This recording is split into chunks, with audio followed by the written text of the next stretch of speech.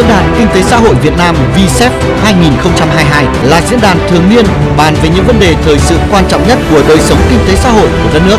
Diễn đàn do Ủy ban Kinh tế của Quốc hội, Ban Kinh tế Trung ương, Học viện Chính trị Quốc gia Hồ Chí Minh và Viện Hàn lâm Khoa học Xã hội Việt Nam phối hợp tổ chức vào Chủ nhật ngày 18 tháng 9 năm 2022 tại Trung tâm Hội nghị Quốc gia, thủ đô Hà Nội.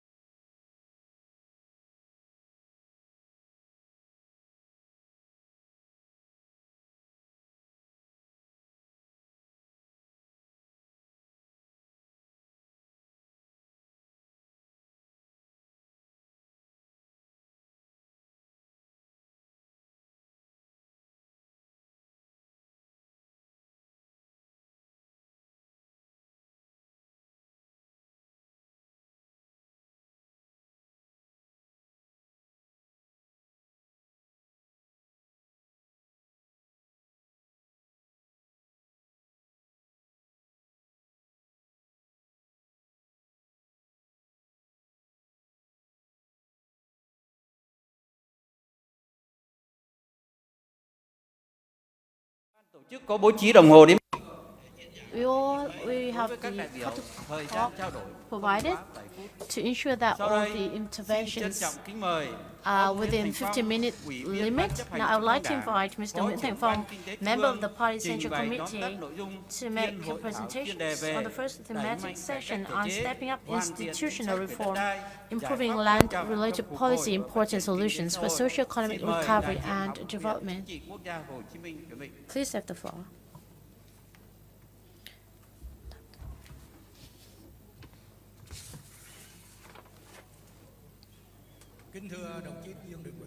Excellencies Vương Đình Huệ, member of the Politburo, President of the National Assembly of Vietnam, co-chair, distinguished delegates. On behalf of the organizers, I would like to summarize the first thematic discussion on stepping up institutional reform, improving land-related policies and important solutions for economic recovery and development as follows.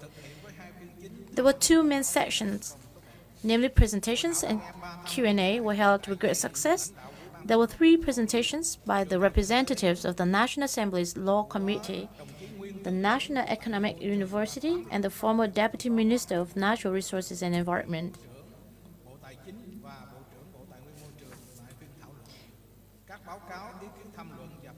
There were 8 interventions, including 2 from the Ministers of Finance and Minister of Natural Resources and Environment.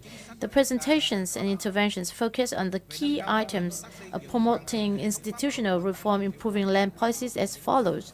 First, regarding improving lawmaking quality, ameliorating the legal system and enhancing the effectiveness of law enforcement, achievements in institutional reforms, the perspective of international organizations and the process and a result of institutional reform in Vietnam shows that institutional reform and ameliorations are one of the strategic breakthroughs to achieve sustainable development. Law building and law enforcement are 2 key contents in institutional reform and improvement, in which building and perfecting the legal system are important groundwork for law enforcement activities. And on the other hand, law enforcement is a vivid testament to the quality of lawmaking, the compatibility of the law and life, and it's an impacting process to discover the needs of law adjustment in life, thereby leading to new promulgations and amendment in the law.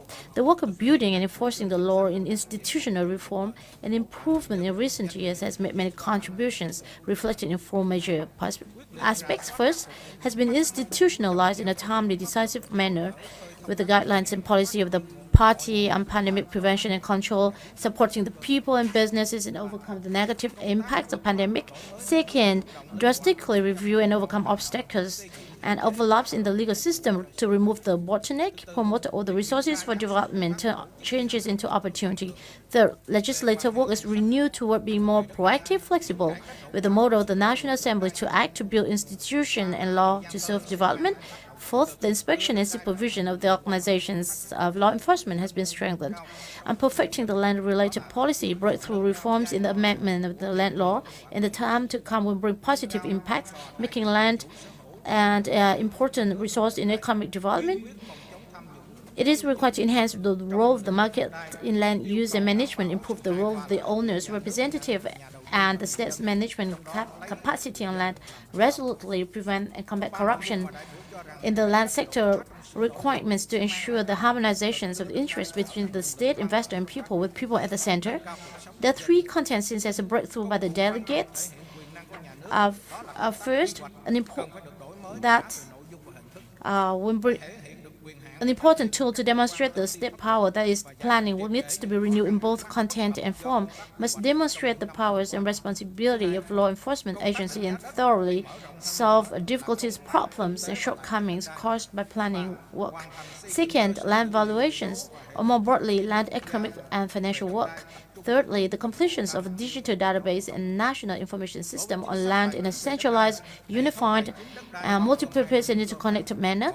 As for the land finance policy, the land finance system consists of 2 basic contents, One is that the land price set by the state must be consistent with the market value, and second, the land use system must be reformed to reflect the income of the workers and people, and at the same time use tax instruments to prevent land speculations, unused land, and land value. Thus, the issue of land price and land finance policies, in addition to tax policy, will be considered and regulated in the land law. But policies on the land use tax or real estate tax, property tax, are regulated in tax law, which should be streamlined in the land law. Land finance policies.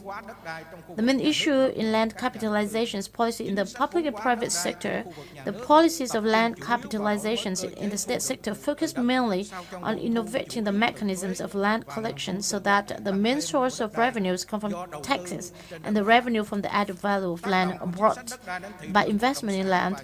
The impact of the land policy on real estate market and solutions to shortcomings in land auctions. Land is the premise and constitute the element of real estate, so real estate must be attached to land. Therefore, the economic and legal factors of land are always the fundamental basis that play a decisive role in the development activities. The economic power and values of real estate have a direct impact on changes in the real estate market. The land economic policies that affect real estate and the real estate market are extremely broad and complex. Changes and the management mechanism from the use of administrative orders to the uniform use of the market mechanisms in land access will not only prevent revenue loss and negatively limit corruption from the land, but also allow us to select real estate investor with the best capacity. Publicizing the planning, strictly managing the approved planning, avoiding changes that the overall uniformity of the area will contribute to the stability of the market. Term of land use and real estate value. In order to choose the right land users as well as the most appropriate and effective land use method, the land used for business purposes should only be leased land for a definite term. Thứ nhất, tiếp tục phát huy vai trò của công tác xây dựng và thi hành pháp luật. And proposals to promote institutional reform. Firstly, continue to promote the role of lawmaking and law enforcement in institutional reform. Continue to change the mindset to raise awareness about the role of lawmaking and enforcement. Capacity building for actors involved in lawmaking and enforcement. Continue to study and improve the legislative process, strengthen discipline in lawmaking, strengthening supervision, inspection, and review of documents in law enforcement. Secondly, for the improvement of land policy, especially financial policy, real estate market development policy, we need to pay attention to the following contents. It is necessary to fundamentally change the financial policy on land as we revise the 2013 land law, put in place a reasonable and effective mechanism for revenue from land use and land rent between the central and local governments, research and adopt policies to regulate land rent differences, ensuring transparency, formulating policies and laws on land use tax in accordance with international practice, impose higher tax rates for users with large areas of land, a lot of houses, land speculation, slow land use and abandoned land, put in place preferential policies on tax, land use levy, and land rent for localities where production is planned to ensure national food security and protection of forests, especially special use forests. We also need to include the definition of market price according to international standards in the revised land law, focusing on real estate transfer tax to calculate so as to reduce the tax rate, and that the real land price is recorded by the parties in the right transfer contract. Tax laws related to land must be promulgated concurrently with the revised land law. The law on income tax from the transfer of rights should clearly state that the tax calculation is not based on the value of the transfer contract, but only on the land price set by the state. Build a market land price database, and in the immediate future use the notaries network and use data processing software to estimate the land value regulated by the state. promote commercialization of land use rights, building a real estate market information system associated with land information, adopt policies to encourage the development of the land use right market, especially the agricultural land rental market, focusing on the application of modern technology and digital transformation in the state management of land, focusing on building a database and information system on land. Develop legal regulations for the management and use of land using a combination of multiple purposes. Put in place regulations on residential land in combination with trade and services, level tourism projects with spiritual and religious elements, study and stipulate the land use regime for the construction area and underground works. It is necessary to stipulate that all land and real estate transactions must be checked and authenticated through the exchange instead of using notary services like we are doing now, which only works when we need to verify a transaction that has taken place in reality. Land price mechanism for real estate market development must be determined in accordance with the market value of land and use the market mechanism in selecting investors. The state must directly implement the revoke and the compensation for site clearance according to the uniform mechanism for all real estate development. People whose land is revoked are entitled to a uniform compensation and resettlement policy, ensuring that their re-establishment is equal or better than before resettlement. Implement a mechanism to regulate the increased value of land and real estate not created by investors through a mechanism on high tax on the difference in real estate prices according to the regressive mechanism over the length of time. High taxes on the area and value of land and real estate occupied. Land use planning and plans for development of real estate works and projects must be consistent with the real estate market development strategy to ensure real estate projects are implemented on schedule and meet the demand of real estate in accordance with the scale and level of socio-economic development. Control the financial capacity of real estate developers. Participate in project bidding to prevent the situation of abandoned projects. Develop capital channels for the real estate market in a sustainable way, such as corporate bonds.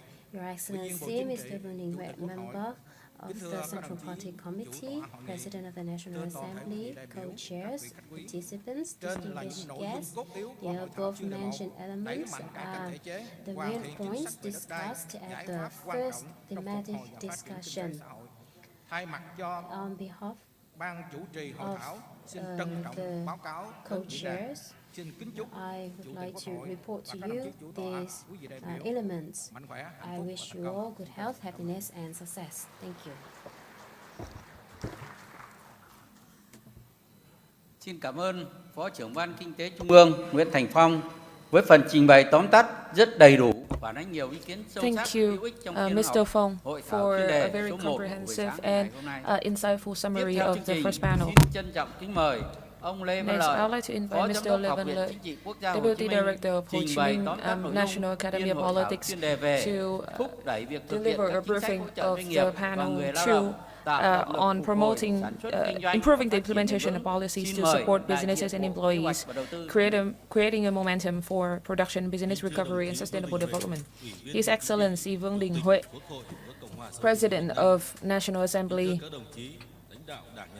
leaders of the party, the state, distinguished guests,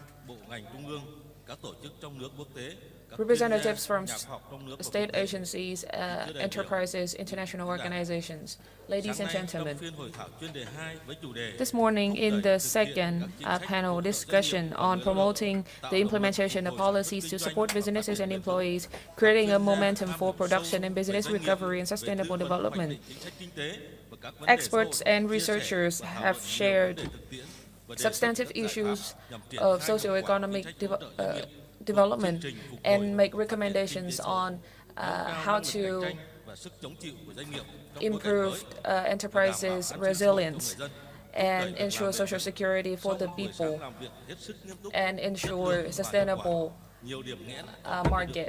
job market. A lot of challenges, opportunities and challenges, and recommendations have been put forth by the experts. Following the insightful analysis and recommendations, I would like to summarize some key points of the panel. First, the COVID-19 ravaging our economy in 2020 and 2021 has exerted negative impacts on the country's economy and exposed socio-economic shortcomings. The whole political system has worked hard to come up with solutions to support the people and at the same time curb the pandemic. The government has discussed and proposed several solutions for economic recovery, in particular Resolution 11 and Resolution 43 on monetary and fiscal policies. These policies and schemes have been carefully planned and received confidence by the people. Economic recovery is not only shown in the macroeconomic indicators, including inflation, total social investment, but also shown in the social indicators, for example, decrease unemployment rate and household in poverty. However, shortcomings remain. In particular, enterprises have certain difficulties in accessing capital, like a flowing capital, increase input material cost, but reduce profits. The labor market saw challenges in recruitment, lack of quality labor sources, demand and supply imbalance, particularly in some localities' labor market and in some sectors. Coverage of Social Security remains low. Social Security agencies' network remain inactive and limited. Mechanisms to support businesses are in place, but processes and procedures are cumbersome and hindering businesses in accessing the profits.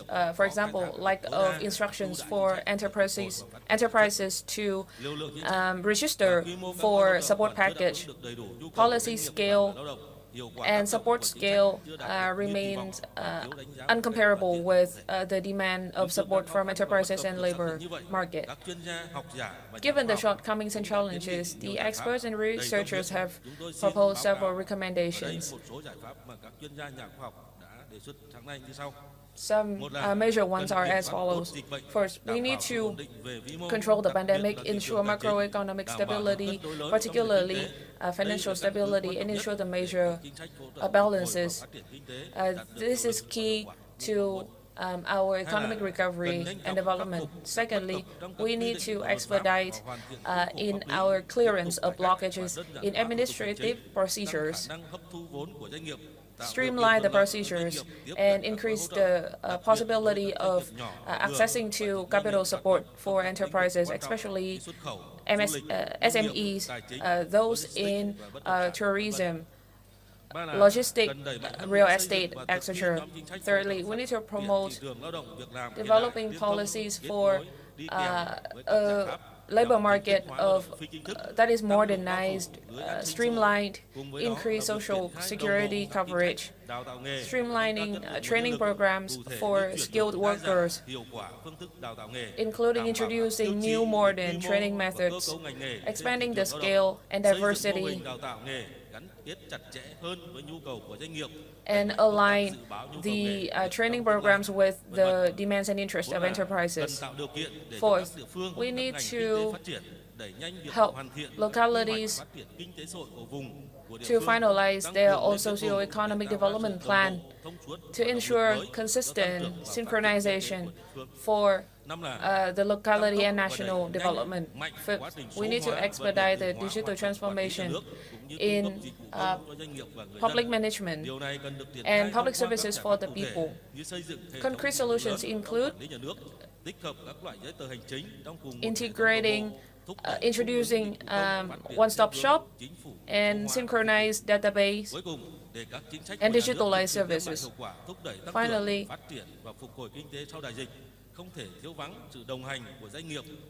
We need the companionship of the enterprises and the creativity, the wisdom of the enterprise owners. They should be proactive and encouraged to tap on all the opportunities and potential of digital transformation, e-commerce, and be part of the global supply chain.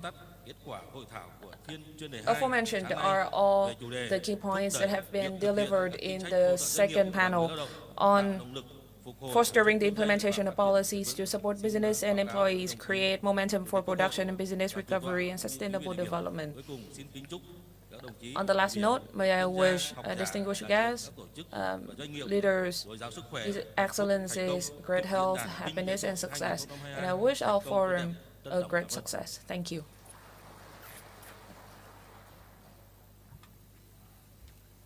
Xin cảm ơn Phó Giám đốc Học viện Chính trị Quốc gia Hồ Chí Minh Lê Văn Lợi. Phần trình bày tóm tắt đã cho thấy những quyết sách hỗ trợ doanh nghiệp và người dân đã dần đi vào cuộc sống, góp phần tích cực trong tiến trình phục hồi và phát triển bền vững kinh tế xã hội của đất nước.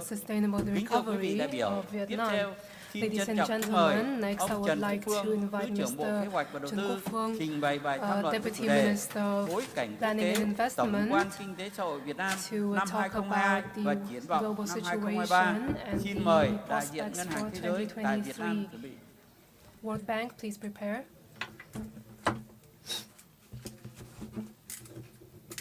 Kính thưa đồng chí Vương Đình Huệ, Ủy viên Bộ Chính trị, Mr. Vương Đình Huệ, President of the National Assembly, members of the Politburo, leaders of the National Assembly, government, ministries and localities, distinguished guests, ladies and gentlemen. The Vietnam Socio Economic Forum of 2023 is a meaningful event that takes place as the fourth session of the 15th National Assembly is approaching.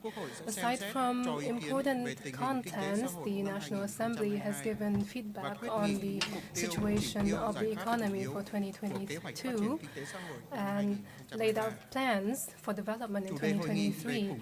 The theme on strengthening macroeconomics, promoting recovery, has shown the interest of the leaders and as well as the people as a whole as the economy continues to witness complicated developments that affect all aspects of social economy.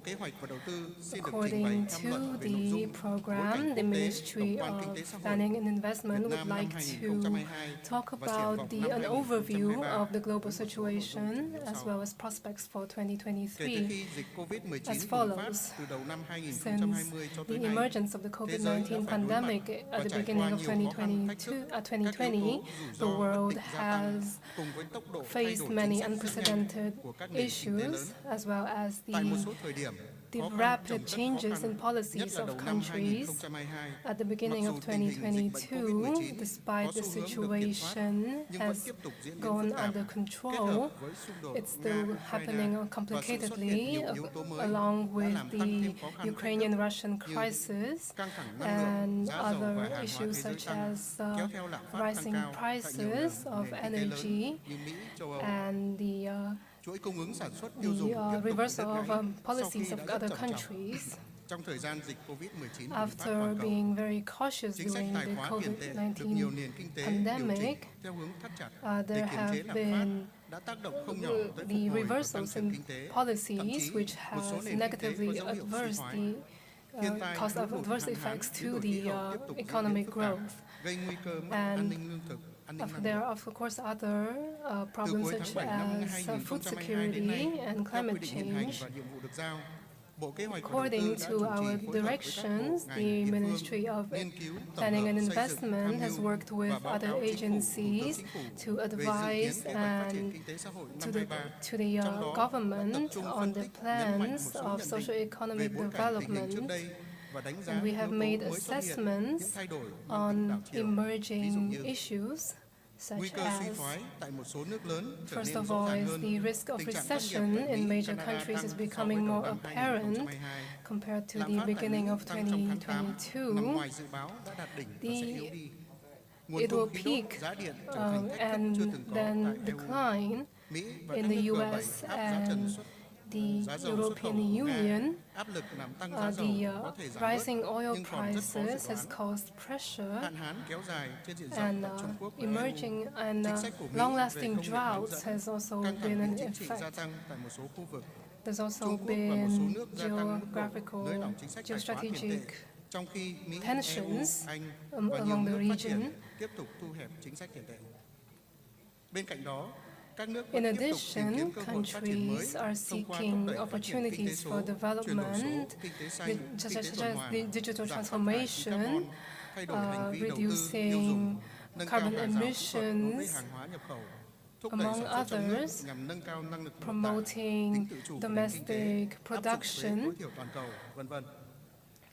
Nhìn chung, tình hình thế As a giới diễn biến whole, theo chiều the hướng phức global tạp, kém khả quan situation hơn, is khó khăn happening thách thức gia tăng trên phạm vi complicatedly toàn cầu, with tiềm ẩn nhiều rủi increasing ro, có nguy cơ risks chuyển and hóa thành bất ổn challenges chính trị, which an may ninh, xã hội transform tại một số quốc into gia và khu vực. political, Nhiều vấn đề socio-political ngắn hạn trở thành vấn đề instability trong in và dài many hạn, dẫn tới countries. khó khăn Droughts thách are thức nhiều becoming a hơn trong long-term tham mưu chỉ đạo problem điều hành kinh tế vĩ mô, phát triển kinh tế for xã hội nhanh, bền vững trong năm 23 và socio-economic các năm tiếp theo, growth in đặt ra yêu cầu cao 2023 and về tính beyond. linh hoạt, hiệu quả And trong this xây dựng và poses thực thi các giải challenges pháp, for chính sách nhằm bảo flexibility đảm ổn in định vĩ mô, policy thúc đẩy tăng building trưởng, in bảo đảm an sinh order xã hội, to cải thiện đời sống người dân, ensure nhất là social người nghèo, welfare vùng and thấp. economic growth, Kính thưa hội nghị, particularly for năm the poor. 2022 Ladies có and ý nghĩa quan trọng, gentlemen, khẳng định tiến trình phục hồi 2022 bền vững is và thích ứng hiệu meaningful quả với dịch COVID-19 in của the nước ta, economic đạt được nhiều kết quả recovery tích of cực, our khẳng định sự nation, nỗ lực cố and gắng we của toàn hệ thống have chính trị, người recorded dân, doanh nghiệp. Nhờ đó, achievements tình hình thanks kinh to tế xã the hội joint năm 22 efforts đạt of được những thành tựu businesses đáng ghi and the nhận. people.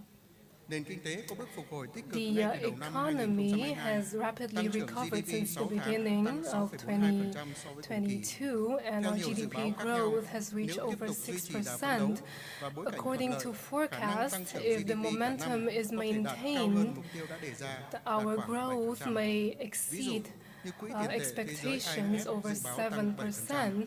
Ngân hàng Thế giới dự báo Such tăng 7,5%. predictions, Đáng chú ý such as là giữ vững predictions được by ổn the định kinh tế IMF vĩ and the mô World trong bối cảnh Bank tác of động mạnh over của diễn biến phức tạp 7%. của tình hình kinh tế, As we lạm phát, are giá cả, thương mại thế impacted giới. by the Tính complex chung 8 tháng, developments in the CPI bình world, quân tăng 2,58%, in the tương đương các năm first 2018 8 đến năm months, 2021. we have Nhiều witnessed giải pháp growth kịp thời comparable về to thuế, nguồn cung, 2018 hỗ and trợ giá đã được triển 2019. khai để giảm giá xăng dầu trong nước. And Đến nay, there giá are xăng dầu trong nước policies đã quay trở lại mặt bằng implemented giá to của cuối năm reduce the 2021. rising oil Thu ngân prices, sách nhà nước ước đạt 85,6% and the dự revenue toán, for the tăng state 19,4% budget so với has cùng kỳ. increased by Xuất siêu ước đạt 19% 3,96 tỷ đô la Mỹ. compared to Điều này last đã year. được các tổ chức xếp hạng tín nhiệm And Fitch, Moody, this S&P has và các định chế been tài chính quốc tế, doanh nghiệp nước ngoài ghi This nhận has và đánh been giá cao. widely recognized Tiếp by tục thúc đẩy phát triển các international động lực tăng trưởng mới finance như kinh tế số, chuyển đổi số, organizations. kinh tế xanh, kinh tế tuần hoàn, In đẩy mạnh addition, cải cách thể chế, circular cải thiện môi trường đầu tư kinh doanh, economy, tháo green gỡ nguồn lực economy, phát and triển digital thông qua các việc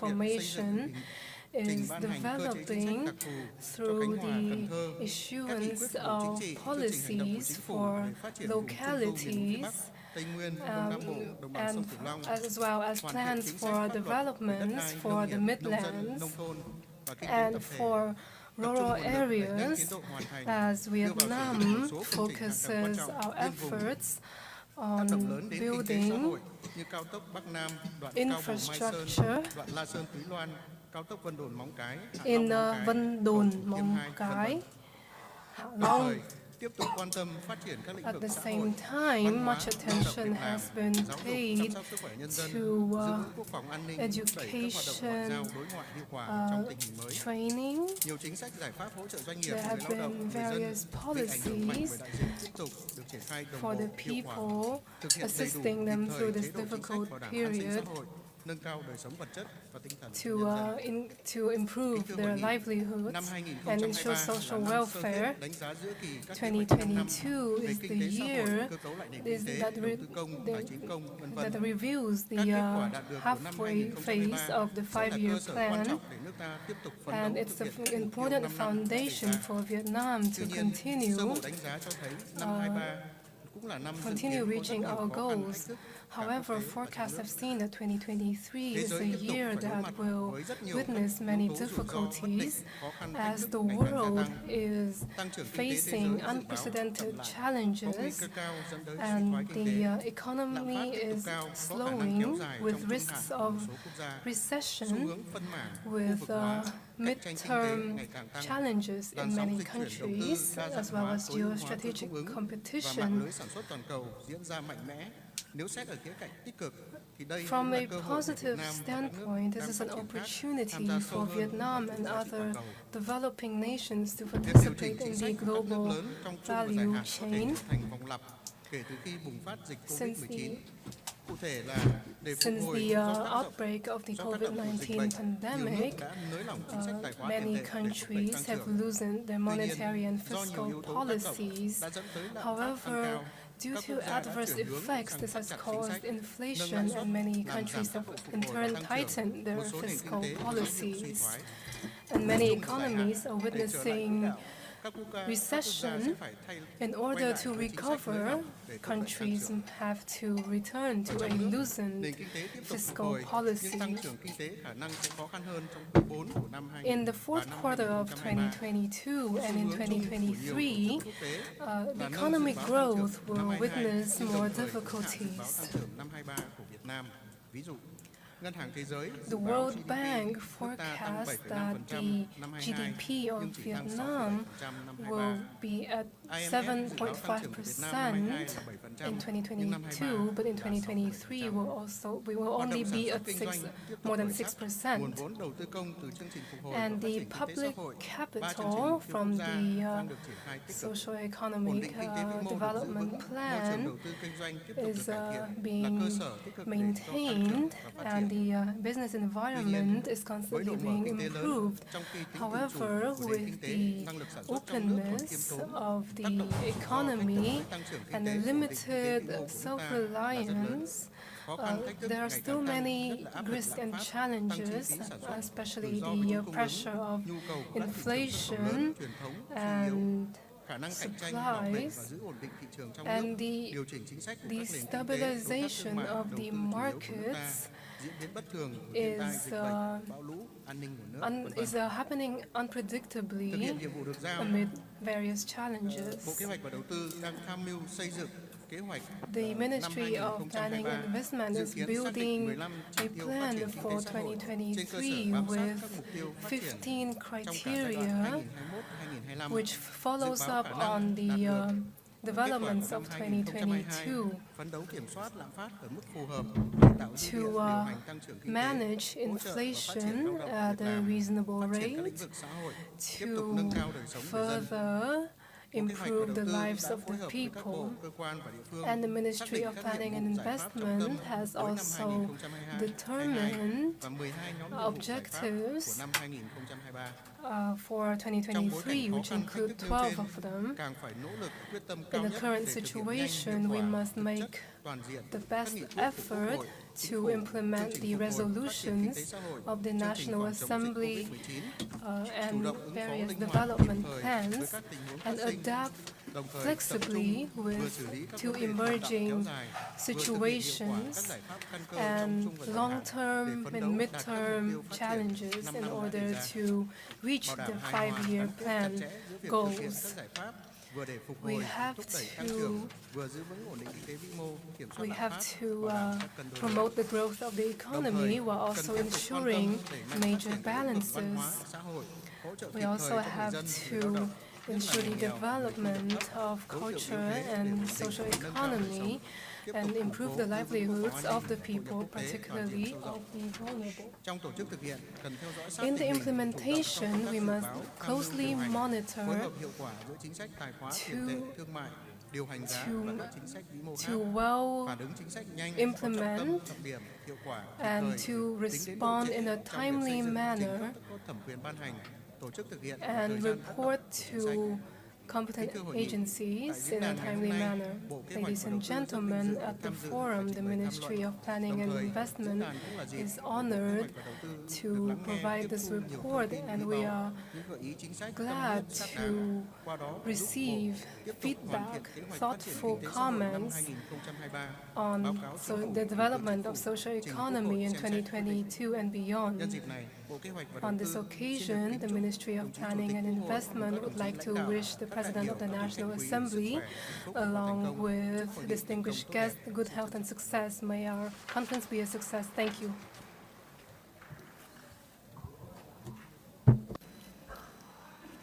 Xin cảm ơn Thứ trưởng Bộ Kế hoạch và Đầu tư.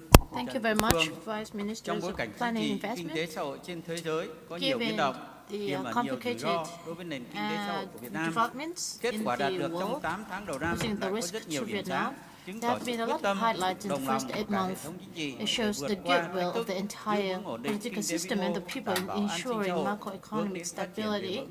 towards Tiếp theo sustainable chương development. trình, xin trân And trọng now I kính would mời like to ông invite Mr. Andrea Andrea chuyên Coppola, gia kinh tế trưởng Chief Ngân hàng Thế giới, Economist trình bày of tham the luận World Bank, về to make a động lực tăng presentation trưởng kinh tế Việt Nam on năm the 2022, drivers for economic những growth vấn of đề Vietnam in xuất phát phát 2022 triển kinh tế xanh và kinh tế số. Xin mời tiến sĩ Cấn Văn Lực. related to green and digital economy of Vietnam. Please have the floor.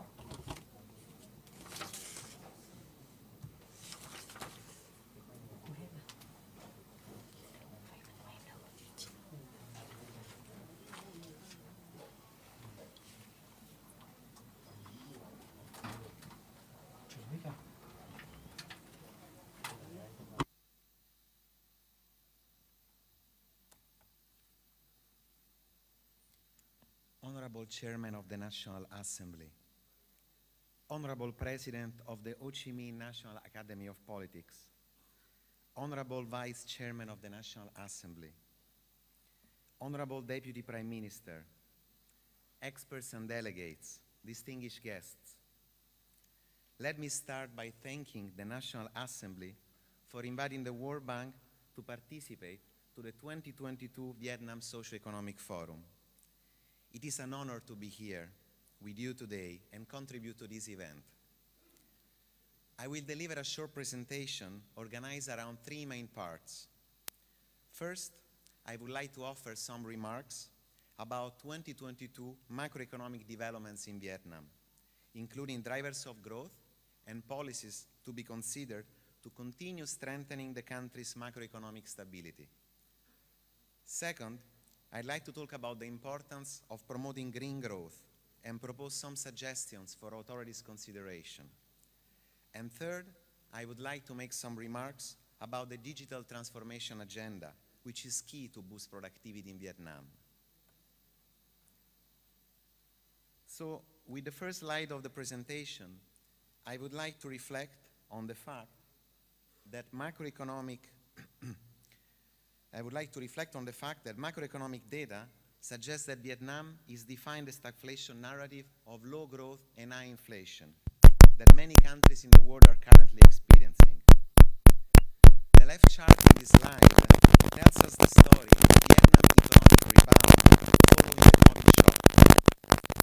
Following the sharp contraction in economic activity that took place during the third quarter of 2021, the recovery was fast and strong. The rebound was driven by a robust growth of manufacturing exports and a strong recovery of domestic demand, particularly for services. The right chart compares inflation across countries. While inflation in Vietnam has been at an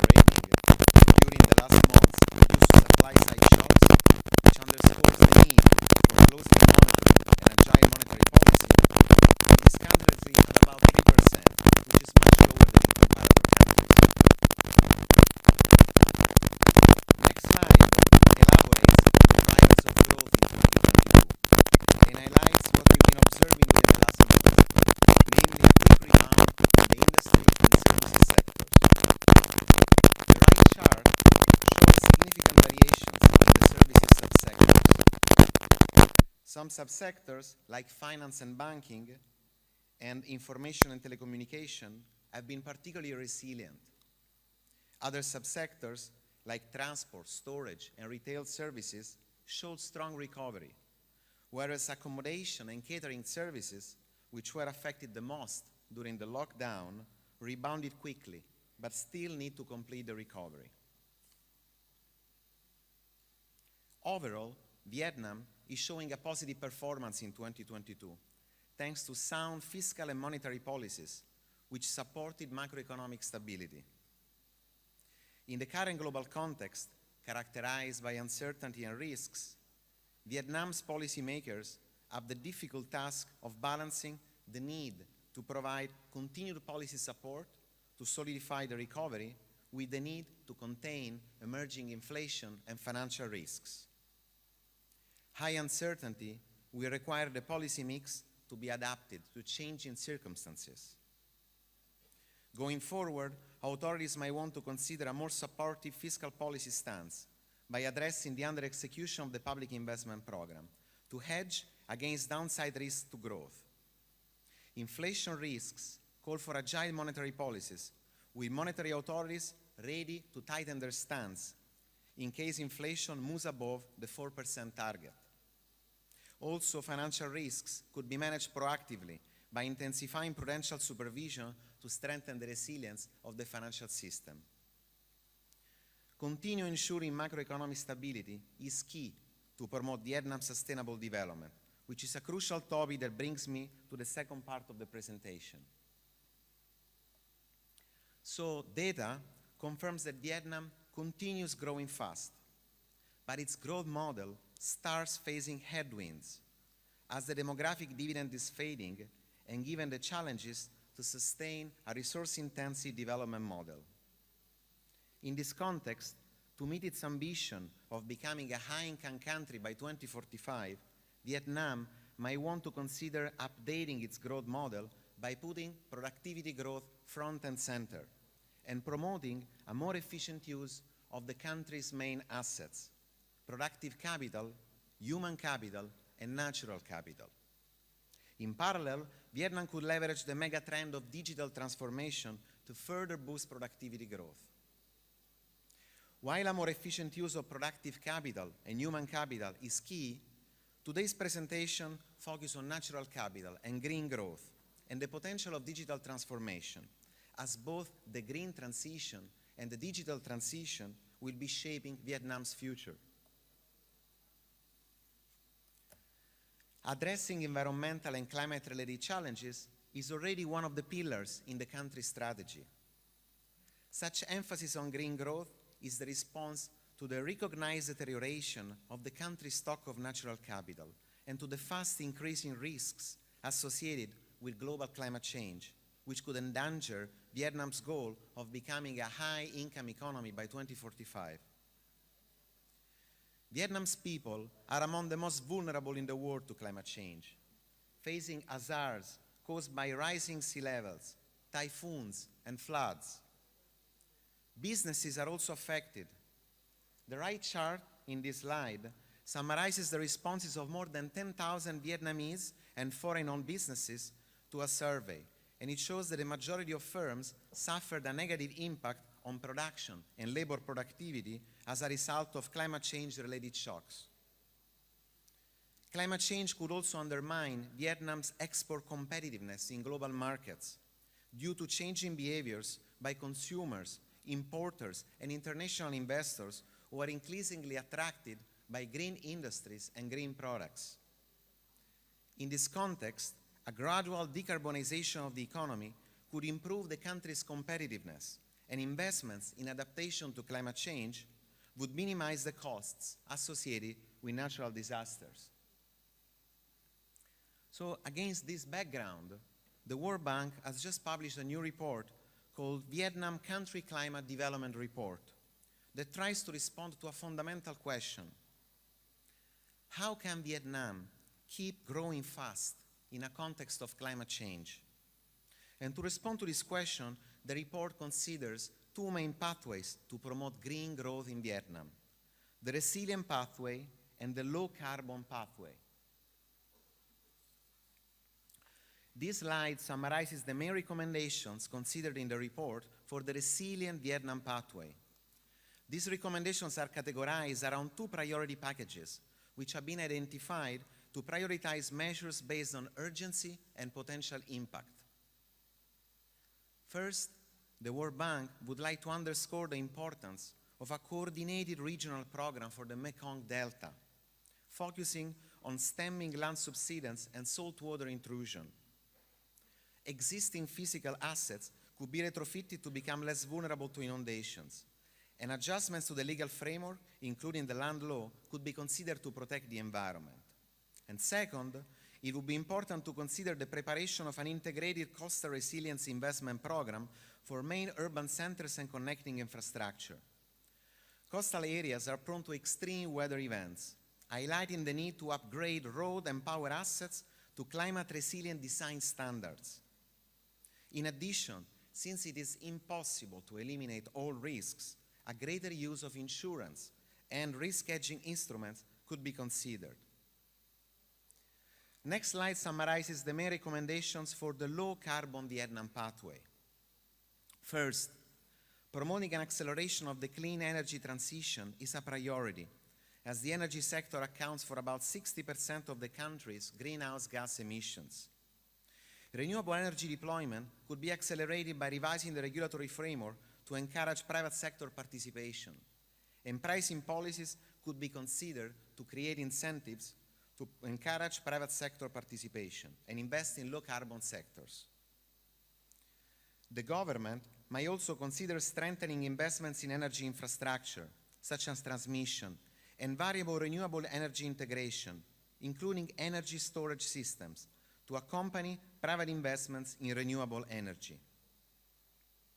Second, we encourage authorities to implement a targeted air pollution reduction program in Hanoi to reach the World Health Organization target by 2030, achieve cleaner air, and enhance labor productivity gains. Data from the World Air Quality Report indicates that air pollution in the capital city already exceeded the WHO 2.5 guidelines by at least 5 times for half of the year between 2018 and 2021. And to address this, possible priorities include reducing the reliance on coal and applying tougher standards on motor vehicle emissions. And third priority package, it would be important to consider the introduction of a new social contract to protect the most vulnerable people. Climate change tends to disproportionately affect poorer households in vulnerable areas. Also, some measures promoting the energy transition may have an impact on the poor, so it becomes crucial to protect the most vulnerable segments of the population. Beyond green growth, I'd like to make some remarks about digital transformation and some possible options to fully leverage the digital transition that the country is experiencing. The digital transition accelerated with the pandemic, and it is already shaping Vietnam's future. Recent World Bank work on digital Vietnam considered 3 key areas for investment to leverage Vietnam digital transformation for innovation and productivity growth: investing in digital skills, investing in data foundation, and investing in digital businesses. First, investing in digital skills is key. Digital literacy will become essential in the digital economy, and Vietnam faces digital skills shortages. Only 30% of students majoring in IT fully meet the IT skills demand from enterprises. And in this context, we recommend authorities to develop a national digital skills roadmap to continue investing in the quality of education and to support firms and workers in their efforts to acquire digital skills. Second, investing in data foundations, such as data infrastructure and data governance, is key.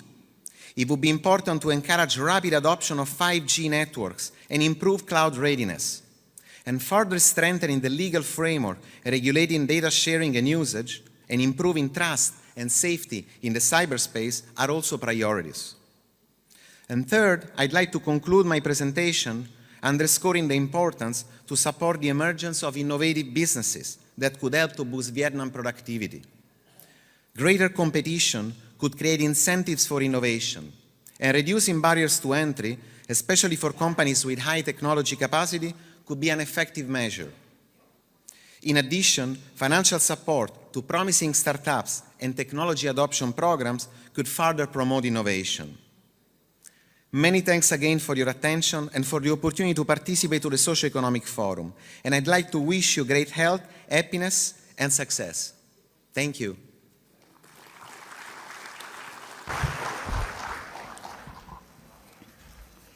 Xin cảm ơn đại diện Ngân hàng Thế giới. Thank you very much. Kinh tế xanh, kinh tế số là xu thế World tất yếu, Bank, là một động lực quan trọng để thúc đẩy tăng trưởng và phát triển kinh tế vì mục tiêu phát triển bền vững. Đây cũng là những kinh nghiệm và khuyến nghị rất quý báu cho Việt Nam trong tiến trình phục hồi phát triển kinh tế số. sustainable development trong thời is a very Ban tổ chức thành thật xin lỗi precious các quý vị đại biểu về bất experience tiện for trong kết Vietnam. nối phiên dịch tiếng Việt. I'd like Tiếp theo to chương trình, xin trân trọng kính apologize mời for the tiến sĩ technical Cấn Văn Lực, issue. chuyên gia kinh tế trưởng I'd like BIDV, to thành viên hội invite đồng Mr. tư vấn Cấn chính Văn sách Lực, tài chính tiền tệ economic quốc gia, expert trình from bày thảo luận BIDV, nâng cao năng to lực chống chịu present tính tự cường của nền kinh about tế và thúc đẩy phục hồi phát the triển kinh tế xã hội. enhancement of economic resilience and promotion of socioeconomic development and recovery.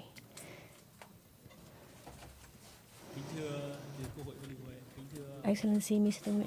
Đình Huệ and co-chairs, representatives of central and local agencies, domestic and international representatives.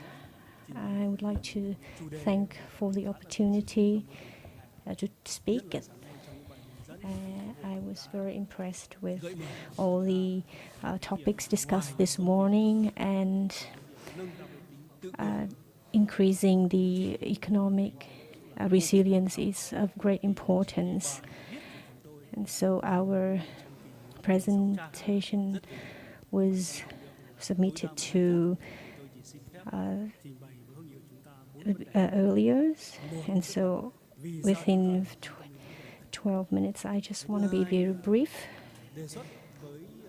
We'll look at why we need to pay attention to the issue and how we're going to put forward actions to promote economic resilience. We will assess the situation of Vietnam and we propose some recommendations. The necessity of this topic, I think it is very important. The resolution of the 13th Party Congress emphasizes the need to enhance economic resilience. And we also need to remember that the context is different from what it used to be. Many new arising problems. And so in our economic and social development, we need to include a session talking about economic resilience. And with the solutions put forward, it is hopeful that we can grasp opportunities. There are many definitions about economic resilience. There are 3 principles: the ability to recover, and the ability to adjust to the shocks. There are 4 different shocks. The first is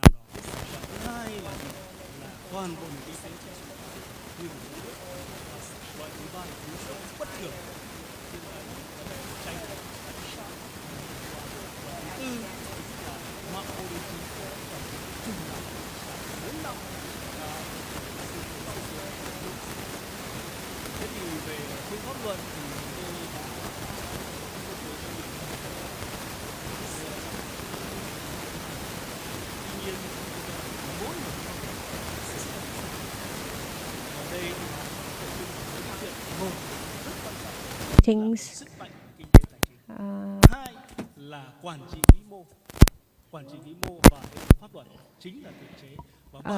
according to Fitch ratings, we have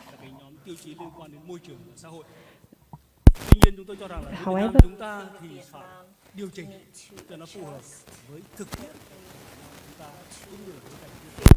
Vietnamese context, as we discussed earlier, so we suggest a set of criteria that include both all three sets of principles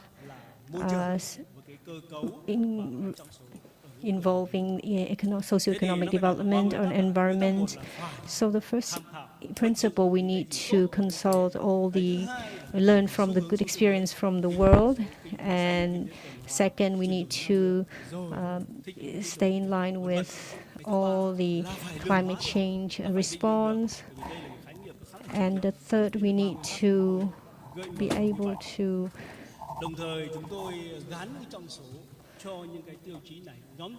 the set of criteria we based on the World Bank we also take into account unexpected factors. So there are three unexpected uncertainties: risk from epidemics and risk from uncertainties from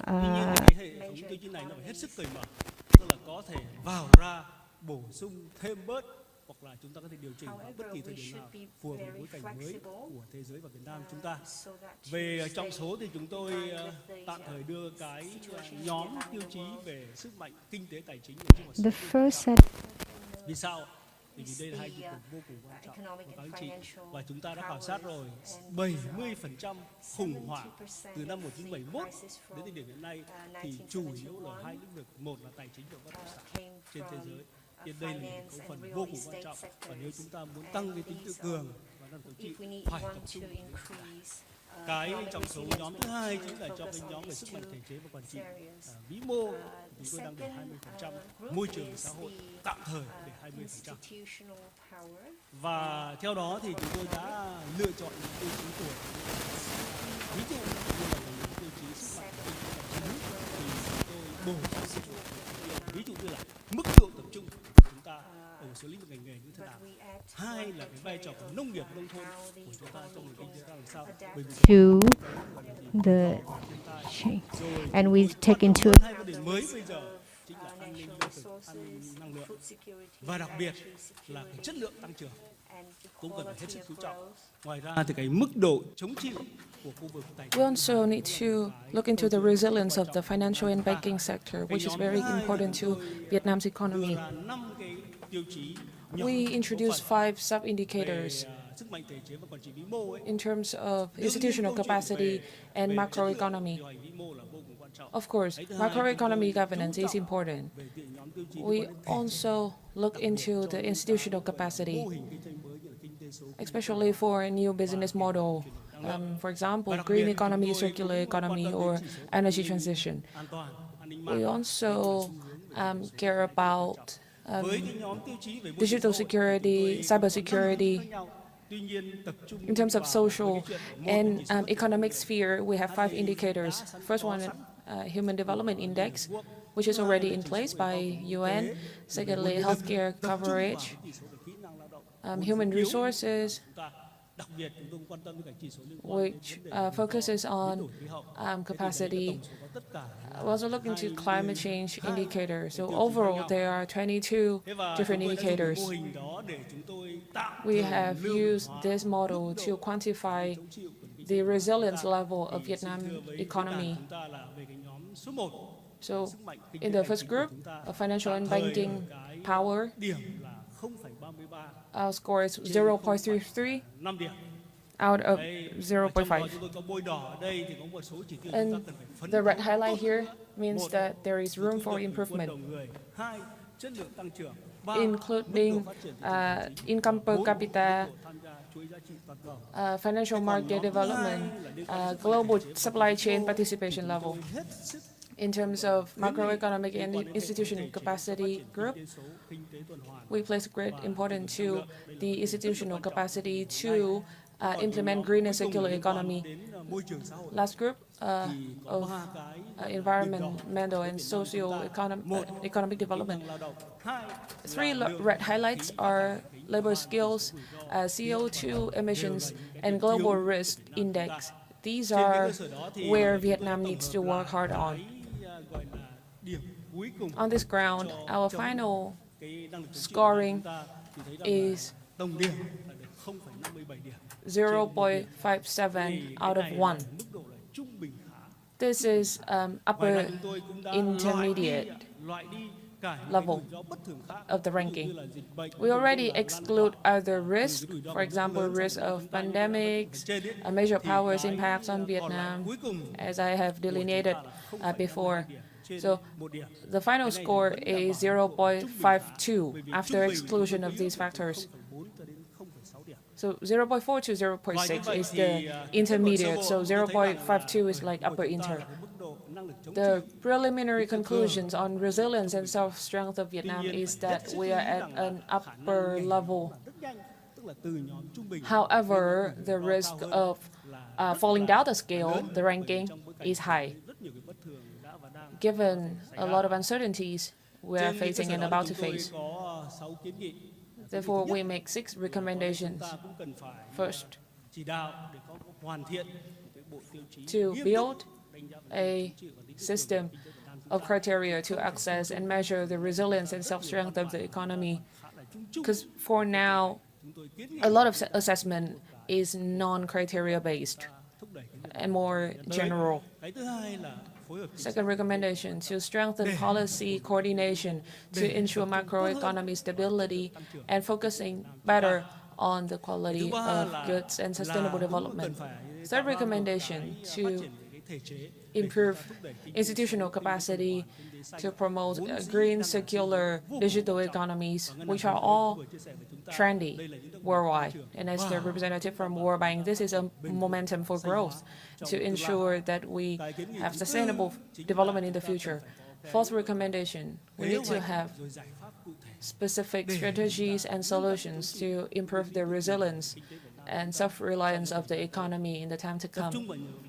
We should focus on around 7 or 8 shortcomings that I have elaborated in the previous part. Fifth recommendation, to have a specific plan to mobilize resources, including financial one, human resources, to realize the goals and objectives we have set. Final recommendation, to improve the effectiveness of education and communication by what we call circular economy culture, green economic culture, green culture. So my final conclusion today is to introduce a new initiative, and I hope that the initiative receive your attention and comments. Thank you. Thank you, Dr. Tấn Lực, with the very important messages and also important recommendations to enhance economic resilience, a very fair issue that we can have further discussions. And now, may I introduce Mr. Nguyễn Xuân Thắng, President of the Ho Chi Minh National Academy of Politics, to chair the discussion session.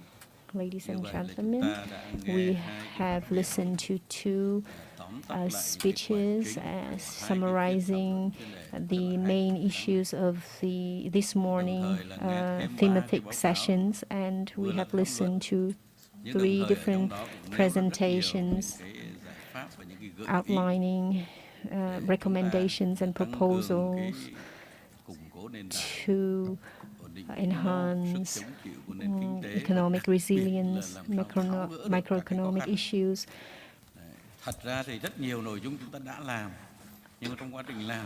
We have done a lot, but we also have faced many difficulties, and due to time constraints, we have only 30 minutes. So may I suggest that many of you here are scientists and policy makers representatives of localities, from your own experience. You may raise questions for our speakers, or you may give comments and feedback or recommendations for our forum. You can raise your hand to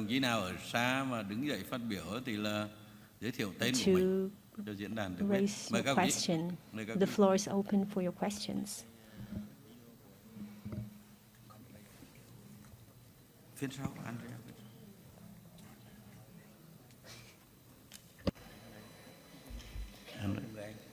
Chỉ có một người đấy.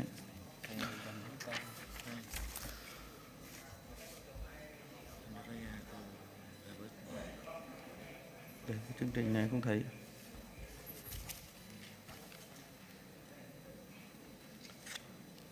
Có cái phát biểu trực tuyến sao? Ông Hải. Có phát biểu trực tuyến không? Vâng, trước hết xin mời đồng chí nào dưới kia giơ tay rất cao. Vâng, xin mời đồng chí. May I ask question? Đứng dậy hẳn hoi. Và sau cái phát biểu này thì chúng ta sẽ mời Andrea. Tôi thì cũng là một công dân thôi. As a citizen, nothing special, but I think all the presentation were very insightful, and I listened to the presentations this morning on landing, and I have a few comments. I think looking back on the Vietnamese economy, I think we need to look at one very important issue is the regular cycle of the Vietnamese economy. This has not been touched upon.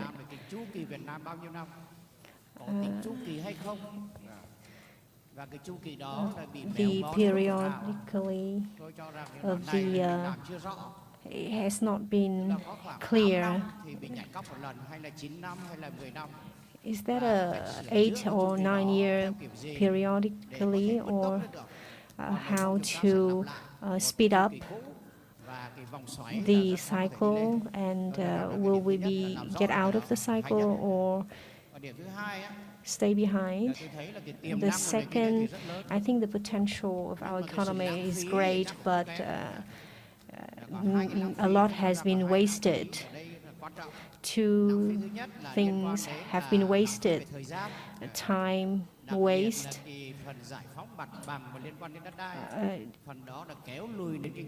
regarding to the land compensation and clearance, and it slowed down the economy. And if we can solve these problems, then we can increase the GDP growth. Second thing is waste of materials, the use of state capital or private business capital. Still many things, but I think we need to look at the equality, which is very important. This morning session mentioned a little bit, but Article 53 of the Constitution mentioned that land and other properties, public properties, belong to the entire people, and this is a very important line, but belongs to the people but managed by the state. And if the state is responsible for all, and then what is the role of the people here? So the people is the owner of the land, but the state is the one who manages the land. So it's not really.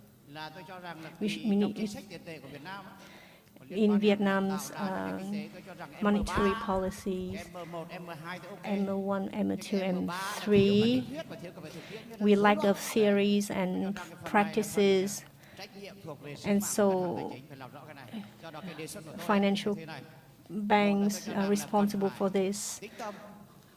I think we need to stay calm and look at the growth model and have a full assessment to look at what growth model should we pick.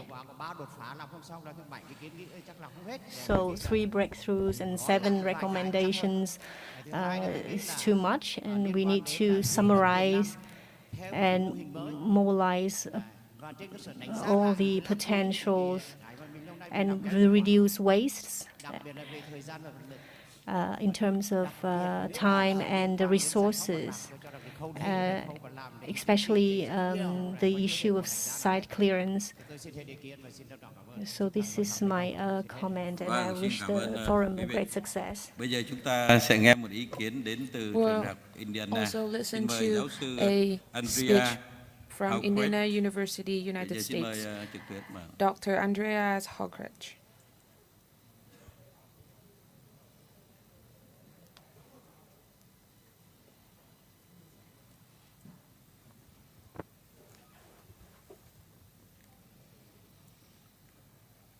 Giáo sư trường đại học Indiana. Kết nối.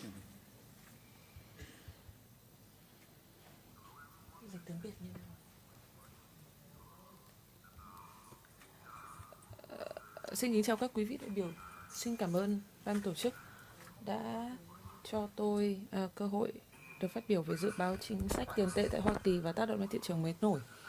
Trong năm 2021 và 2020 thì Cục Dự trữ Liên bang Hoa Kỳ Fed chứng kiến giá cả tăng cao tạm thời và gián đoạn chuỗi cung ứng do cung biến động. Is that tensions in the labor market are fueling further inflation, and the Fed has started to increase interest rate dramatically over the last 8 months. When we look at inflation in the United States right now, we see a high level of inflation, although core inflation, this is inflation without energy and food, is decreasing. Is actually the preferred price index for the Fed, the personal consumption expenditure index, shows a core inflation of roughly 4.6% tendency decreasing. Is it demand or supply-driven inflation? When we look at the most important items in the price index that are rising, it's new cars. New cars because there are not enough microchips. Second important item, used cars, because people are now buying used cars, they cannot buy new cars. This has nothing to do with monetary policy. The Fed is arguing that the labor market starts to overheat.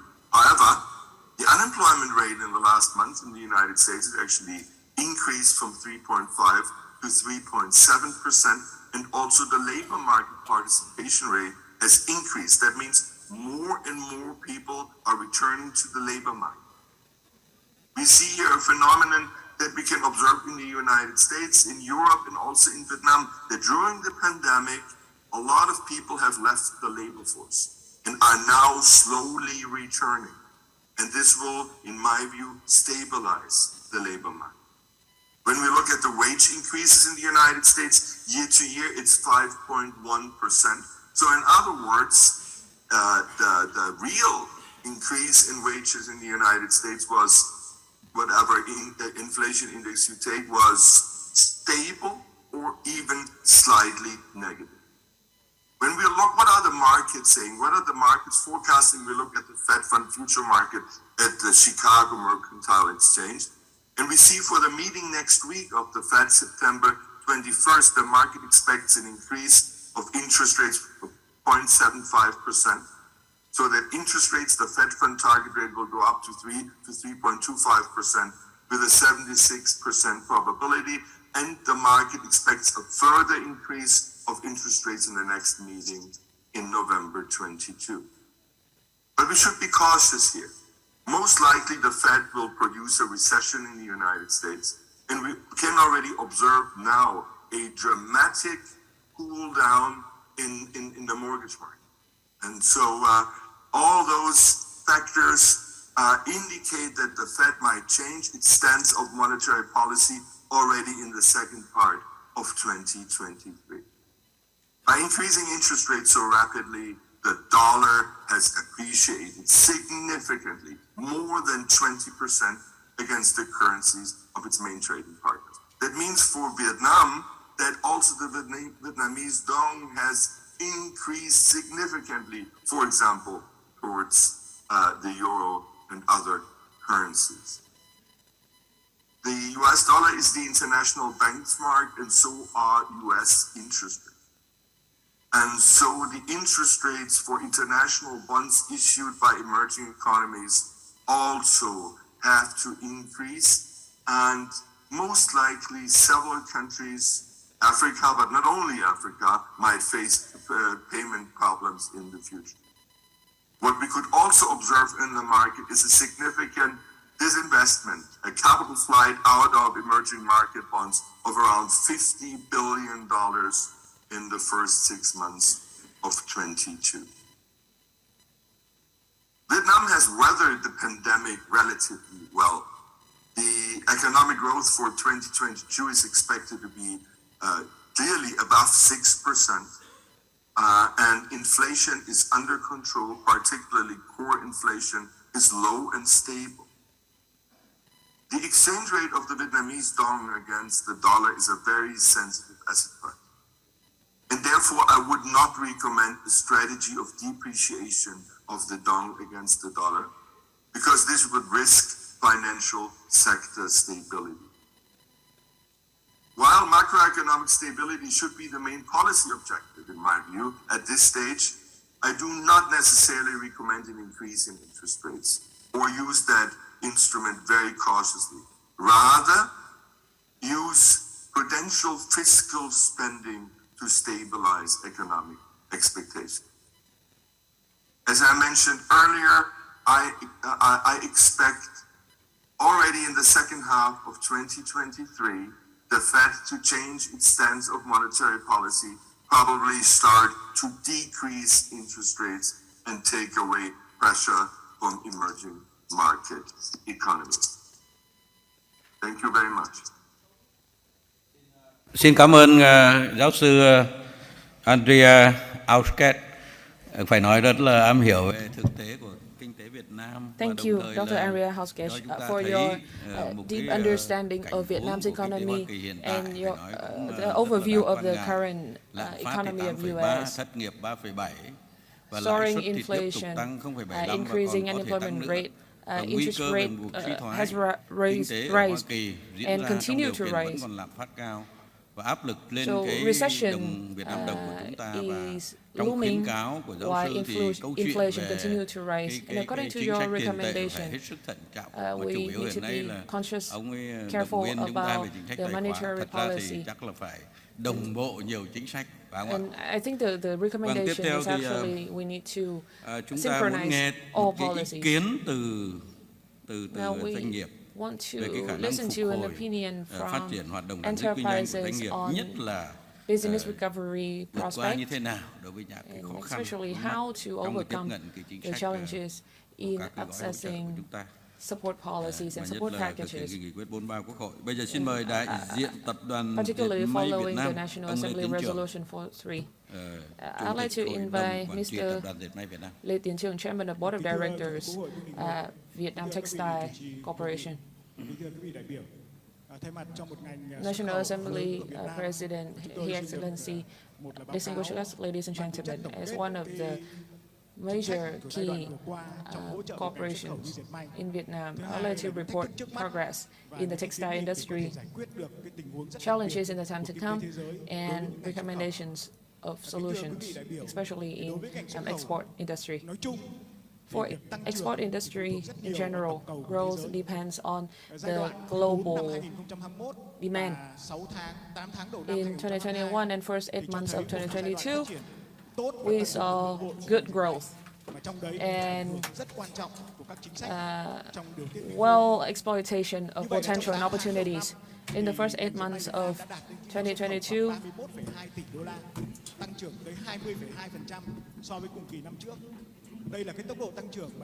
we saw export revenue of $32.2 billion, 22% growth. And this is unprecedented. For the first time ever, we saw an above 20% growth in the first 8 months.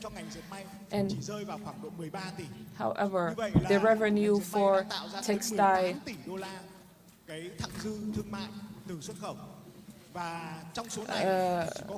saw 18 billion trade surplus. So 5 billion is to pay the workers, and 12 billion is for purchase of materials. Our domestic localization rate was only around 18%, but for 2022, the rate was 58%, close to our 60% target. Textile industry export revenue ranked 4th in all industries, but the revenue surplus ranked number 1. So we see a major achievement is that we keep up with the global demand after markets open in the post-pandemic time. Vietnam, among the major textile industries in the world, Vietnam is one of the first one to reopen the market. So overall, a bright picture. And this is the result of effective policies. And also we have policies to help the labor forces to come back to the market, come back to the labor market, including compensation support, house rent support. And from these effective policies, our such export industries like our industry benefit greatly. However, policies that support our textile industry and export industry have also been applied in other countries. They have also reopened the country and have support packages. For example, Bangladesh. However, we see new trend of cool down. Demand plunged. Inflation soared. For example, U.S. inflation for the first 9 months of the year was 9%. So in the first 8 months of the year, on average, we the export revenue was 3.7 billion US dollars, but in the next 3 months, it's going to the expectation is a lower revenue.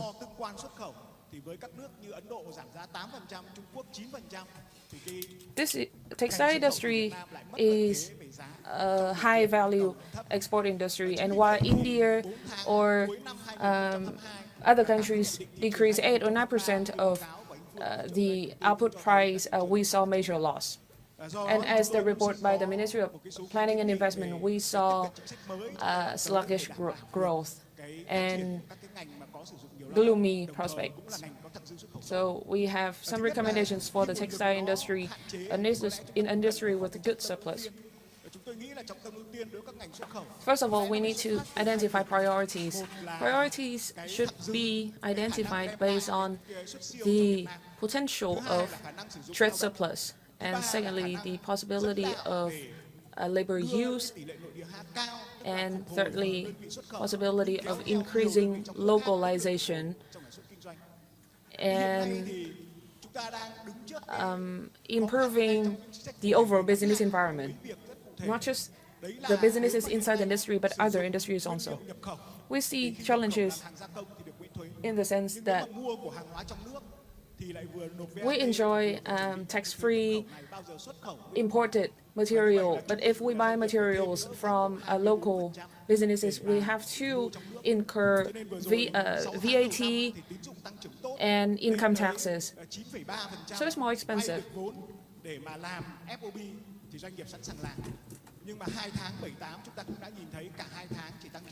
In the first 6 months,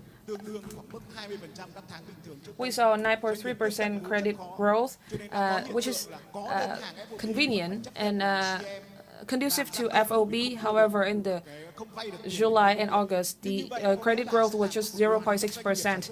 So enterprises got struggled with getting new deals and making added value. So the recommendation is to exemption of VAT and export tax when we buy materials from local markets. And secondly, credit room for short-term loan should be expanded for enterprises. I think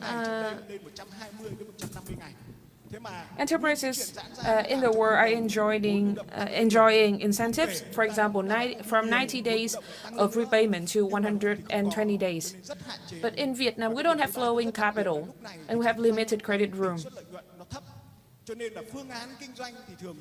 So, and given the difficult time, the profitability is low, and banks are more reserved in providing credit. So overall, this is very hard for enterprises. Moreover, in the medium-term picture, we're enjoying the 2% interest rate, 2% interest rate policy. So there's about 140 billion loan balance that can benefit from this package. So we recommend that there should be more interest rate support for short-term loans to purchase input material. Another recommendation concerning green economy and circular economy reform. This is the topic of great interest today. Green economy and circular economy requires great capital and also high OPEX. Of course, we can save waste treatment cost, but the OPEX is high. So we hope that we'll have more policies in this regard. European Union have 2022 incentive for fashion industry, and Germany has their own interest rate policy for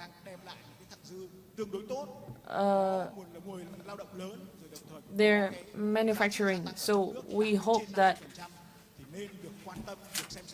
all industries that have over 50% trade surplus should be paid more attention and provided more incentives to ensure that we can maintain this surplus and have momentum for further growth.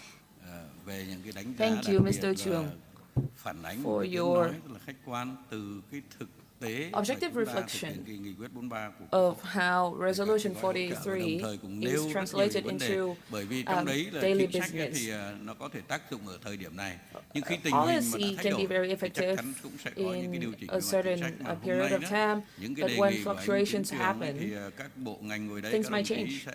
So I think the ministries and agencies joining the forum today will look into this issue and provide timely solutions.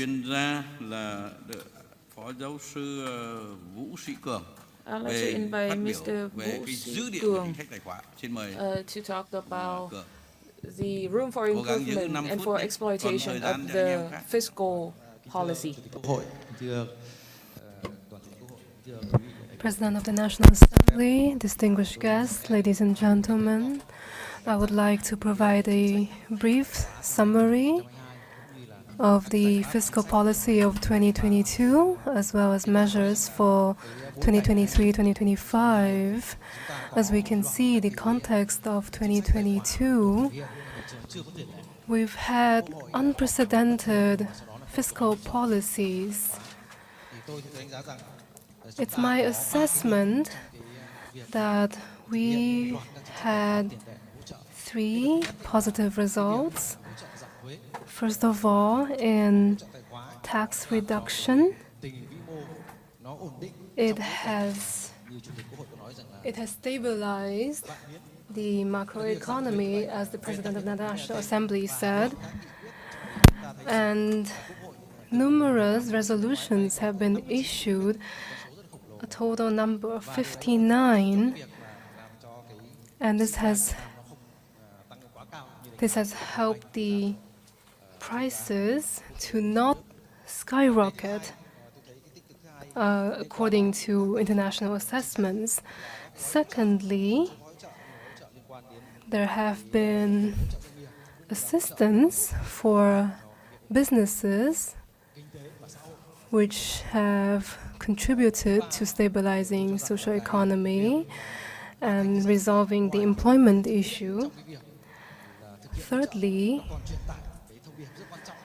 this shows Vietnam's determination in stabilizing our policy, and this shows the great cooperation between various agencies. However, from 2023 to 2025, there are going to be a number of issues from implementing the assistance. In addition to tax reduction, other policies don't seem to be as effective.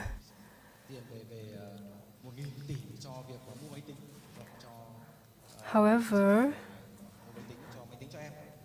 1 trillion has been invested into the purchasing computers.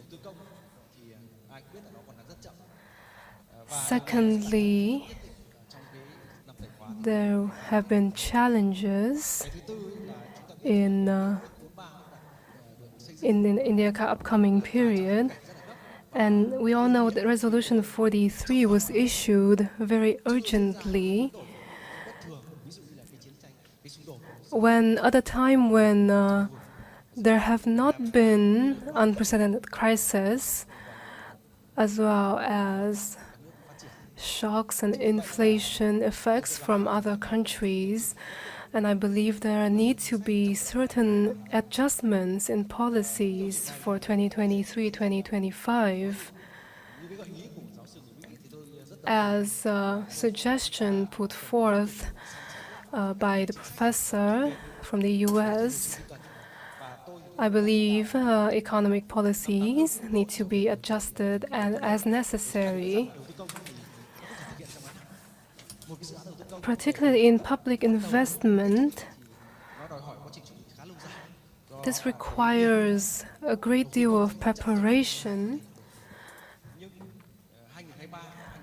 And in the years 2023 to 2025, this poses a question that requires the assessment of localities. As for the fiscal potential, according to my calculations, there are potential as our state budget revenue is around 11%. This is a decrease compared to previous years. If we compare it to the current GDP, it's quite limited compared to our previous revenue. And I believe that the number of 15% is rather cautious and needs to be expanded. And we need to focus on policies that are easy to implement and highly effective. And we must also work on the policies that we have postponed, such as the salary increase for public servants. And there's also the issue of public debt. It can be said that in Vietnam there is a demand for further loosened fiscal policies to alleviate this issue. We have a number of 2% of public debt assistance that is an equivalent of 2 trillion. This is the total amount of credit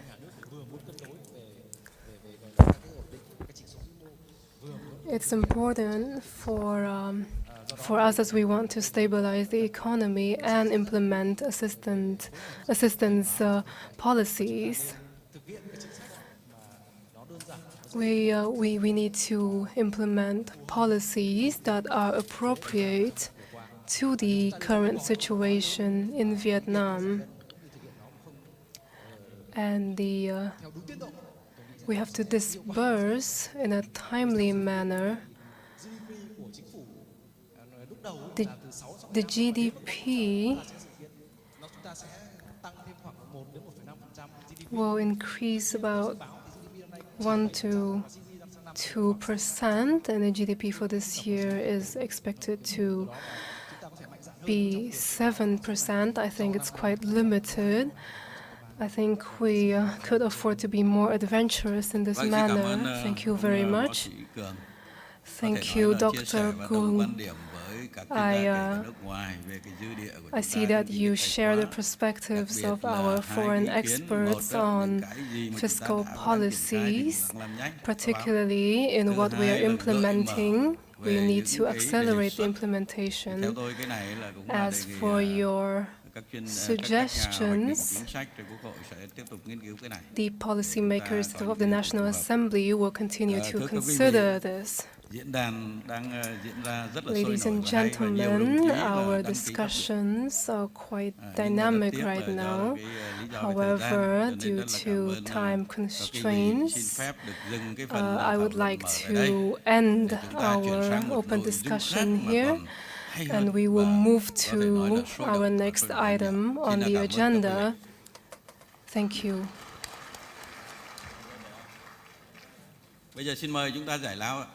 Now we shall take a break for 15 minutes. Không, kết thúc là để giải lao đấy chứ.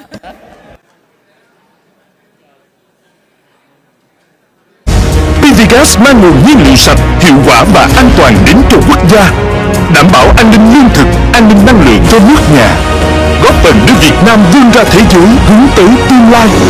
PVGas, năng lượng khơi nguồn đổi mới.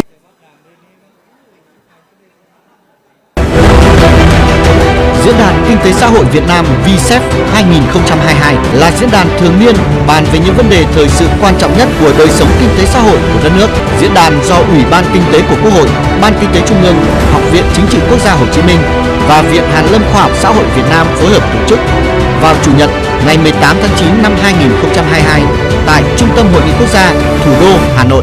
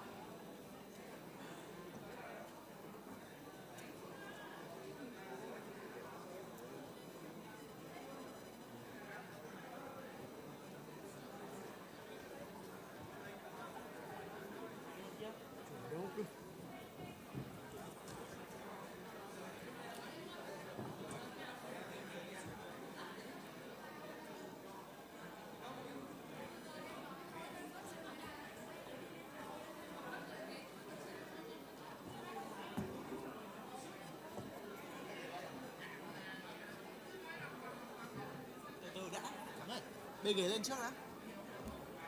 Bê ghế lên mà xem kẽ. Đây. Này không?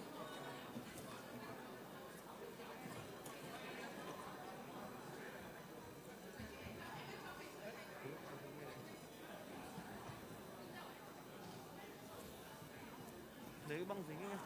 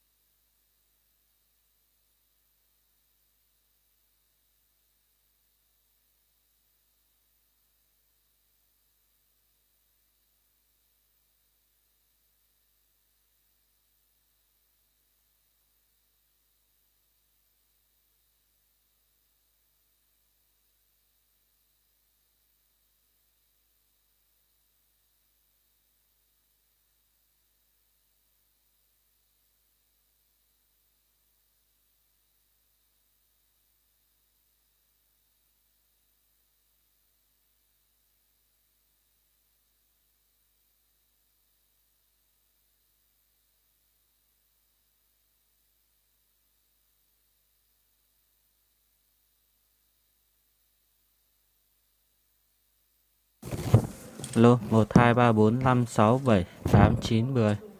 Lô. Lô. 1 2 3 4 5 6 7 8 9 10. Alo.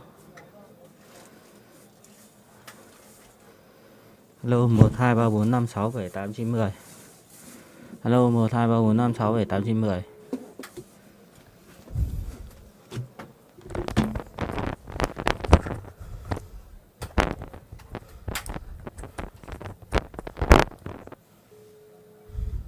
Alo. Alo 1 2 3 4 5 6 7 8 9 10.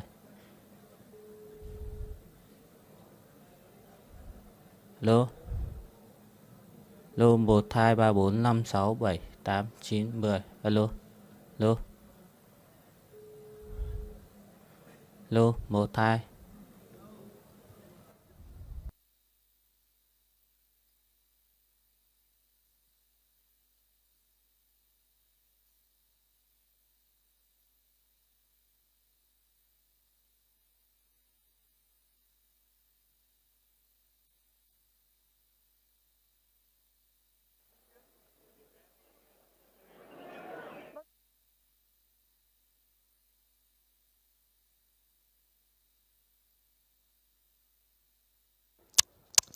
Hey, to adjust. 1 ơi 1 2 3 nhé. 9 11 12.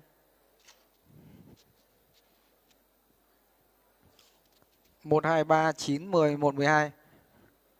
1 này.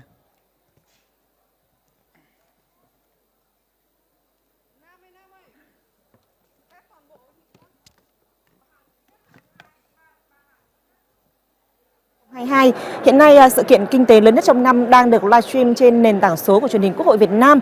Và nếu như sáng nay tại hai phiên chuyên đề song song thì các đại biểu đã thảo luận hết sức sôi nổi về những vấn đề liên quan đến luật đất đai hay là các giải pháp để hỗ trợ doanh nghiệp tiếp cận với những cái gói chính sách đã được để những gói chính sách mà doanh nghiệp được hỗ trợ để làm sao mà phục hồi phát triển bền vững. Và trong phiên chuyên đề thứ hai cũng như trong phiên chuyên đề buổi chiều ngày hôm nay thì chúng tôi có trao đổi trực tiếp với Phó Giáo sư Tiến sĩ Đinh Trọng Thịnh, chuyên gia kinh tế Học viện Tài chính ạ. Trước tiên thì xin được cảm ơn Phó Giáo sư Tiến sĩ Đinh Trọng Thịnh đã dành thời gian với chương trình của chúng tôi ạ. Và nếu như được nói là trong cả cái chuyên đề buổi sáng ngày hôm nay cũng như là trong buổi chiều ngày hôm nay thì chúng tôi thấy một cái quan điểm rất là lớn, đó là cái triết lý dĩ bất biến ứng vạn biến đã được đưa ra. Vậy thì đối với điều hành chính sách vĩ mô thì quan điểm này được áp dụng như thế nào ạ? Trước hết chúng ta biết rằng là đối với cái diễn đàn kinh tế xã hội ấy, là chúng ta có hai cái mảng, đó là phát triển kinh tế và xã hội, và nó phù hợp với cái mục tiêu của Quốc hội đã đề ra và nó quan tâm một cách đầy đủ toàn diện đến cái sự phát triển kinh tế xã hội của cả đất nước. Và rõ ràng trong cái điều kiện mà cái nền kinh tế thế giới nó thay đổi hàng ngày hàng giờ và theo những cái chiều hướng có cái phần tiêu cực, đó là lạm phát rất cao. Các cái quốc gia hầu hết nâng cái lãi suất và cái tốc độ tăng trưởng thì nó lại cũng không được như mong muốn và nó chậm hơn cái dự báo của các cái nhà kinh tế, và từ đó nó tác động rất nhiều chiều đến cái kinh tế Việt Nam. Tuy nhiên trong cái diễn đàn này chúng ta mong muốn lấy cái ổn định, lấy cái cải cách thể chế để từ đó làm sao ổn định được cái kinh tế vĩ mô, góp phần hồi phục và tăng trưởng cái nền kinh tế của chúng ta, trên cơ sở đó ứng phó với mọi cái thay đổi cả trên trường quốc tế lẫn cái thay đổi ở trong nước, để mà đảm bảo rằng cái môi trường sản xuất kinh doanh của chúng ta ngày càng tốt hơn, các doanh nghiệp vẫn được hỗ trợ và các cái cân đối lớn của nền kinh tế thì vẫn giữ được cái bền vững nhất định. Và rõ ràng cái này cần có cái sự phân tích mổ xẻ để xem xét để chúng ta có thể là thay đổi các cái cơ chế, cái thể chế, nhưng nó phải đảm bảo ổn định được cân đối vĩ mô, và từ đó chúng ta mới có cái sự kích thích tăng trưởng hoặc là có những cái chiều hướng mà tác động để mà thích ứng với cái nền kinh tế thế giới. Và ổn định kinh tế vĩ mô cũng chính là một chủ đề lớn của diễn đàn ngày hôm nay. Và nếu như theo dõi thì chúng tôi cũng được biết là trong phiên sáng ngày hôm nay tại phiên chuyên đề 2 thì cũng có nhiều ý kiến trong cái phiên thúc đẩy giải pháp hỗ trợ doanh nghiệp ạ. Nhiều ý kiến cho rằng là hiện nay từ chính sách đến cuộc sống đang còn một cái khoảng cách rất là xa, hay nói hàm ý là hiện nay hai chữ C, chính sách và cuộc sống, đang chưa đến gần với nhau và doanh nghiệp thì chưa tiếp cận được vào chính sách. Vậy thì theo ông, đây có phải là một cái rào cản lớn cho quá trình phục hồi và phát triển bền vững hay không? Thực ra ấy, thì chúng ta cũng biết rằng là cái việc mà ổn định kinh tế vĩ mô ấy, nó có ý nghĩa cực kỳ quan trọng, mà trong đó ấy, chúng ta đã phải dồn lực cả về chính sách tài chính tiền tệ, để từ đó giữ vững cái giá trị đồng Việt Nam và thậm chí là nâng cao cái giá trị đồng Việt Nam so với các đồng tiền khác trong cái nền kinh tế này. Và trên cái cơ sở đó chúng ta lại hỗ trợ các cái doanh nghiệp bằng cái việc là chúng ta không tăng lãi suất và thậm chí là tìm cái cách để mà giảm cái lãi suất trong cái khi mà lãi suất của cả thế giới đều tăng, phải không ạ? Hay khi mà cái áp lực tăng cái đồng Việt Nam rất lớn, giảm tăng cái giá đồng đô la rất lớn và giảm cái giá trị đồng Việt Nam, thì chúng ta đã cố gắng điều chỉnh để mà đáp ứng được cái yêu cầu đó, và từ đó giúp cho cái quá trình hồi phục và tăng trưởng của các doanh nghiệp trong nền kinh tế quốc dân là rất tốt. Tất nhiên cái việc mà chúng ta thiết kế cái gói 430.000 tỷ ấy, vâng, thì nó là một trong những cái gói rất là lớn và với một cái thời gian rất ngắn. Do đó cho nên có những cái chính sách mà chúng ta đã có cái thực hiện và có cái yêu cầu nó đáp ứng cái yêu cầu chung, nhưng cũng có những cái chính sách nó chưa thực sự đi vào đời sống thực tế như mong muốn. Nhưng mà thời gian thì nó cũng chỉ có hạn thôi, và vì thế cho nên chúng ta sẽ cố gắng làm thế nào để trong những cái tháng cuối năm 2022 này và trong cái năm 23 chúng ta thực hiện một cách tốt nhất các cái gói mà Quốc hội và Chính phủ đã đề ra để giúp cho cái quá trình hồi phục và tăng trưởng tốt hơn. Mặc dù như chúng tôi đã đánh giá là hiện nay các cái doanh nghiệp trong nền kinh tế quốc dân của chúng ta về cơ bản đã hồi phục và tăng trưởng tương đối tốt, và nó góp phần làm cho cái tăng trưởng xuất khẩu của chúng ta đạt đến 17,5% trong 9 cái tháng đầu năm nay, và cái tăng trưởng nhập khẩu cũng khoảng độ 14%. Rồi nó góp phần tăng trưởng cái sản xuất công nghiệp khoảng độ 12%. Tức là nó đã quay lại cái mức gần như của cái năm 2019. Và rõ ràng là với cái việc mở cửa cái lĩnh vực dịch vụ, cái tăng trưởng của dịch vụ nó rất cao, 40%, hơn 40%. Thì rõ ràng đang làm cho cái hy vọng, cái tăng trưởng trong cái năm 2022 của chúng ta sẽ tốt hơn. Vâng ạ. Có thể nói Phó giáo sư tiến sĩ Đinh Trọng Thịnh là một người đã theo dõi cũng như là đã đóng góp ý kiến tham mưu chính sách cho rất nhiều chương trình diễn đàn kinh tế của Quốc hội. Vậy thì ở mỗi thời điểm thì chúng ta đều có một cái nội dung khác nhau, và thời điểm này được lựa chọn đó là những cái chính sách liên quan đến luật đất đai. Vậy thì từ phía chuyên gia Đinh Trọng Thịnh thì ông có đóng góp như nào để chúng ta sửa đổi luật đất đai trong thời gian tới ạ? Trước hết thì chúng tôi cũng nói rằng là chúng ta trong cái diễn đàn này là mong muốn thay đổi các cái cơ chế chính sách và thay đổi các luật pháp để từ đó đảm bảo cái nền kinh tế của chúng ta thích ứng với một cái giai đoạn phát triển cao hơn của cái nền kinh tế. Và trên cái cơ sở đó thì trước mắt là chúng ta đang ưu tiên phát triển và thay đổi cái luật đất đai, và chúng ta làm sao để thực hiện được cái nghị quyết 18 của Trung ương, đó là chúng ta bỏ cái khung giá đất, thực hiện cái giá đất nó đi theo kinh tế thị trường, đảm bảo triệt tiêu được những cái chênh lệch địa tô mà trước đây nó đi vào một số cái đối tượng, một số cái chủ thể, và bây giờ cái địa tô đó nó phải được trở thành một cái động lực để cả nền kinh tế của chúng ta phát triển. Và rõ ràng cái luật đất đai ấy, nó liên quan đến mọi người dân, đến các cái cơ quan đoàn thể cũng như là các cái doanh nghiệp, và vì thế cho nên cái mục tiêu của chúng ta là thay đổi nhưng nó phải ổn định, và làm sao để các cái doanh nghiệp sản xuất kinh doanh, đặc biệt là những doanh nghiệp vừa và nhỏ có cơ hội tiếp xúc một cách tốt nhất, dễ dàng nhất đối với cái đất đai để mà có thể tăng trưởng, và người dân cũng được tiếp cận với cái chính sách này ở cái nghĩa công bằng, bình đẳng, và từ đó họ không còn những cái chuyện tranh chấp khiếu nại như cái thời gian trước đây nữa. Thì đó là cái mong muốn mà chúng ta thay đổi trong cái luật đất đai lần này. Bởi vì đất đai thì là một loại hàng hóa đặc biệt và nó có tác động đến mọi người dân. Chưa bao giờ thì có một luật nào tác động đến người dân nhiều như luật đất đai ạ. Cảm ơn những ý kiến đóng góp của chuyên gia Đinh Trọng Thịnh ạ.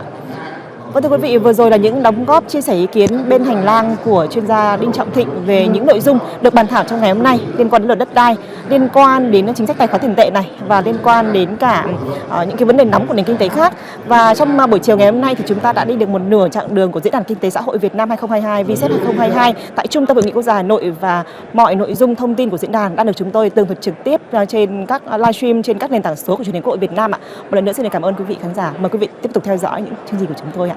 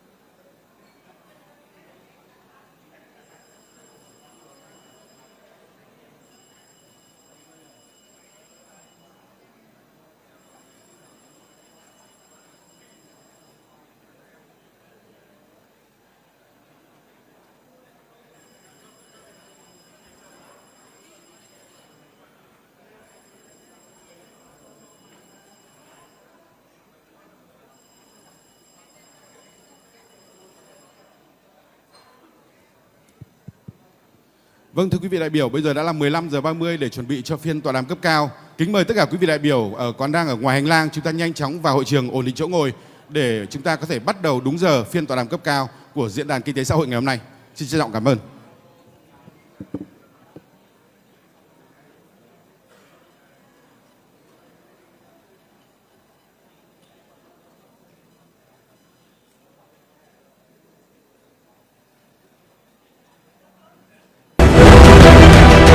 Diễn đàn Kinh tế Xã hội Việt Nam SÄCH 2022 là diễn đàn thường niên bàn về những vấn đề thời sự quan trọng nhất của đời sống kinh tế xã hội của đất nước. Diễn đàn do Ủy ban Kinh tế của Quốc hội, Ban Kinh tế Trung ương, Học viện Chính trị Quốc gia Hồ Chí Minh và Viện Hàn lâm Khoa học Xã hội Việt Nam phối hợp tổ chức vào Chủ nhật ngày 18 tháng 9 năm 2022 tại Trung tâm Hội nghị Quốc gia, thủ đô Hà Nội.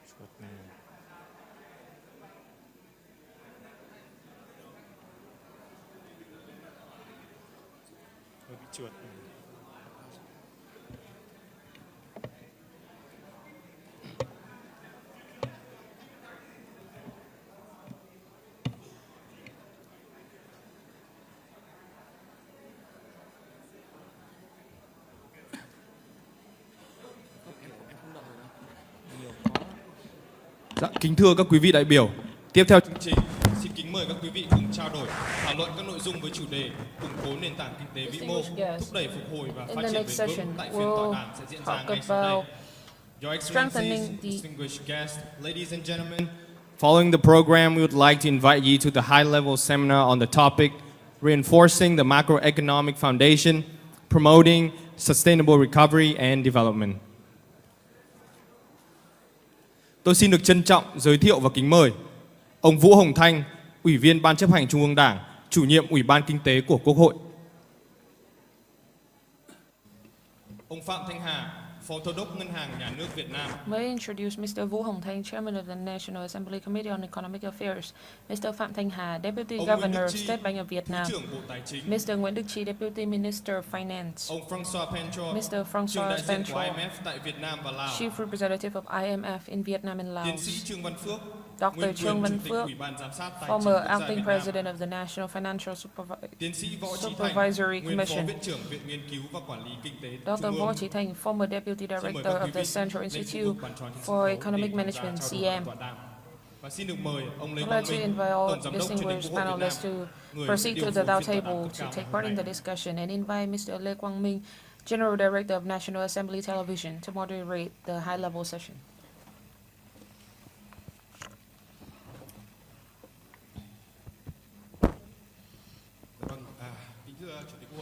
His Excellency, Mr. President, ladies and gentlemen, this afternoon and also this morning, we had listened to speakers' presentation on the context, current situation and prospects of socio-economic development in Vietnam.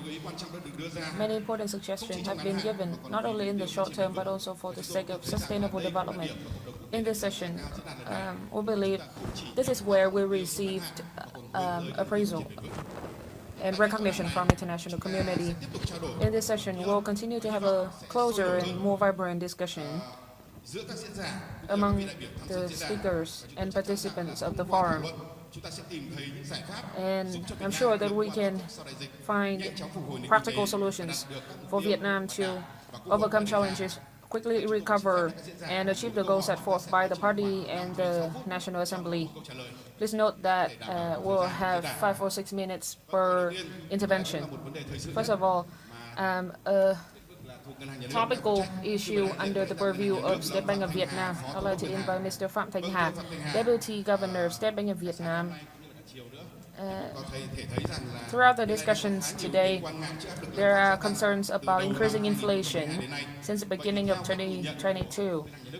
From SBV perspective, is it a real concern? And given the context that we have to balance between controlling inflation and providing capital for the economy, capital funding, and also, is the 14 credit growth target possible, viable, feasible? Thank you, Mr. Minh. Excellency, distinguished guests. In response to your question, in terms of monetary policy, we'll have to address many issues. First concern is to control inflation and also to ensure effective and smooth operation of credit institutions and flows of currencies. Interest rate, exchange rate is also taken into account. In 2022, as you might have known, we have saw uncertainty and complicated developments in the global landscape this year, many of which are unprecedented. And these put economies in the world at stake, especially financial systems. And curbing inflation is one of the key priorities of economies, especially major ones. From SBV,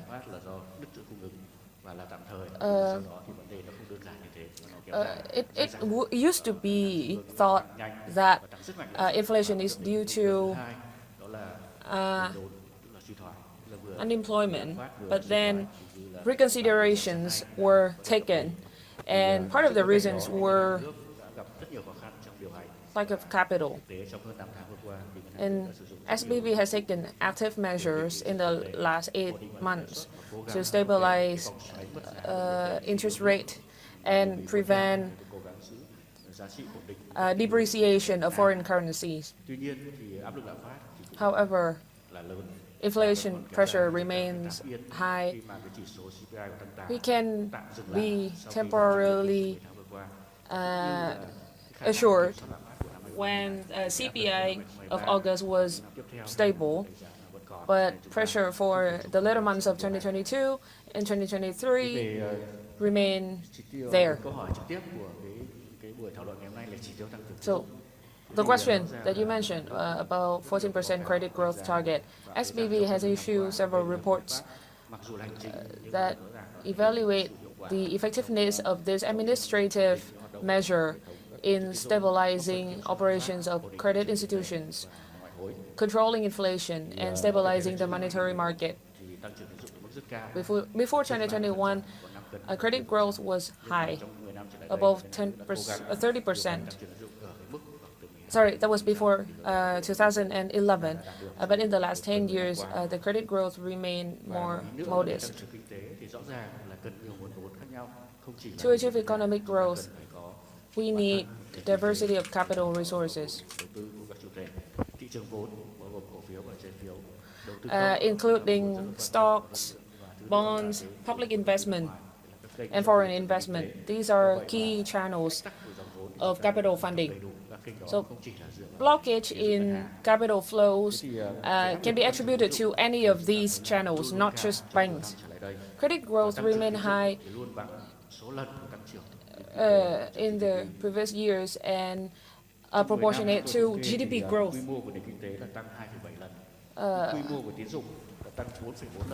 So GDP growth by 2.7 times, but credit growth was 4.4 times.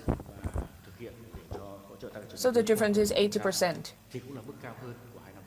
So the credit growth today, the target of 40% is higher than the two previous years, 12.7 in 2020 and 13.61 in 2021. Credit growth has increased significantly since the beginning of this year, focusing on manufacturing industry. Now it has reached above 10%, a significant increase year on year. And given corporate bonds had several struggles recently, and public investment was sluggish and hindering credit growth of this year, there are opinions that what if we have to increase credit room for a few more percent?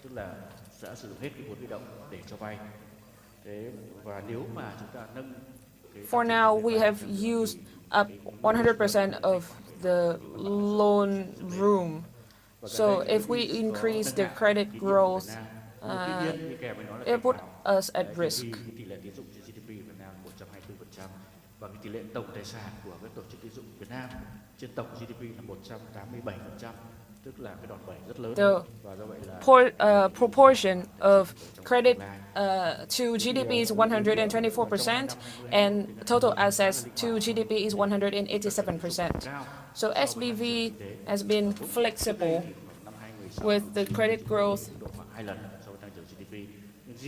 In the 2016-2019 period, we set the expectation that credit growth was 2 times that of GDP. But in the COVID-19, we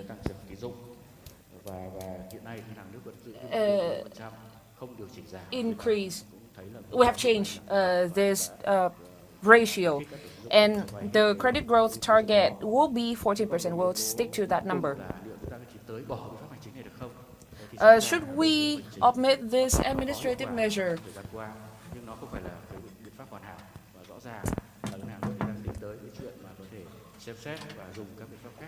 So there has been effectiveness. We'll also look into other possibilities. However, all credit institutions said that credit growth management is necessary, because this is also one of the CAR, core adequacy, capital adequacy ratio indicators. So overall, monetary policy management involves a lot of factors. In this forum today, some researchers said that Vietnam should not look into Vietnam đồng depreciation. However, other associations, some other associations make suggestions to SBV that we should. So there are different options and suggestions, and that's our work to come to a compromise. Thank you, Mr. Phạm Thanh Hà, Deputy Governor. So your message so far has been very clear that the 14% growth cap is relative, but it's hard to raise the target. It is important that macroeconomic stabilization is indispensable to respond to the uncertainties in the global landscape. And to comment on his on the Deputy Governor's opinion, I think Mr. Trương Văn Phượng, former acting president of National Financial Supervisory Commission, is opportune. So could you tell us about the war experience and Vietnam's measures in handling and stabilizing the macroeconomy? Cái tình hình lạm phát toàn cầu là một cái hiện tượng có thể nói rằng là nó phổ biến rồi. Global inflation. Trên cái tạp chí Bloomberg thì họ có This nói morning I read an article in Bloomberg from tomorrow, Monday to Friday, Fed or Switzerland, central banks or central banks in some Asia, like in Thailand and Japan, they will gọi là sốt vào cái lạm phát toàn cầu bằng cách là họ sẽ nâng lên khoảng 500 điểm, global tức là inflation. Nâng lên khoảng chừng 500 điểm. Dozens of central banks, they will increase 5 points of the basic interest rates. And can be said that interest rates is one of the instruments that help we curb inflation. But so far, central banks have to take actions So why Có nhiều central nhận banks định, có have nhiều đánh giá khác to nhau. increase Nhưng mà kinh nghiệm interest riêng của tôi rates? thì tôi cho rằng là có 3 mục tiêu I chính. think there are three Thông thường khi lãi suất tăng major lên, goals. tức là giá When tiền tệ interest tăng lên rates thì cầu giảm. increase, Và đó là cái the điều price mong muốn để will hạ bớt cái increase cầu and về tín demand dụng will ở các decrease. quốc gia đang có lạm phát cao.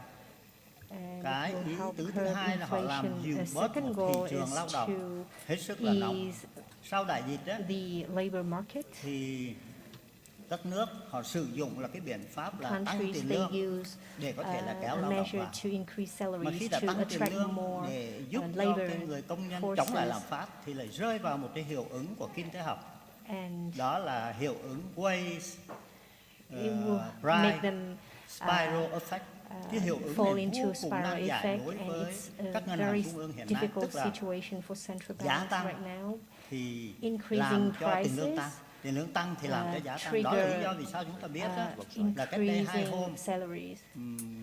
chỉ số về lạm phát của Mỹ là giảm xuống. And Nhưng mà chỉ số inflation đó in là the chỉ số US lạm phát toàn tổng quát increased and 8,3%. Nhưng mà khổ một nỗi là trừ lương thực và trừ cái năng lượng ra thì lạm phát nó lại tăng lên. Và đây là bài toán nan giải mà Mỹ đang cần phải xử lý. Vấn đề thứ ba nữa là gì? Là giá tăng lãi suất. Suy cho cùng là làm cho đồng nội tệ tăng lên. Chúng ta đều biết là hệ lãi suất tăng lên thì tỷ giá sẽ giảm xuống.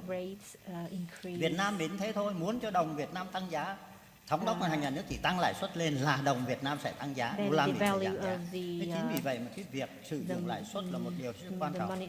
Tôi muốn nói như thế để tôi khuyến nghị với ngân hàng nhà nước trực diện luôn. Lãi suất nên tăng hay nên giảm? Thì tôi nghĩ rằng là lãi suất Việt Nam cố gắng ổn định là tốt nhất. Vì sao thế? Ngày trước khi mà tình hình lạm phát rất thấp, là ra chính sách tiền tệ của ta phải hạ lãi suất. Nhưng mà không hạ lãi suất được. Bây giờ lạm phát tăng cao sao hạ lãi suất được? Nhưng mà nếu tăng lãi suất thì chúng ta đều biết rồi, cái lãi suất danh nghĩa trừ đi lạm phát kỳ vọng thì nó tạo ra lãi suất thực dương chúng ta vẫn còn cao. Tuy nhiên tôi có trao đổi với anh Hà Phó Thống đốc lúc nghỉ giải lao đó.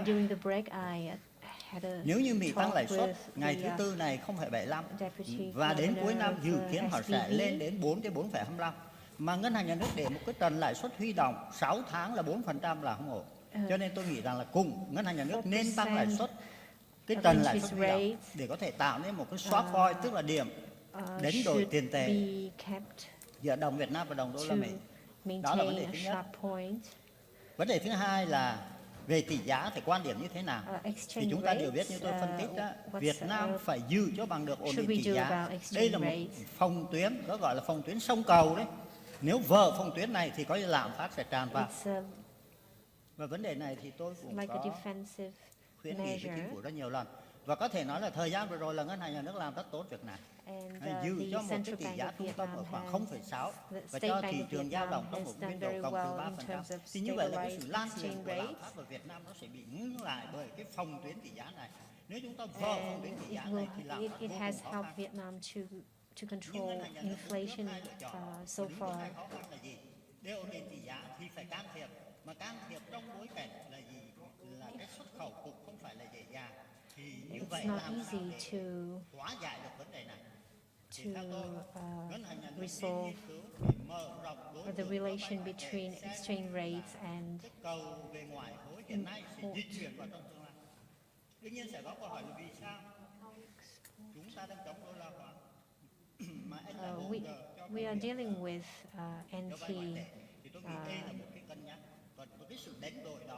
dollarization. The third issue is the money supply. Central banks in countries, depending on their monetary policies, they are able to control their money supply. Hạn mức tín dụng là một điều gây nên rất nhiều tranh cãi. Nhưng mà theo tôi, hạn mức tín dụng cần phải được duy trì trong một thời gian nữa. Chừng nào chúng ta có thể ổn định được lạm phát và thế giới ổn định được lạm phát. Vì chúng ta không cần tăng lãi suất mà kiểm soát được cung tiền, vì ta có công cụ đó là hạn mức tín dụng. Credit limit is an effective tool for us to be able to control inflation without having to Thế thì đó là những cái vấn decrease đề mà exchange tôi rates. đóng góp chung trong các And cái these chính sách are tiền few tệ của chúng ta. recommendations that Nói I gì thì nói, want to cũng lấy kết raise. quả mà suy luận ra là những cái điều hành kinh tế vĩ mô của chúng ta thời gian vừa rồi là đạt được những cái kết quả rất là tốt. Trong một cái bối cảnh như thế mà chúng ta vẫn có thể duy trì được một cái tốc độ tăng trưởng cao rồi thì lạm phát thấp. Chúng ta đều biết là năm nay dự kiến GDP toàn cầu sẽ tăng trên 3%. Năm ngoái trên 6% là giảm. Tăng trưởng đến một nửa, trong khi nó năm ngoái lạm phát toàn cầu chỉ có 4,3 thôi. Năm nay đến 8,7 thì là lạm phát tăng gấp đôi. Như vậy là tăng trưởng thấp xuống một nửa mà lạm phát tăng gấp đôi. Và Việt Nam ta như thế này thì phân tích về chính sách tiền tệ hơi nhiều. Tôi muốn chuyển qua là chính sách tài khóa. Tuy nhiên là đến phút thứ 7 tôi xin 1 phút nữa thôi. Là chính sách tài khóa giải quyết 4 vấn đề này để hỗ trợ cho chính sách tiền tệ trong cái mục tiêu để chống lạm phát. Thứ nhất là đầu tư công. Vấn đề thứ hai là thực hiện nhanh có hiệu quả cái gói hỗ trợ. Và thứ ba là gì? Sử dụng các cái loại thuế để có thể kiểm soát giá, tức là kiểm soát lạm phát. Và cuối cùng là rất mừng là ngày 16 tháng 9 vừa rồi đó, Thủ tướng Chính phủ đã ký cái nghị định 65 về trái phiếu doanh nghiệp. Đây là một trong những cái đòn giải vây cho chính sách tiền tệ, vì nếu như chúng ta huy động được vốn vừa hút tiền trong lưu thông về chống lạm phát lại giúp cho doanh nghiệp cơ cấu lại nợ, thì tôi cho rằng là với cái sự phối hợp nhịp nhàng của chính sách tài khóa và tiền tệ thì những cái mục tiêu kinh tế vĩ mô chúng ta có thể đạt được. Once we take control of the monetary and fiscal policies, then we can take control of inflation. Next on our program, we are going to hear from the international community. And to do this, we have recorded opinions from foreign representatives, and now let's watch one on the screen.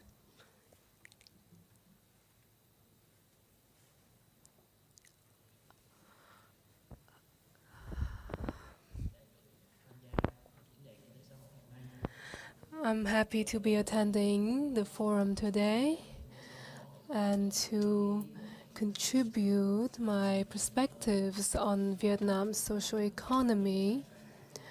First of all, my assessment is that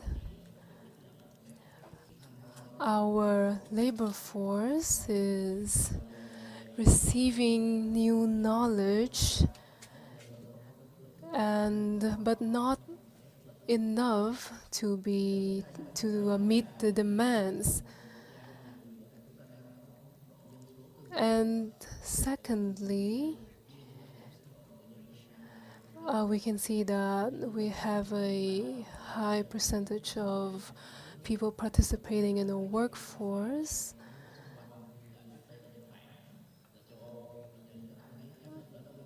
But there have been pressures that we have witnessed in other countries in the region, and the rate of participation will slow down over time. And thirdly, regarding Vietnamese growth, in some areas they have slowed down. The potential for growth, in order to maintain it, we need to implement changes. Thì chúng ta cũng nên lưu ý đến hai vấn đề khác của thời đại, đó là thứ nhất là vấn đề về rủi ro mà Việt Nam đối mặt rất là lớn, đó là biến đổi khí hậu. Việt Nam là một trong những nước sẽ bị ảnh hưởng rất là lớn với biến đổi khí hậu, và chúng ta sẽ gặp nhiều vấn đề về thiên tai, về hạn hán, lũ lụt. Và chúng ta vì vậy chúng ta phải có những cái giải pháp và đầu tư công để mà sẵn sàng ứng phó với nó. Và cuối cùng chúng ta cũng gặp một cái vấn đề mà nhiều nước đang gặp, đó là vấn đề năng lượng. Bởi vì nhiều nhà đầu tư họ cũng đang dự báo rằng là nếu mà Việt Nam duy trì cái tốc độ tăng trưởng cao thì một trong những vấn đề Việt Nam sẽ đối mặt đó chính là thiếu năng lượng, cụ thể là thiếu điện. Thì như vậy chúng ta phải làm sao đó để mà nếu chúng ta dự kiến rằng nó sẽ tăng trưởng cao thì cái lượng sản xuất điện này của chúng ta nó phải đáp ứng được, bởi chúng ta không phụ thuộc vào nước ngoài quá nhiều. Thì tôi cũng hy vọng là diễn đàn của hội sẽ thành công tốt đẹp và sẽ đưa ra được những cái quyết sách có tầm ảnh hưởng quan trọng để hóa giải những cái vướng mắc của nền kinh tế hiện nay và có thể thúc đẩy nền kinh tế phát triển mạnh hơn nữa. Việt Nam chúng ta đang ở một giai đoạn rất là thuận lợi so với nhiều nước và chúng ta cần có tận dụng cái cơ hội này, chúng ta tạo ra những cái bứt phá. Hy vọng là sự thành công của dự án của Quốc hội sẽ tạo ra được nhiều cái bứt phá như vậy. Theo quan điểm của tôi, dữ liệu sẽ là yếu tố quan trọng nhất đối với Việt Nam hiện nay. Có một thực tế là các chính sách của chính phủ, dù cho đó là những chính sách đẩy tăng trưởng, thu hút đầu tư hay là giúp tối ưu hóa năng lực người dân Việt Nam, thì một mặt nào đó nó gây ra các gánh nặng có thể cản đà phát triển. Đó là thứ mà chúng tôi, AmCham, dành rất nhiều thời gian để nghiên cứu. Có thể kể đến như chính phủ hoàn toàn có thể làm tốt hơn cho các chính sách năng lượng, chính sách kinh tế và một vài chính sách để giải quyết vấn đề về giáo dục, lao động hay một số chính sách về tiền tệ và thuế. Tôi có thể cho bạn cả một danh sách. Tuy nhiên điều quan trọng nhất mà chúng ta cần phải nhớ đó là các nhà đầu tư sẽ chỉ đầu tiền của họ nơi họ cho rằng là hoạt động tốt, an toàn và họ nắm rõ được chính sách của quốc gia đó. Bên cạnh đó, tôi cũng muốn nói đến nền kinh tế số. Các chính sách về kinh tế số của Việt Nam này đang gây khó khăn cho về an ninh mạng và sự chuyển dịch dữ liệu. Các doanh nghiệp hoàn toàn không thể tính toán được các chi phí để doanh nghiệp có thể hoạt động được ở Việt Nam. Đơn cử như định nghĩa về doanh nghiệp địa phương, như tôi với bạn hiểu đó các doanh nghiệp Việt Nam hoạt động tại Việt Nam, nhưng đối với nhiều nhà đầu tư và doanh nghiệp thì họ lại hiểu rằng đó cũng có thể là các doanh nghiệp nước ngoài như hoạt động và đặt văn phòng tại Việt Nam. Đây chính là những thứ chưa được rõ ràng. Tôi muốn thấy những chính sách, hệ thống pháp lý rõ ràng hơn, đạt chuẩn quốc tế. Đồng thời, tôi muốn thấy những chính sách phát triển không tạo gánh nặng hay gây khó khăn cho các doanh nghiệp khi hoạt động tại Việt Nam. Khi chúng tôi nhìn vào các chính sách và luật pháp của Việt Nam, chúng tôi tìm những cơ hội để giảm thiểu chi phí, rủi ro khi vận hành tại Việt Nam. Mục tiêu là cho dù bạn là người Việt Nam hay người nước ngoài kinh doanh tại Việt Nam, thì bạn vẫn có thể tận dụng toàn bộ lợi thế của Việt Nam. Tôi rất vui được tham gia vào diễn đàn này. Vào cuối năm ngoái, Rachel đã khảo sát hơn 1.700 công ty Nhật Bản và nhận thấy rằng Việt Nam xếp thứ 2 trong số các quốc gia mà các doanh nghiệp Nhật Bản lựa chọn mở rộng hoạt động sản xuất kinh doanh của mình. Mỹ đứng đầu bảng xếp hạng, Trung Quốc đứng thứ 3. Các công ty FDI mong muốn có những chính sách và sự phát triển sau đây tại Việt Nam. 1. Đảm bảo nguồn nhân lực. Vấn đề cấp bách đối với các doanh nghiệp FDI là tuyển dụng. Sẽ rất hữu ích nếu chính quyền địa phương khuyến khích đào tạo người lao động và cung cấp phương tiện đi lại và chỗ ở thuận tiện cho người lao động tại các vùng nông thôn. 2. Nâng cao năng lực cho các doanh nghiệp địa phương của Việt Nam. Sự gián đoạn chuỗi cung ứng đòi hỏi đa dạng hóa mạng lưới, có nghĩa là chúng tôi cần các đối tác địa phương tốt. Tuy nhiên, tỷ lệ nội địa hóa của Việt Nam đối với các doanh nghiệp Nhật Bản thấp hơn nhiều so với Trung Quốc và Thái Lan. 3. Cần có nguồn cung cấp điện ổn định, chất lượng cao. Sự không chắc chắn về điện có nghĩa là sự không chắc chắn trong sản xuất. Nguồn điện ổn định quan trọng hơn đối với việc sản xuất các sản phẩm có giá trị tăng cao của các ngành công nghiệp chính xác. 4. Cơ sở tầng và khuôn khổ chính sách cho một nền kinh tế kỹ thuật số mới. Các doanh nghiệp FDI tìm kiếm các dịch vụ hậu cần công nghiệp, các khu công nghiệp và các trung tâm dữ liệu. Nền kinh tế kỹ thuật số yêu cầu có các khu vực thử nghiệm, phòng nghiên cứu và bãi bỏ quy định chính sách, tăng cường hợp tác với các trường đại học công nghệ cũng giúp đổi mới. Vâng, thưa quý vị đại biểu thấy rằng là bên cạnh những cái nhận định khá là lạc quan về triển vọng kinh tế Việt Nam thì cũng có rất là nhiều những kiến nghị như là khuyến nghị về mặt chính sách đối với chính phủ Việt Nam. Tuy nhiên bên cạnh đó thì cũng có rất là nhiều những cái tín hiệu lạc quan, ví dụ như là lãnh đạo ngân hàng nhà nước cũng vừa nhắc đến Moody nâng cái chỉ số tín nhiệm của Việt Nam. Cụ thể là ngày 6 tháng 9 vừa qua thì tổ chức xếp hạng tín nhiệm Moody cũng đã nâng hệ of Vietnam.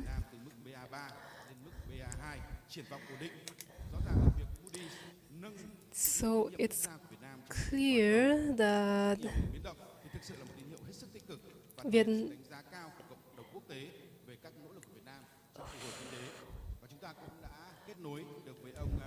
we have connected with a representative of Moody's in Singapore who will explain to us why they upgraded Vietnam's credit rating.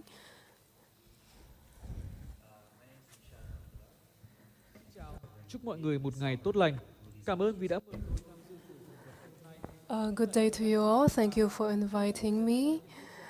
I am a specialist of Moody's, and I will explain the upgrade of Vietnam's national credit rating and the factors that led to this decision. First of all, is the economic growth. We can see that the economic growth of Vietnam is flourishing despite the challenges that the world is facing. Most recently, the Ukrainian crisis, the FDI continues to flow into Vietnam despite everything. And there's also the development of infrastructure and real estate, despite all the challenges, the global challenges. Secondly, we highly appreciate Vietnam's fiscal policy, especially the government's debt management policy. It has contributed to lessening the burden on the government, taking loans.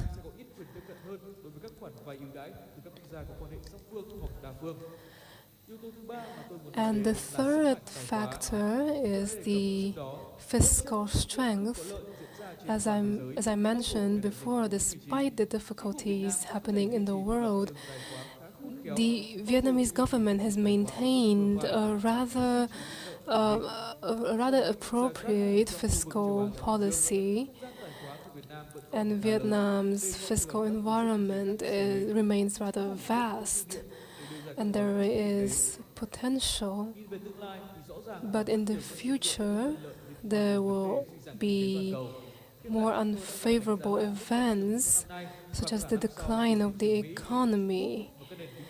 The US, China, and European markets, these are Vietnam's major export markets. Vietnam will need to reach a certain amount of export, but as the market is reopening in Vietnam, the limited export can be made up with by a number of other industries. In conclusion, we are rather optimistic about Vietnam's growth. It will reach about 6 to 7% compared to other countries in the region, which will only reach about half of that. On the other hand, the risks that we have to consider are prices in production, especially as Vietnam has to import the materials for export. As the prices for the materials increase as well, and Vietnam must also carefully calculate the foreign currency reserve. But as a whole, I think Vietnam has a positive future compared to the ASEAN region, and Vietnam may be able to preserve its fiscal strength. Thank you for your attention. I hope to see you soon in Hanoi. Vâng, thưa quý vị đại biểu, phải nói là nghe cũng khá là thuyết phục và cảm thấy tự tin về triển vọng của kinh tế Việt Nam. Tuy nhiên không phải là không còn những cái vấn đề khiến chúng ta cần phải lo ngại, ví dụ là những cái điểm nghẽn nó có thể ảnh hưởng đến kinh tế vĩ mô, ví dụ như là sáng nay giáo sư Thắng cũng đã nêu trong phiên khai mạc, rồi là ngay trong video clip vừa rồi thì cả đại diện của SÄCH, đại diện của AmCham cũng như là Hồ Quốc Tuấn đến từ Đại học Bristol của Anh cũng đều nhấn mạnh đến yếu tố năng lượng, trong đó có vấn đề tiếp cận và cung cấp điện năng. Thì lát nữa nếu mà chúng ta có điều kiện, chúng ta có thể thảo luận thêm một số những cái vấn đề xung quanh cái vấn đề khá là mới này. Tiếp tục chương trình thì có lẽ sẽ được hỏi ông Nguyễn Đức Chi, Thứ trưởng Bộ Tài chính. Vâng, phải nói là thời gian vừa rồi thì là Bộ Tài chính cũng đã đưa ra rất nhiều giải pháp để có thể giúp cho doanh nghiệp phục hồi nhanh sau đại dịch Covid. Tuy nhiên tôi nghĩ rằng là đến thời điểm này thì doanh nghiệp cũng rất là muốn biết được là định hướng chính sách của Bộ trong thời gian tới liên quan tới lĩnh vực này. Bởi vì như ông đã biết thì doanh nghiệp thì họ rất là quan tâm tới gọi là cái tính tiên lượng trước được của chính sách để mà họ có thời gian cũng như là dư địa để chuẩn bị. Vậy thì Bộ Tài chính có thể nói gì về những định hướng chính sách trong thời gian tới? Ví dụ như hiện nay tôi thấy là người ta rất quan tâm xem là Bộ Tài chính liệu có tiếp tục giảm thuế xăng dầu hay không. Ở đây thì tôi nghĩ là có rất nhiều những cái nội dung câu hỏi kiểu như vậy và các doanh nghiệp rất là muốn nghe ý kiến đại diện Bộ Tài chính trong cái định hướng này. Xin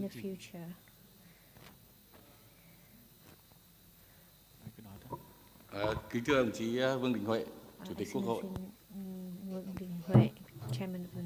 Kính thưa các đồng chí lãnh đạo, kính thưa các quý vị đại biểu.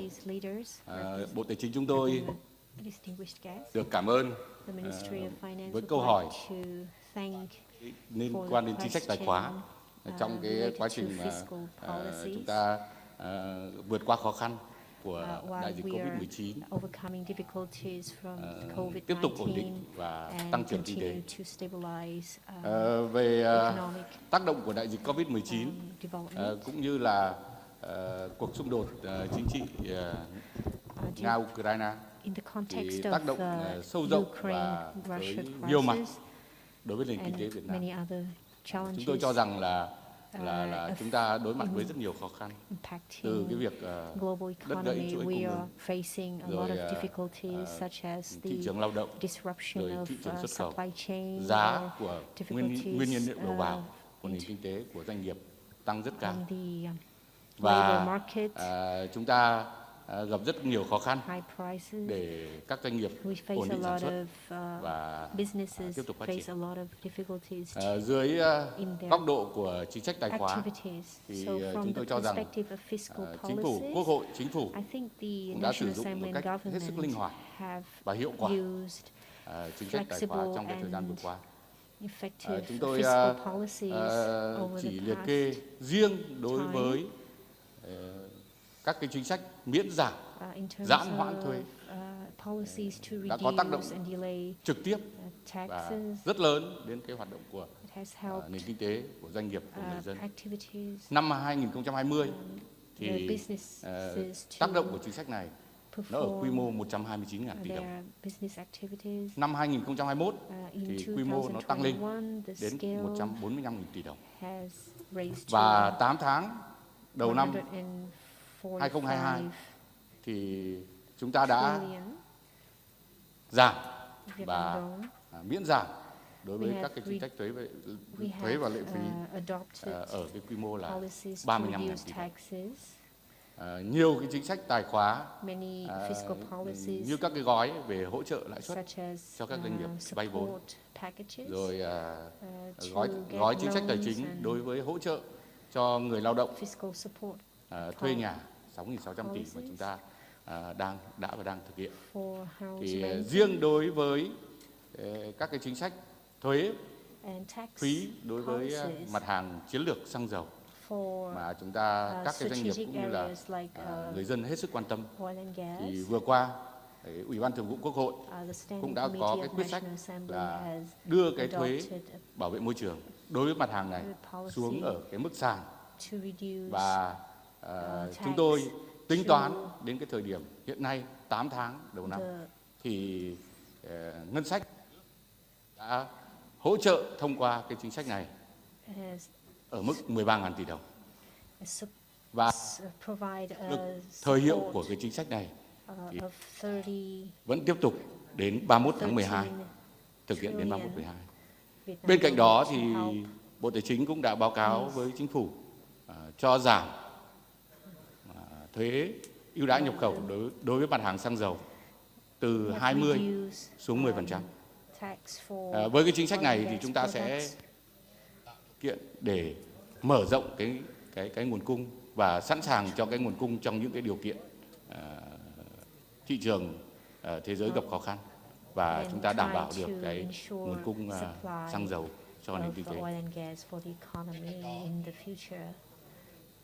Bên cạnh đó thì chúng tôi cũng xin được chia sẻ một cái chính phủ cũng đang chỉ đạo Bộ Tài chính chúng tôi xây dựng và chuẩn bị cái phương án tiếp tục nghiên cứu các cái chính sách thuế, bao gồm cả thuế bảo vệ môi trường, rồi thuế VAT, thuế tiêu thụ đặc biệt đối với mặt hàng xăng dầu này, và để trình với Quốc hội trong cái kỳ họp sắp tới xem xét quyết định có được cái công cụ hết sức linh hoạt để chúng ta ứng phó với những cái tình huống mà giá năng lượng cũng như là giá xăng dầu thế giới có những cái biến động mạnh mẽ, ảnh hưởng đến cái nền kinh tế và ảnh hưởng đến sản xuất, đời sống, sinh hoạt của nhân dân. Thì tôi cho rằng là Bộ Tài chính sẵn sàng nghiên cứu và chủ động các cái giải pháp tài khóa để chúng ta có những cái phương án, có những cái kịch bản can ứng phó be với tất prepared cả các tình huống to respond to đúng như all với cái nguyên tắc potential scenarios mà Chủ tịch Quốc hội đã nói buổi sáng hôm nay, đó mentioned là by the chairman of National Assembly, nhất diễn biến that ứng we vạn need biến trong mọi tình huống. be flexible in the context of instabilities. So we have listened to we have the participation of the businesses, and we would like to listen from Masan. Ladies and gentlemen, on behalf of Masan and Winmart Group, I would like to thank for the opportunity to speak at the forum today. First of all, I would like to talk about the scale of the retail market in Vietnam. It accounts for 155 billion, 60% of the country's GDP. For necessity foods, we made up of 75 trillion. Neighboring countries like Singapore, they account for 80%, Thailand 48%, and Indonesia 25%. Then we can see that there is still more room for the retail markets of Vietnam.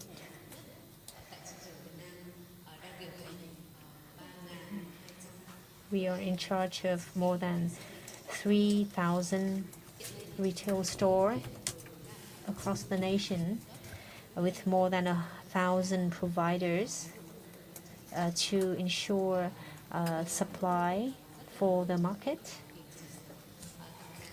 And we have done so well to stabilize the price in the market.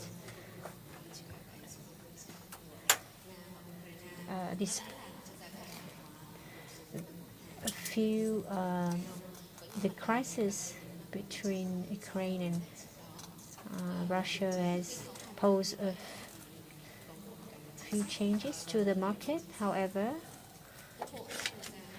many policies adopted by the National Assembly, and we have been successful in stabilizing, increasing prices. Not only the prices of food products, but we have seen growth from the same period of last year. From September this year, we have seen gradual growth. Production has grown and created new jobs for the labor market. However, in facing the challenges, Russia-Ukraine crisis, the increasing prices, and we have a few recommendations that the Ministry of Finance should continue to maintain stable oil and gas prices. Thank you for your attention, and I wish our forum a great success.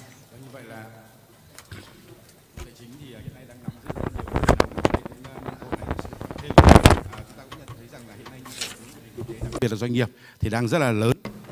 Thank you, Representative from Masan. As we can see right now, we shall go back to what we discussed this morning regarding bonds. As we're faced with recent developments, this seems to be a risky business. So in the time to come, how will the Ministry of Finance make adjustments to benefit the businesses in this regard? Thank you for your question. Before we go into this discussion, on behalf of the Ministry of Finance, I would like to thank the representative from Masan for your assessments of the solutions brought by the Ministry of Finance and how it affected your group. Regarding bonds, distinguished guests, recently it has been a widely discussed topic in our fiscal strategy and in the development of the market capital. And we have determined that we will continue to develop and stabilize this market with the goal of development to 2025, so that bonds will take up no less than 47% of the GDP.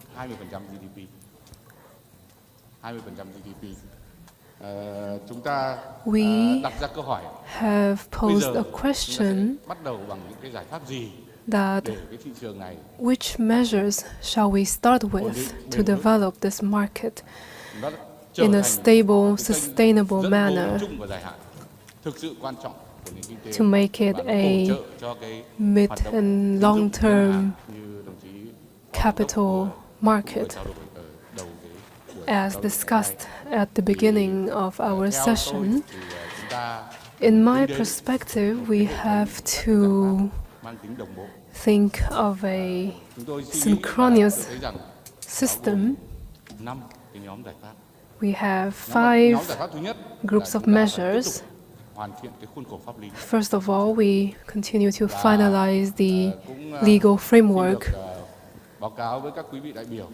I would like to share with you all that an important major step last Friday, the Prime Minister signed decree number 65 on the issuance of bonds. Other technical issues and requirements that are detailed in Decree 65, you can look them up on the internet.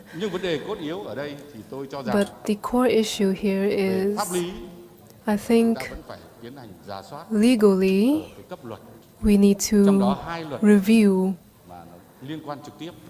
2 laws that pertain to the issuance of corporate bonds, which is the law on business and the law on securities.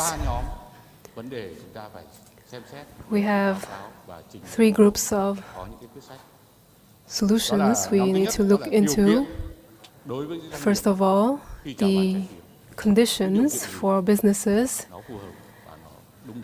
as they offer bonds. Secondly, the conditions for investors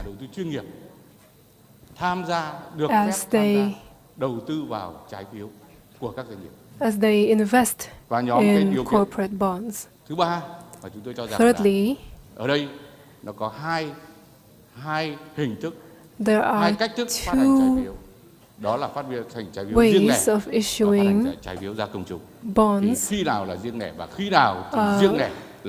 individually and on a mass scale. We need to determine when to do which, and we need to improve and diversify the issuance of bonds. As we can see, our market our investors who are individuals, there's a great number of them, but we need more organized investors, and it is our goal to encourage more of them. As for individual investors, they may invest through investment funds. As for the second item, I believe that individual investors also need training in risk analysis of corporate bonds so that they may make decisions and take responsibilities for their investments to avoid the fact that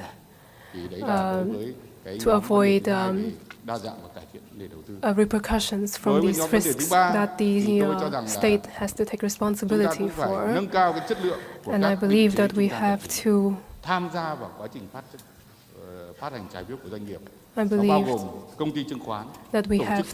improve the capacity of intermediary credit institutes.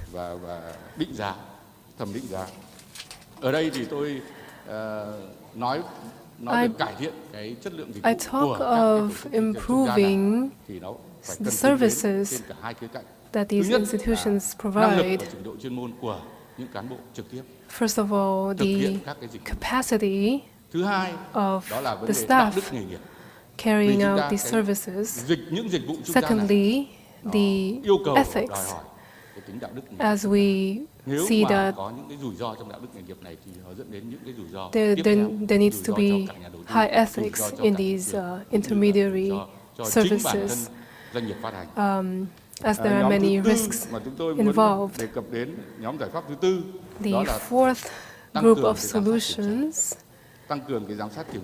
is to increase supervision in the corporate bond market. An important issue is to institutionalize and to clearly make clear the responsibilities of all parties involved. The corporates issuing, the investors, what are their responsibilities? Once we make clear of the respective responsibilities, then the implementation will be proper and avoid risks. In addition, competent authorities in their supervision, they have to strictly handle any violations detected in the market. We have hundreds of thousands of businesses. There are no agencies with enough resources to monitor all of them, but we have to detect and strictly handle cases of violations. It's a message for all participating in the market. I think it serves as a warning. A last group of solutions regarding information dissemination, as we raise awareness on policies to the public. And on that basis, we can make recommendations to the market to avoid risks and create a corporate bond market that is safe. And I believe that with these solutions, we can achieve the goals that we set out in developing market capital as well as corporate bonds market. Thank you very much. Thank you, Mr. Nguyễn Đức Chi. And I hope that we have all understood the message from the Ministry of Finance regarding the issuance of corporate bonds. Now, I would like to invite Mr. Võ Trí Thành. Can you comment on Tài chính và Ngân hàng Nhà nước liên quan đến câu chuyện đầu tiên là cái trái phiếu doanh nghiệp và cái thứ hai là cái room tín dụng 14%. On the issue of corporate bonds. Vâng, cảm ơn anh Minh. Tôi biết ngay là anh sẽ hỏi tôi câu hỏi khó mà.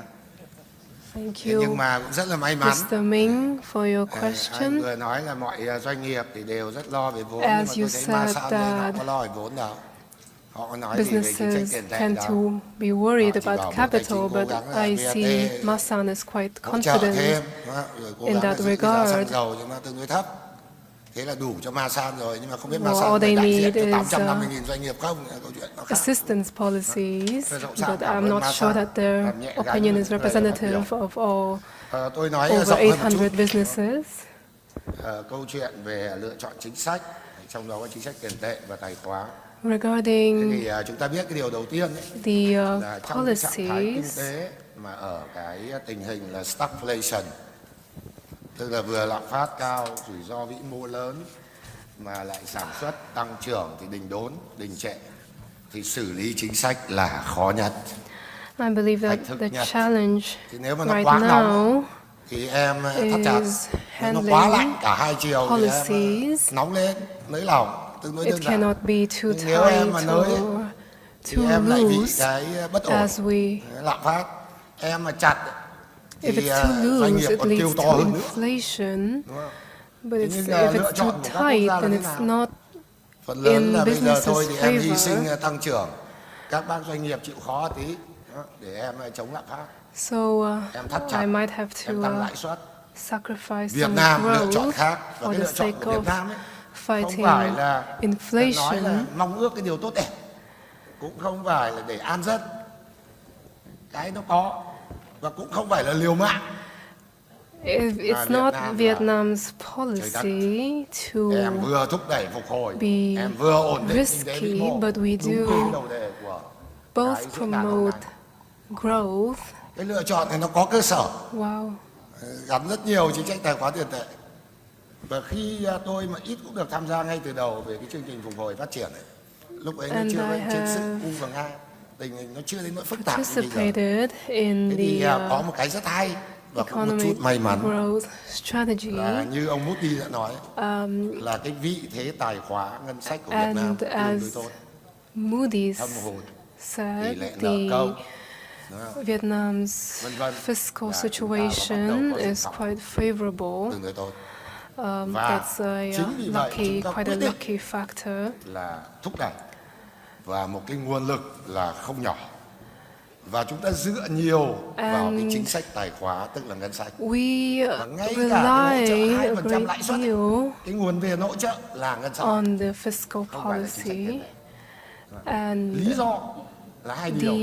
Một main là chính sách tài khóa mà khi mình mở rộng thì nó có áp lực, nhưng cái áp lực đối với lạm phát nó nhỏ hơn rất nhiều là việc tăng cung tiền. Cái thứ hai, dư địa cho chính sách tiền tệ nó không còn nhiều như chính sách tài khóa. Cho nên là tập trung vào nặng gánh về chính sách tài khóa thì tạo dư địa ít nhiều cho cái độ linh hoạt. If we focus on the fiscal policy, then we create opportunities to deal with risks currently.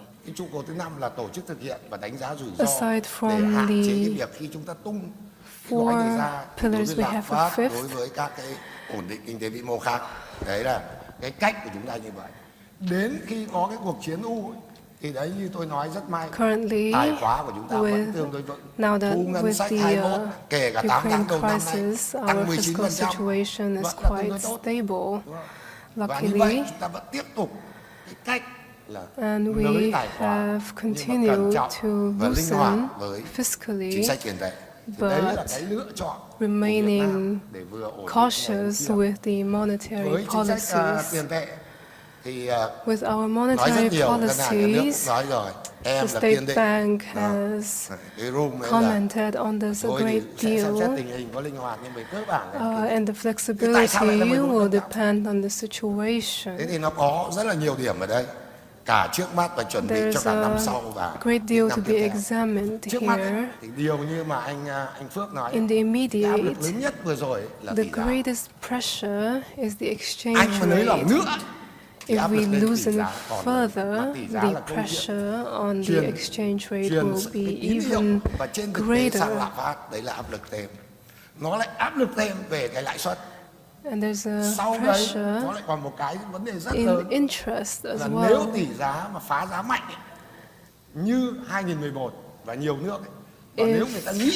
the situation in 2011 repeats,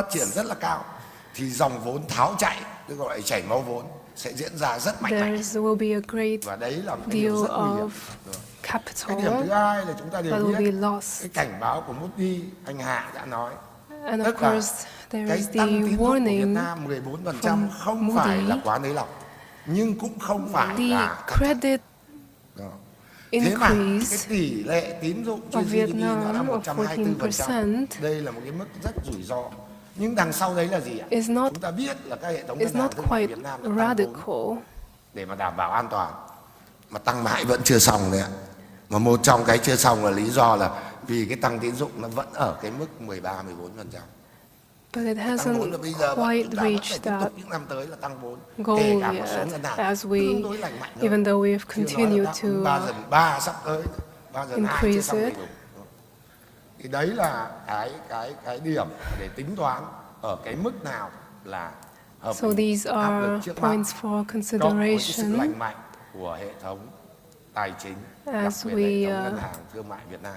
Vấn đề ở đây lời khuyên của tôi chỉ là cái độ linh hoạt của chính sách tiền tệ này, the flexibility of the monetary policy needs to be improved. We need to focus on manufacturing industries and avoid industries with high risks. Thương mại phải gánh quá nhiều cái chung và dài hạn.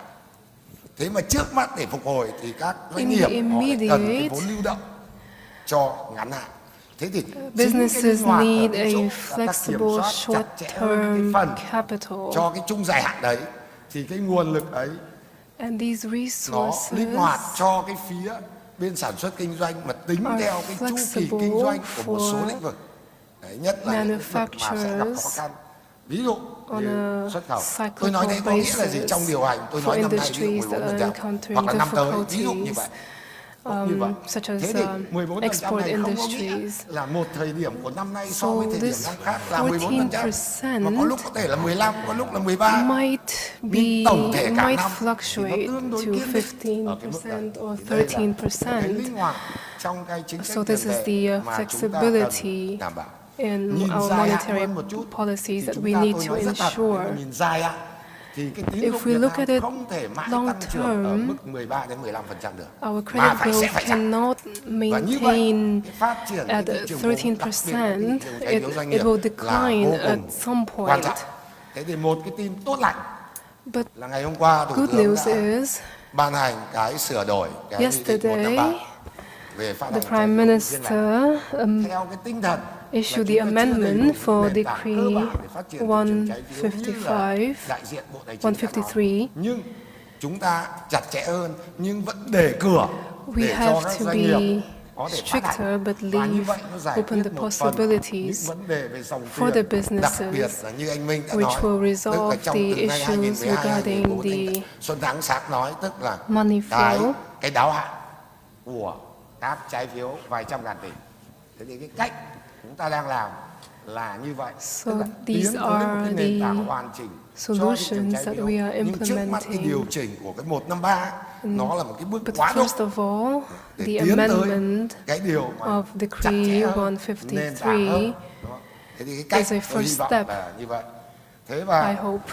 Với tất cả những cái tinh thần như vậy, and cái điều cuối cùng with all of this, lastly, I would just like to say that Vietnam this year and in the next year, we will, even if we face challenges, we will be committed to these two objectives. This year we're recovering, the pressure on the businesses is great, but we will recover and stabilize. All of the processes and the legal documents up until July and August that have been delayed and postponed have now been completed. So the assistance for businesses in accordance with the recovery plans will be accelerated in the fourth quarter of 2022 as well as in 2023. As we know, the interest assistance of 20% is rather delayed right now, but the National Assembly will continue to work to resolve these issues in order to promote, strengthen recovery and growth, and also create potential just enough for a flexible monetary policy.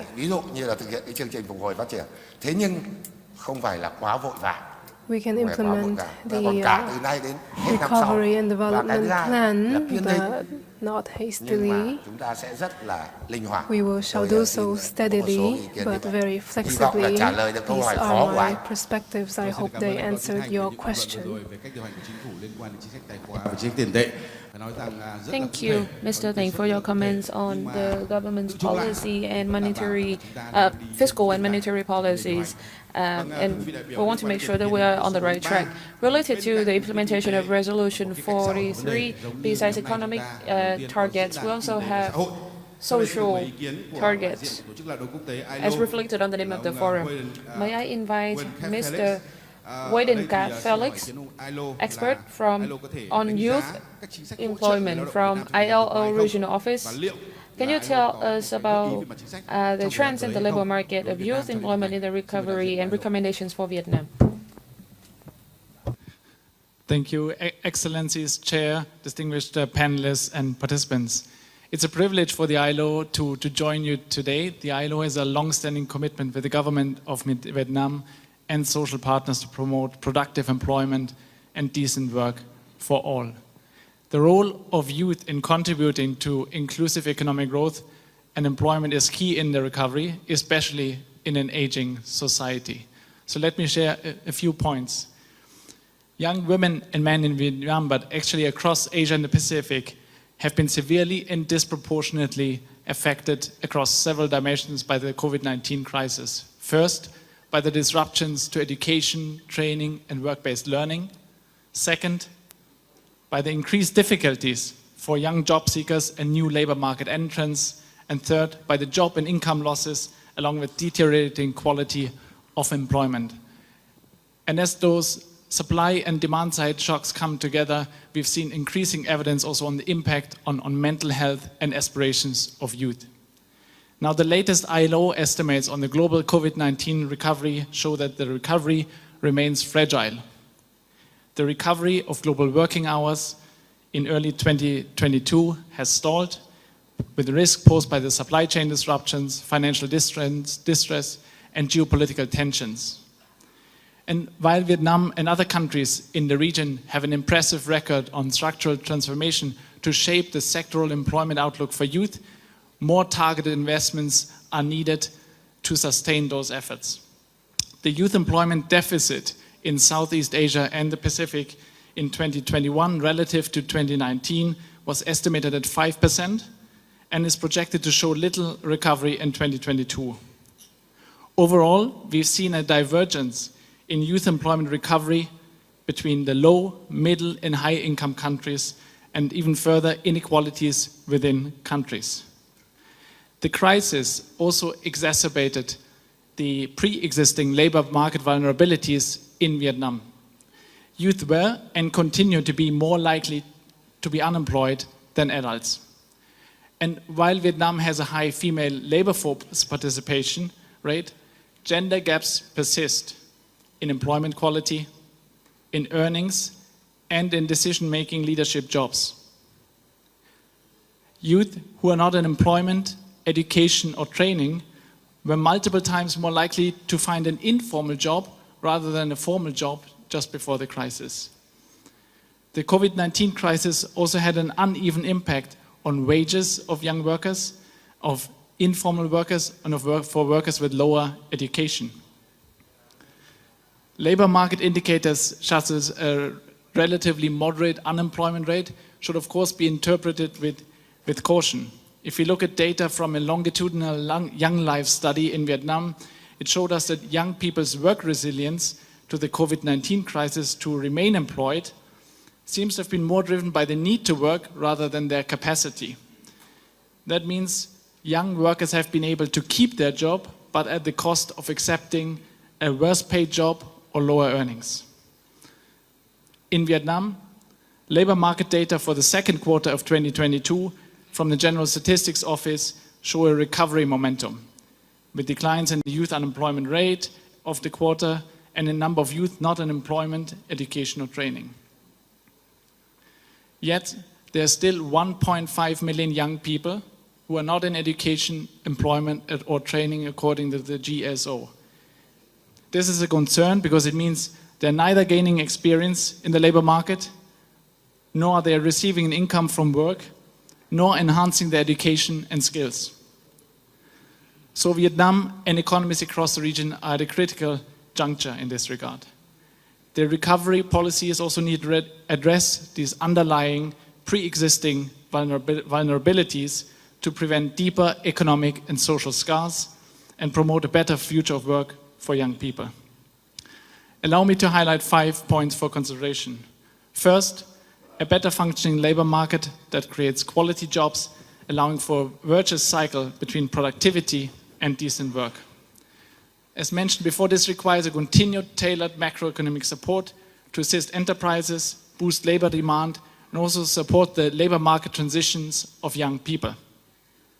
To have that desired impact, prioritizing youth employment as part of the Vietnam Socio Economic Development Strategy to sustain its focus may be considered. The experience of countries that have successfully supported youth throughout the crisis has taught us that the pre-crisis strength of their national youth employment support systems and their labor market institutions has played a key role.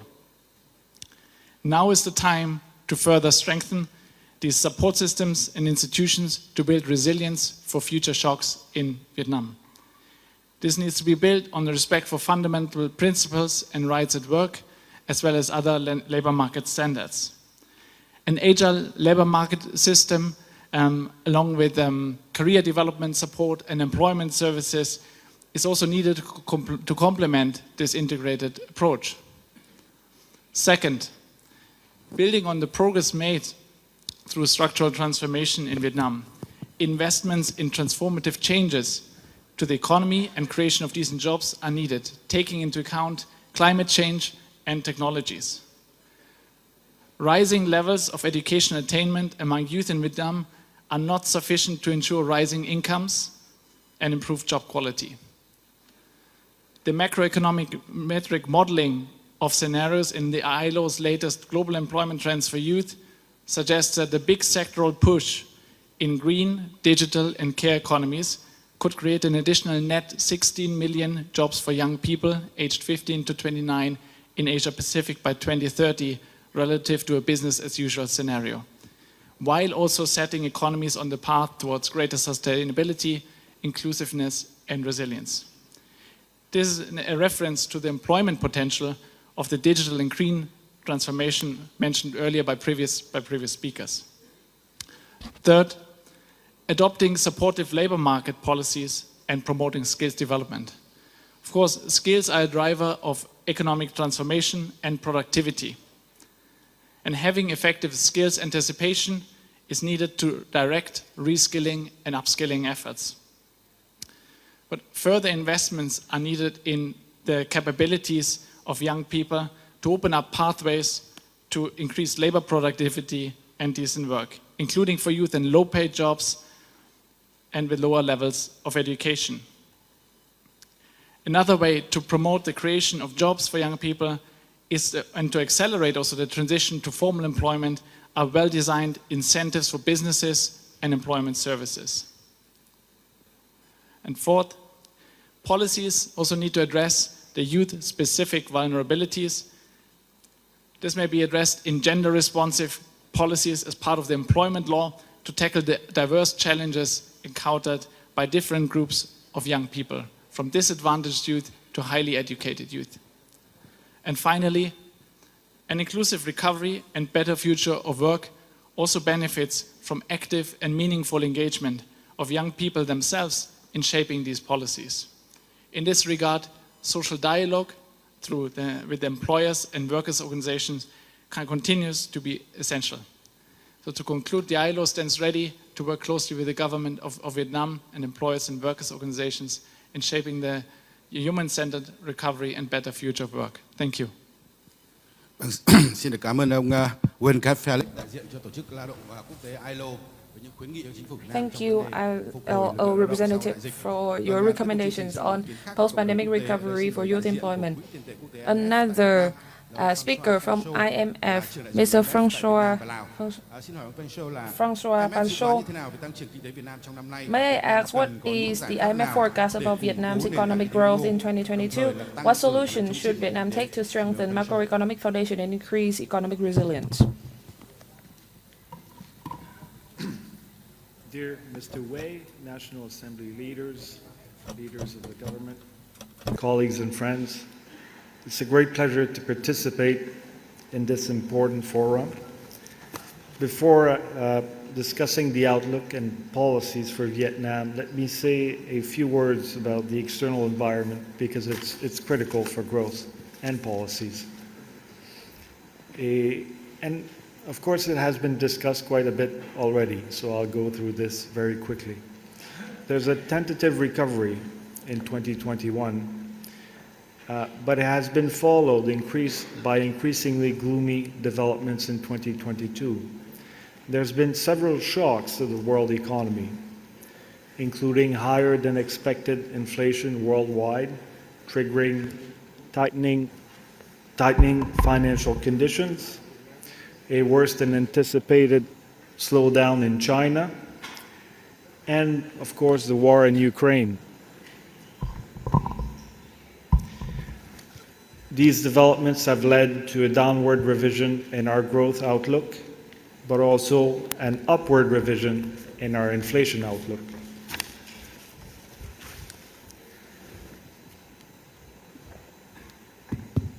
Can you hear me?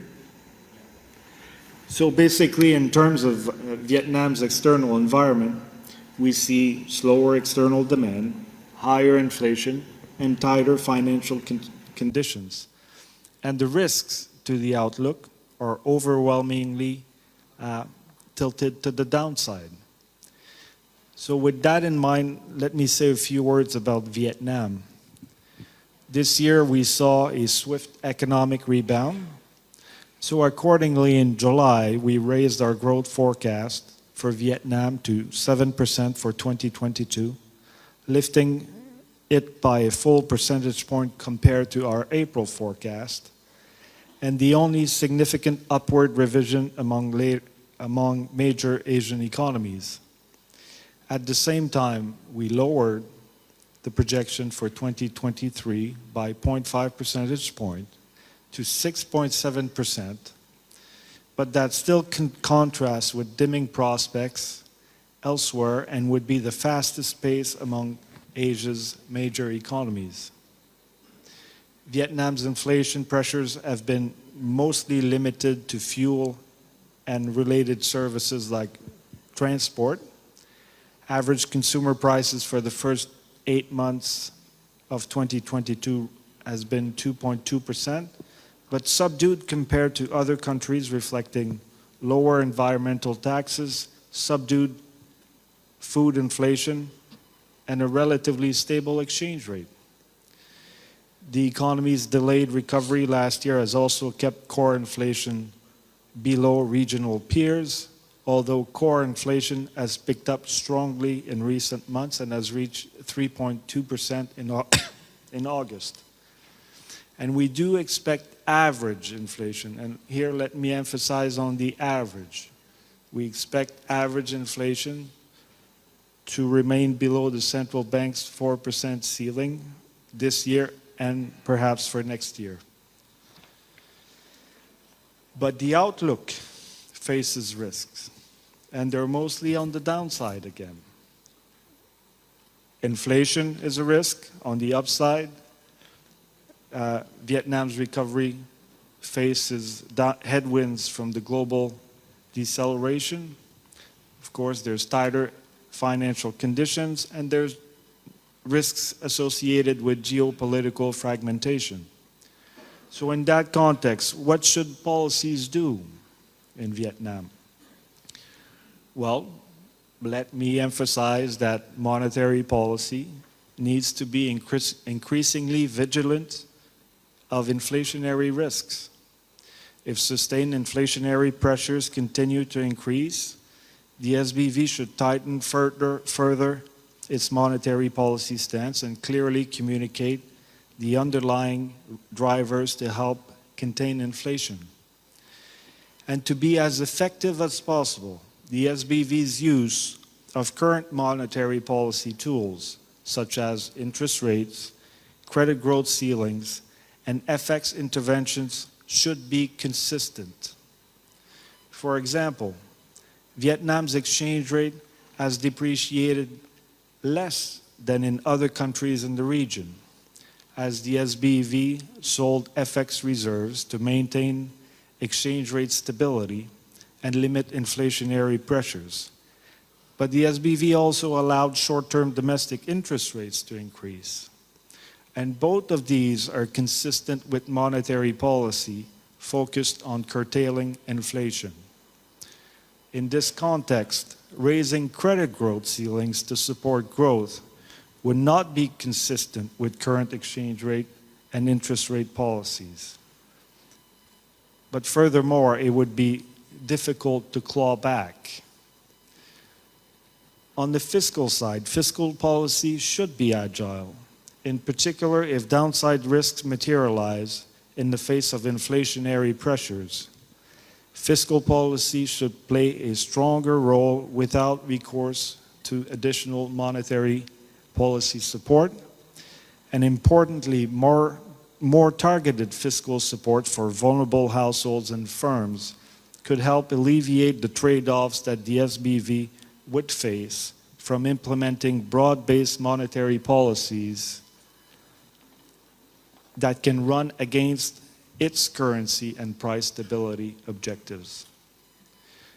Of course, the SBV should continue to address bad loans in the banking system and closely monitor for potential risks in the real estate markets to safeguard financial stability. As you know, Vietnam credit to GDP ratio stood at 125% in 2021 and is among the top 20% highest ratio in the world. At the same time, Vietnam's ratio is broadly in line with peers in the region and actually lower than the ratio in Cambodia, Singapore, Thailand, Malaysia, and China, which lies between 130 and 180%. But what's important to note is that other countries also have typically higher capital buffers. And furthermore, research has found that increasing credit to GDP above a certain threshold, so roughly 100%, may increase negative risks to macroeconomic stability and growth.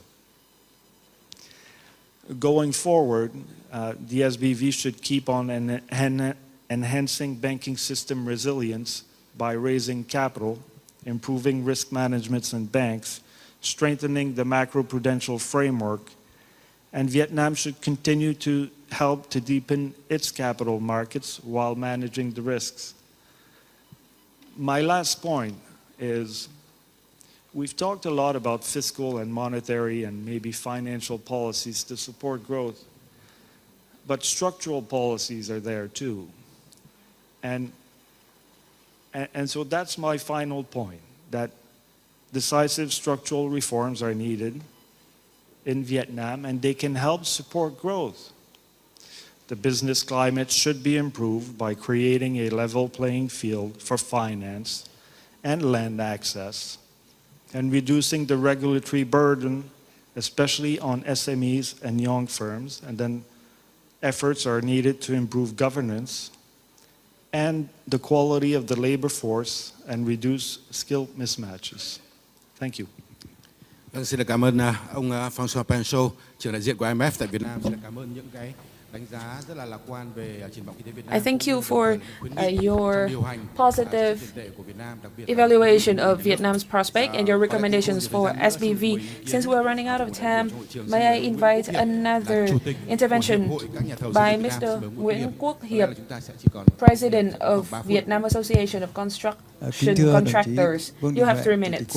His Excellency. Diễn đàn. Tôi với giác độ là Hiệp hội Nhà thầu xây dựng Việt Nam xin có một vài ý kiến để đóng góp cho diễn đàn. Có thể nói là trong cái cơ cấu nền kinh tế của chúng ta hiện nay thì ngành xây dựng and the construction sector is contributing around 12% to the GDP, and over the last 20 years we have tried a lot to contribute to the socio-economic development in Vietnam. And by 2018, for the first time, we have construction business that has a revenue of more than $1 billion. Chúng ta đã làm được cả những cái nhà 81 tầng bằng cái độc lập tự chủ của chúng ta. Chúng ta làm được những cái cầu dây văng, cầu dây vọng, làm những công trình ngầm bằng cái sự tự lực của chúng ta. Trước đây chúng ta chỉ có thể là thầu phụ, nhưng hiện nay chúng ta đã vươn lên trở thành những cái nhà thầu có uy tín. Thế tuy nhiên là trong cái sự phát triển của cái ngành xây dựng như vậy, nhưng mà vừa đây chúng ta đều biết tức là cái giải ngân đầu tư công của chúng ta trong 8 tháng chúng ta chỉ đạt có 34%. Thế như vậy nó gần như là một cái nghịch lý là tại sao các doanh nghiệp xây dựng thì chúng ta khá là mạnh tăng trưởng, nhưng cái giải ngân đầu tư công thì chúng ta lại không thể giải ngân được nhanh, mặc dù tiền chúng ta có dư.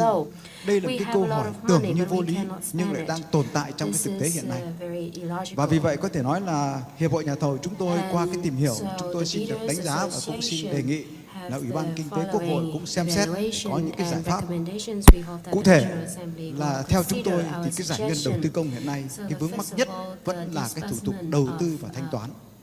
Có thể nói là mặc dù là chính phủ và các bộ ngành đã vào cuộc cũng khá là quyết liệt, và vừa gần đây thì Thủ tướng Chính phủ đã giao cho Bộ Giao thông Vận tải có cơ chế chỉ định thầu những cái gói thầu đến 3.000 tỷ. Nhưng hiện nay cái số nhà thầu Việt Nam mà có thể thực hiện được cái tiêu chí để mà thực hiện cơ chế chỉ định thầu cũng không quá được 50 nhà thầu. Cho nên có thể nói là chúng ta có khá nhiều gói thầu nhưng mà cái số nhà thầu của chúng ta đạt cái tiêu chí nó cũng không nhiều. Và cái thủ tục mà thanh quyết toán và các cái bước mà chúng ta thực hiện các cái thủ tục đầu tư vẫn còn hết sức cồng kềnh, mà chúng ta chưa có một cái cơ chế quy trách nhiệm cụ thể cho từng cái khu vực, từng cái công đoạn. Vấn đề thứ hai là hiện nay có thể nói là các nhà thầu xây dựng Việt Nam đang rất đau đầu bởi vì cái đơn giá định mức của chúng ta, một là nó quá lạc hậu, bất cập, mà tôi xin phép được ví dụ ra vài cái đơn giá để Chủ tịch Quốc hội và các đồng chí lãnh đạo có thể tham khảo. Có những cái đơn giá mà chúng ta đưa ra nó chỉ bằng 1/3 so với cái thực tế thực hiện. Tôi nói ví dụ như là công tác đắp cấp phối đá răm theo định mức dự toán nhà nước cung cấp là 35.000 đồng một mét khối, nhưng giá thực tế thi công là 120.000 đồng một mét khối. Hay công tác đóng cọc bê tông cốt thép theo định mức chỉ là 55.000 một mét dài, nhưng giá thi công thực tế là 150.000 một mét dài. Hoặc là cái đơn giá nhân công của chúng ta hiện nay cũng vô cùng lạc hậu.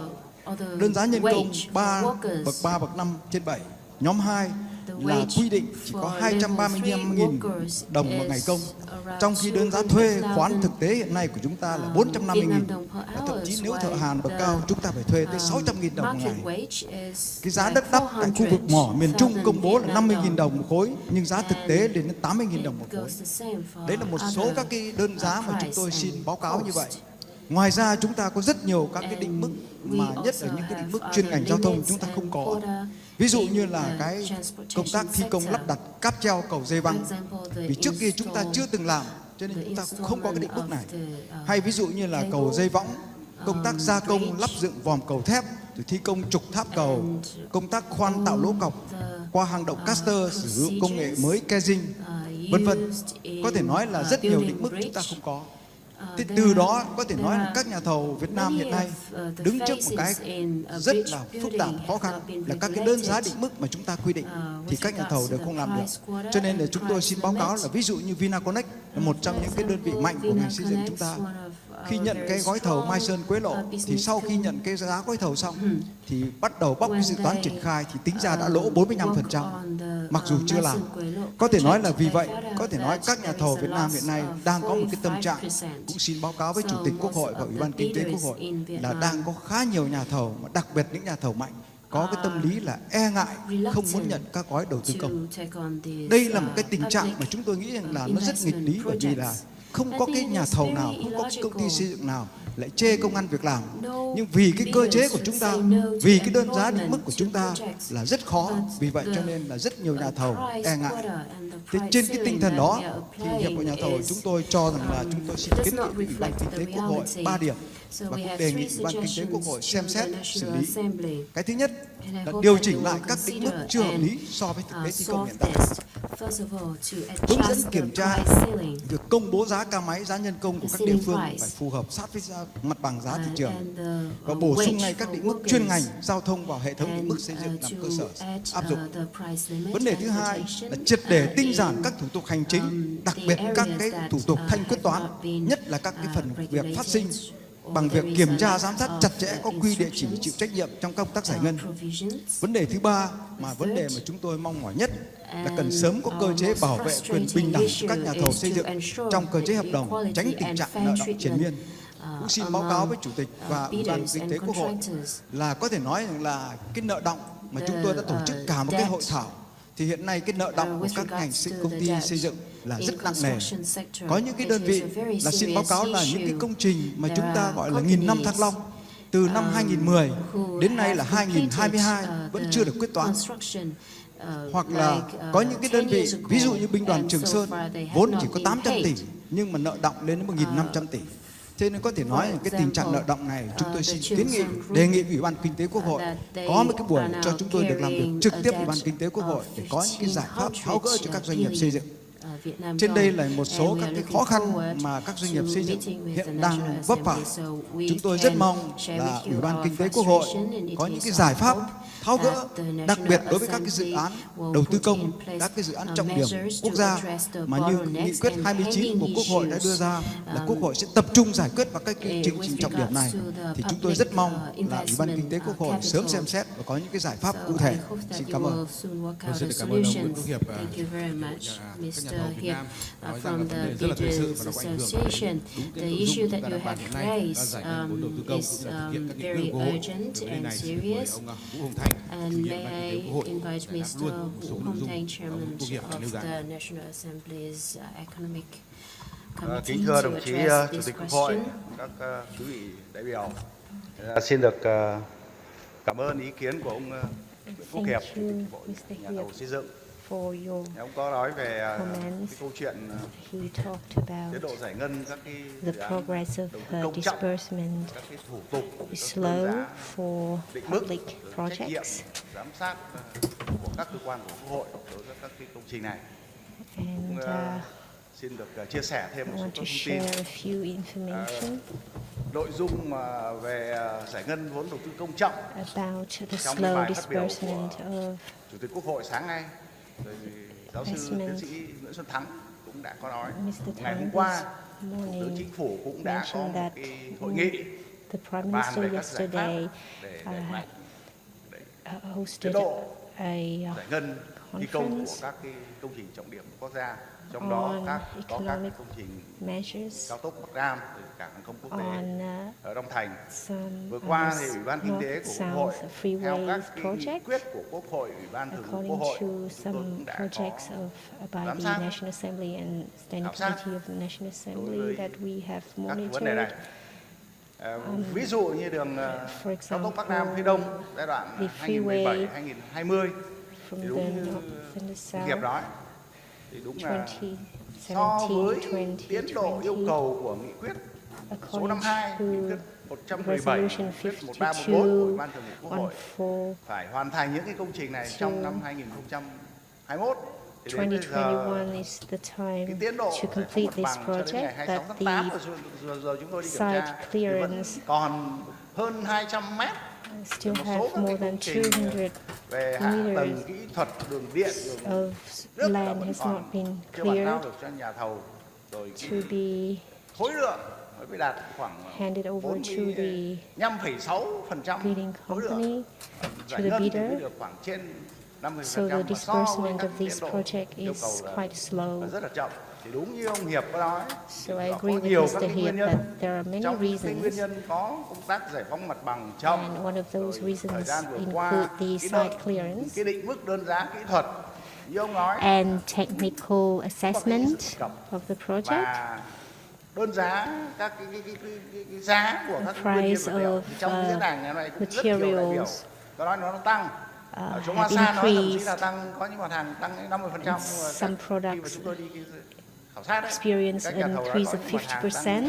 Cái nguyên nhiên vật liệu ấy tăng 10-15%, có mặt hàng tăng 20-25%, thì chúng tôi cũng đã có đề nghị với Bộ Giao thông Vận tải or even sẽ higher. có cái tổng hợp báo So cáo the về Ministry of Transport biến will động của các giá gather information and have full assessment on this issue. của các dự án. Cái đất đắp cũng là cái bài toán mà rất là vướng mắc. In Và cái addition, nguyên nhân của cái vướng mắc này có trách nhiệm của a nhiều few bên, other có trách nhiệm của cả challenges từ and cái đơn vị bottlenecks tư vấn giám sát đến cái trách nhiệm của các cái nhà thầu, của các cái responsibility chủ đầu of tư trong quá bidders trình tư vấn, điều tra, in the rồi khảo sát, process of thì cũng chưa quan tâm. consultation and Cho nên là không sát với thực tế. supervision. They are Rồi cái not thủ tục như ông Hiệp nói closely cũng attached có to những vướng mắc the trong situation. cái quá trình mà khi mà cấp phép khai thác mỏ, rồi đến khi có những mỏ được cấp phép rồi Like in thì thủ some tục chuyển mining đổi sites, mục đích sử dụng, và cái việc thiếu này, cái they việc khan have hiếm này difficulties gây in ra the cái shortage ảnh hưởng of đến cái tiến độ materials, thi công của các cái and that dự án also affect cao the tốc Bắc Nam, và progress cả of ảnh hưởng của nhà thầu. the Thì câu chuyện implementation of some này thì projects. chúng tôi cũng đã có kiến nghị, So với we có cái văn have bản, cái báo cáo giám sát made recommendations Thủ tướng Chính phủ cũng là submitted kiến nghị to trong thời gian the tới, Prime Minister, và đây cũng là cái bài suggest học that để mà we giúp cho cái this is a giai lesson đoạn we can triển learn khai các from, công trình quan trọng quốc gia của cái giai đoạn especially in the implementation 2021-2026. of Trong đấy có cả các cái tuyến cao tốc Bắc Nam, important có cả national 2 projects, tuyến vành đai và 3 tuyến cao tốc. the Trong cái construction công tác of giải phóng mặt bằng, few vừa rồi freeways. cái chỉ đạo của Chính phủ đến 20 tháng 11 này, thì công tác giải phóng mặt bằng là được các địa phương trong quá trình chúng tôi We khảo have sát set the quan tâm deadline đẩy for nhanh the hơn. 20th Rồi of các cái vấn November đề that mà cũng phải công bố cái định mức các cái some đơn giá này hàng tháng, thay cho là cái đơn giá này chỉ quy định 3 tháng, thì những cái việc cung cấp rồi đưa ra các cái chỉ số giá xây dựng này nó sát với thực tế và nó gần với cái thời gian để xử lý thanh quyết toán cho các nhà thầu, thì cũng sẽ góp phần tháo gỡ các cái khó khăn của nhà thầu. Còn dài hơi hơn cái ông bảo ông Hiệp có nói là các cái định mức kinh tế kỹ thuật về xây dựng, rồi có một số các cái vấn đề như về thi công cầu hiện giờ chưa có, thì chúng tôi cũng sẽ ghi nhận we take và cũng note sẽ of có the kiến nghị với các cơ difficulties quan that bidders thẩm are quyền ở đây là Bộ facing, Xây dựng sẽ sớm có cái and điều will chỉnh những cái vấn đề này, soon quy make định những công bố mới. adjustments. Còn ông có nói về câu chuyện For sẽ the có future, buổi làm việc với Ủy ban Kinh tế we will để have a mà meeting with làm rõ hơn về những cái vấn đề này, thì chúng tôi sẵn sàng bố trí một cái buổi, nhưng mà có lẽ là sau cái kỳ họp của Quốc hội thứ tư này, vì từ nay đến kỳ họp thứ tư này thì Ủy ban Kinh tế chúng tôi khá nhiều công việc, có 6 cái đầu công việc Quốc hội giao cho chúng tôi, nên hẹn ông là sau cái kỳ họp thứ tư sẽ có cái buổi làm việc để mà những cái vấn đề ông có kiến nghị này thì giải quyết nó we'll see again. bảo đảm chất lượng hơn. Xin trân trọng cảm ơn. To address your Xin question. cảm ơn ông Vũ Hồng Thanh, chủ nhiệm Ban Kinh tế của Quốc hội. Phải nói rằng là những ý kiến đóng góp của cộng đồng doanh nghiệp là rất là quý giá để Quốc hội có thể lắng nghe và hy vọng rằng là and this very important input for the National Assembly. And I hope that there will be more upcoming forums to provide input to assist the National Assembly in performing its function and duties. We've listened to a lot of very precious and invaluable inputs from foreign and domestic experts. We can be optimistic about the prospect of Vietnam's economy in 2022 and 2023. And throughout today, the message about macroeconomic stability is the strong message that we get today. And we will have to try to reinforcing the macroeconomic foundations to increase the economy's resilience. Our high-level debate has now come to an end.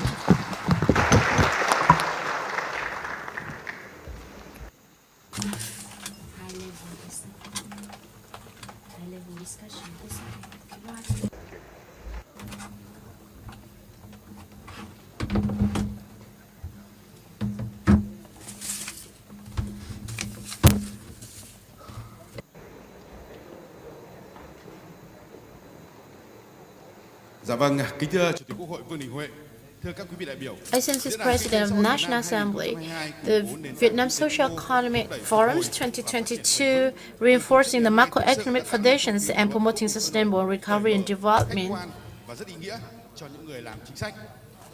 has really created an atmosphere of excitement, openness, objectivities, and meaningfulness, with even keynote presentations and 3 seminar sessions, many relevant and insightful opinions were given. And now, I would like to have the honor to invite the President of the National Assembly, Vương Đình Huệ, to deliver the closing remarks.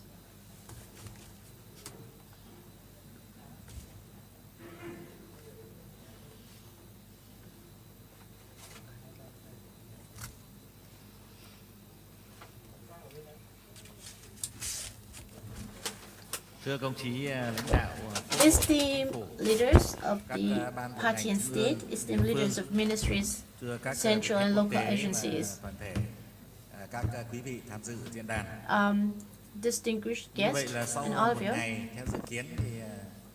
After an intensive working day with a great sense of responsibility, our forum has come to an end. We have a plenary session, high-level discussion, and 2 thematic sessions with the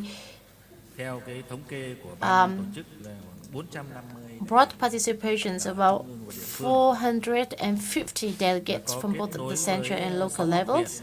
We also have the connection point with 6 universities and institutes with about 600 lecturers and students from the Ho Chi Minh National Politics Academy, Vietnam National Economic Universities, the University of Economic and Law, and the Academy of Finance. So we have brought a great number of participants at our forum. At the 2 thematic sessions and the high-level discussions, there are 44 interventions by Vietnamese and domestic expert participants, and excluding the opening remarks made by Mr. Xuân Thắng. It also attracted the great attention from the public. And from the organizing committees, there has been 11 million views on the internet. For each session, we already have the summary report presented by the organizers. So what should I deliver now? For the plenary session and the high-level discussion together with the two thematic sessions. They are very good, high quality, as summarized by Mr. Minh. So I want to be very brief, so that I won't keep you here for so long. After this forum, we will have the compilations of all the presentations in the forum book to circulate to all the governments and the parties, agencies, to provide the inputs for the formulations of all the policies, laws for both medium and long term.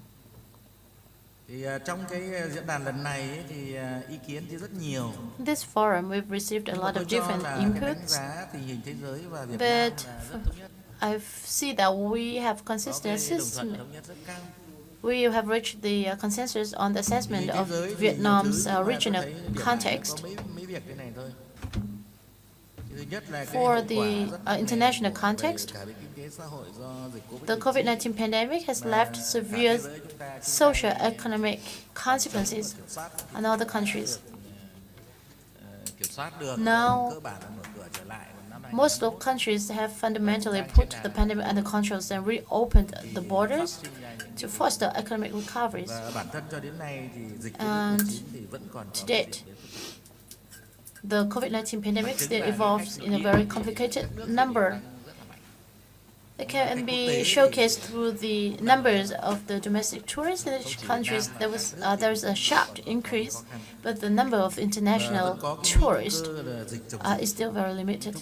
There are always the risk of new diseases such as the monkeypox. Since the beginning of this year, the military conflict broke out between Russia and Ukraine has further worsened all the challenges facing the world. It resulted in the disruption of the supply chains, the increase in food and energy prices, as we all know. Therefore, there's both stagnations and recessions and inflation. Growth was reduced by half compared to 2021, but inflation was doubled. And many major economies suffered this, including Vietnam's important economic partners and trade partners. It also led to the disruption of the supply chains and the decreased in the growth rate and international tourists. Inflation surged. So this is the second factor that we need to take into account. And third, climate change and extreme weather around the world continues to evolve in very complex manners. In the first 8 months, the losses are due to diseases and extreme weather is about 6,000 billion.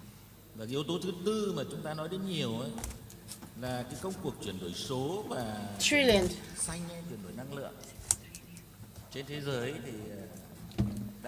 Many countries have touched upon the green economy, digital transformations that pose both opportunities and challenges to countries. This is not an easy and smooth process. In order to actively participate in this process and to achieve all the set targets, we have digital sovereignty, digital confidence. For energy transitions, there are matters of just energy transition, energy cost, and the roadmap for energy transition. We have enormous opportunities, but no less challenges. So we all reach a common understanding about these four main trends in the world. In Vietnam, not only the Vietnamese people, experts, but also international experts have very promising assessments on Vietnam's economic prospects. While the world is facing inflation, recession, Vietnam is facing with a lot of promising opportunities. GDP is expected to increase at 7%, and inflation is kept under 4%. Inflation of August, the figure was rather high, but for the average rate for the first 8 months is about 5 to 6%, and for the entire year, the rate it was kept at 2.5%. This is such an ideal rate because the average inflation rate is still well kept under control. The degree of openness of Vietnam's economy is very high. Export and import volumes reached $750 billion, double the GDP. According to the assessment of many economists present here today, the indexes related to Vietnam's economic resilience is ranked from average to good. Vietnam is so heavily affected by the natural disasters, especially on macroeconomic stability. We are facing a lot of challenges and difficulties caused by climate change, natural disasters. So what are the causes for such achievements? According to Moody and other rating agencies, Vietnam's credibility was, the rate was raised. As we've listened in the presentations of Professor Thắng,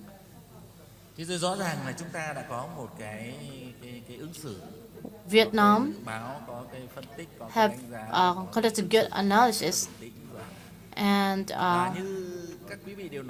effectively respond to all these challenges with sound macroeconomic policies, from fiscal to monetary policies, going hand in hand with the economic policies and other macro policies. You are going on the right path.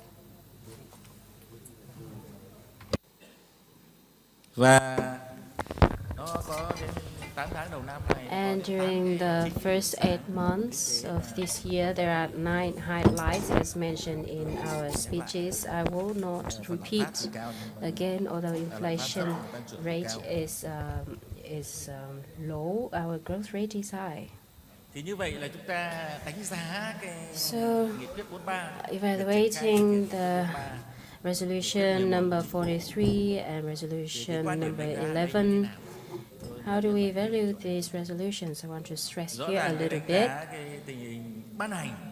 So the promulgation of the resolution number 43 and resolution 11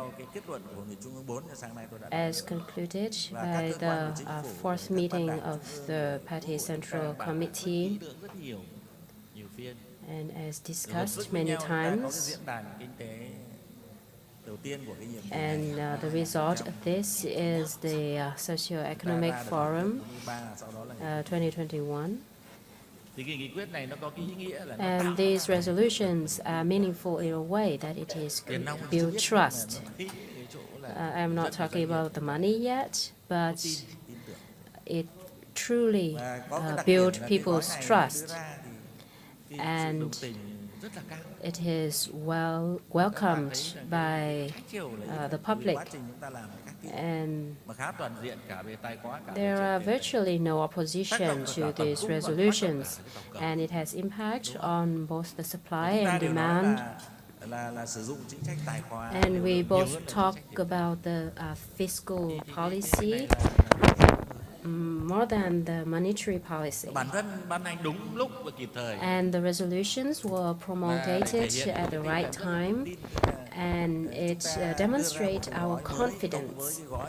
We offer a new package along with the package in 2019, and accounting for around 83% of GDP as compared to other countries when responding to COVID-19. So our proportion is like double the number of other countries, and it demonstrates our confidence. And many speakers have also mentioned that we are successful thanks to the position of our fiscal policy. So that's the first evaluation of this resolution.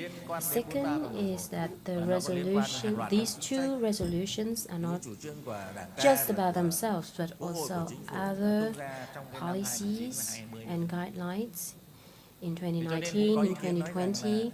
And there are opinions that we need to continue learning from others' experience with regards to the fiscal policy, that we have to give our people more money, more cash. It is a quick way, and we are trying our best to go along that way. But we also have our own method, our own way. In the thematic discussion number 2, Mr. Thanh also mentioned that we already pay like 86 trillion Vietnam dong in cash, and not to mention the amount paid by the localities, local governments, and not to mention the rights that we give to our people. So we also reduce tax around 2% of the VAT, and this is equal to around 56 trillion Vietnam dong. So that is a great effort from ourselves. The third assessment about these resolutions.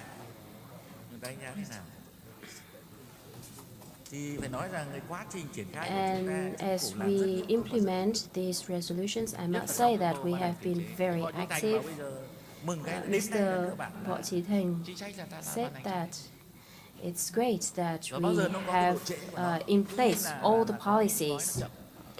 Of course, the implementation of some documents are slow, but it is going on, and that's what matters.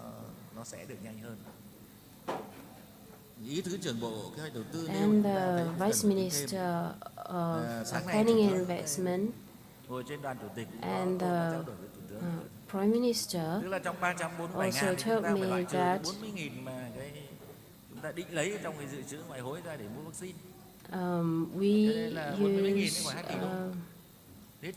we spend an amount on vaccine.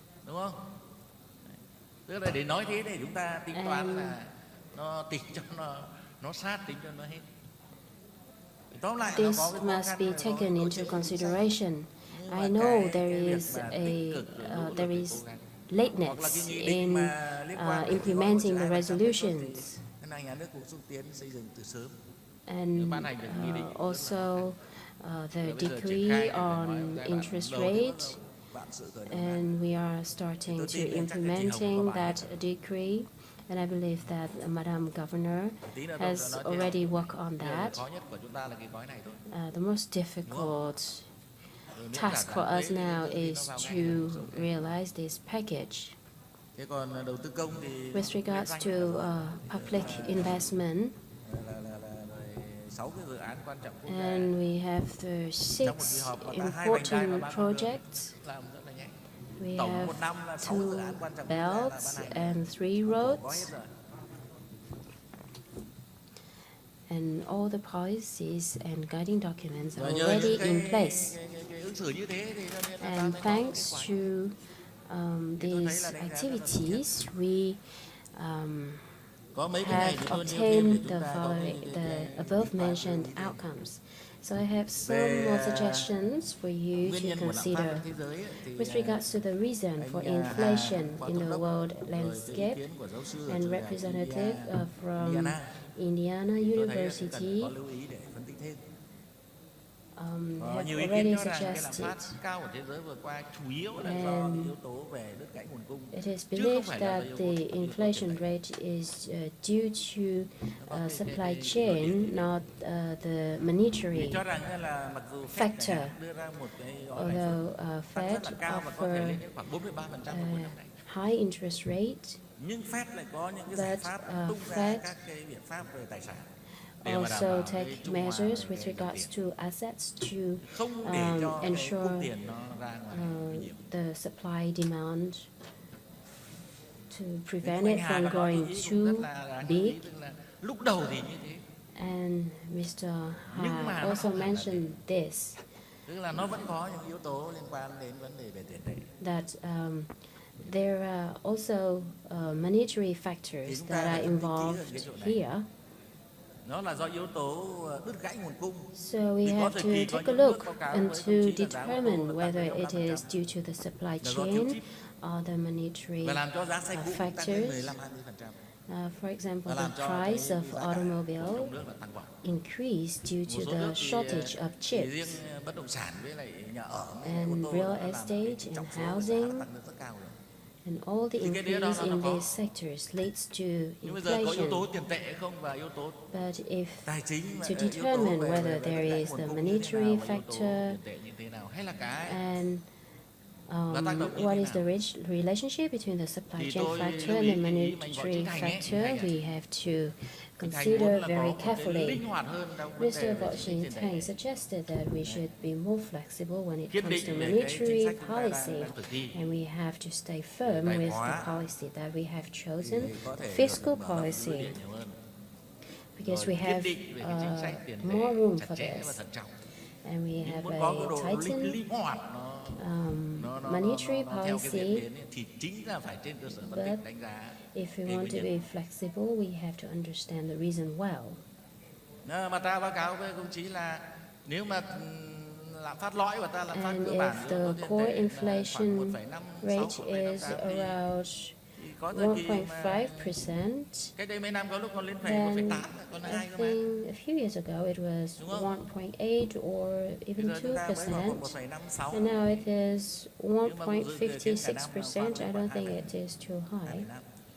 I know the entire year may be 2%, but that's some of the ideas I would like to open up for you to further discuss. There are some more comments that I think worth considering with regards to the fiscal policy and budgeting.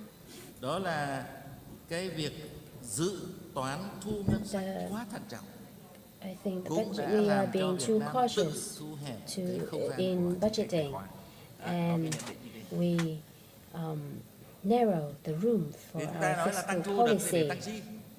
So people usually say increase the collection so that we can increase our expenditure. But the spending comes after the collection. If we have a proper budgeting, then we can be more flexible in our fiscal policy and space. So, too cautious collection estimate might limit ourselves. And I suggest that you consider or study these points. So I think these are the main points. Others have already been discussed in depth. With regards to the credit room, I think during the Q&A session at the National Assembly, we have already addressed this question. We are different to other countries. We cannot be hiring here. Vấn đề về vĩ mô, có vĩ mô là chúng ta giữ được tất. Once we maintain macroeconomic stability, I believe that we will have everything. We can do everything. Cho nên phải kiên trì cái nền tảng. So we have to persist with the macroeconomic Mà giữ kinh tế vĩ mô cũng là chính giữ cho từng doanh nghiệp. Maintaining the stability means that we are keeping our business, we thì chúng tôi thấy rằng saving là câu our chuyện không banks. chỉ là vấn đề là tổng mức về tín dụng. And the story is not Mà vấn đề just quan trọng about là the cơ cấu tín dụng total là thế nào. credit room. Thì chúng It tôi is thấy also chúng ta đều about thống the nhất credit cái câu là structure. cần thiết phải có We all cái rất chặt agree chẽ về cái tổng mức that về tín dụng. Không chỉ năm nay mà năm sau we tiếp tục have to tính work toán out chuyện. the total Đương nhiên credit. có cái độ linh hoạt như các diễn giả. Of course, we have to be flexible as our Nhưng mà speakers ngoài cái have chuyện về tổng mức ra rồi, suggested. cơ cấu tín dụng nó vốn nó đi đâu mới là quan trọng. The credit structure is also very Có lẽ ngân hàng nhà important. nước Where cũng cần phải are tính our cái cơ cấu tín dụng capital năm sau flowing cho cái to? gói hỗ trợ lãi suất 2%. Để chúng ta đưa vốn vào được những cái khu vực kinh tế thực, We have to những make cái khu vực sure mà nó that có we cái dư địa tăng trưởng. realize with results our interest rate package of 2%. 10% là nền kinh tế mũi nhọn rồi.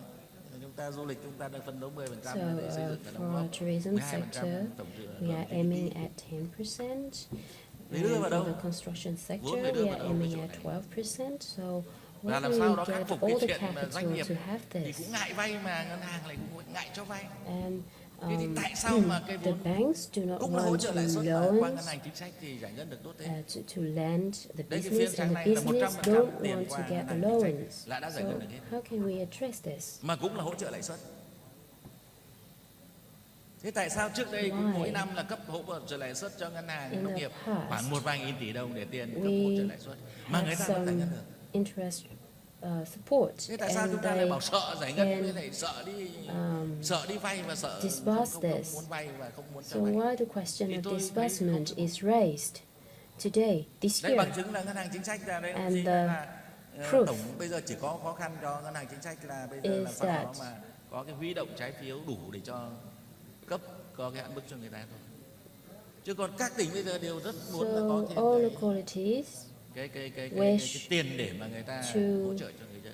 Thì tôi đặt ra to câu hỏi cho receive ngân more hàng, money vì to sao ngân hàng chính support sách xã their hội là ngân people. hàng mà là cấp vốn bù lãi suất đây So the mà người ta vẫn giải question ngân được. here is why the Mà nợ xấu bank của họ báo cáo với on chính thời social policies they can Phó Thủ still tướng thì nợ xấu có 0,4%. disburse. Hầu như là The không có nợ xấu. LPL is only Mà bây giờ tổng dư nợ là mấy trăm nghìn 0.4%. tỷ thôi.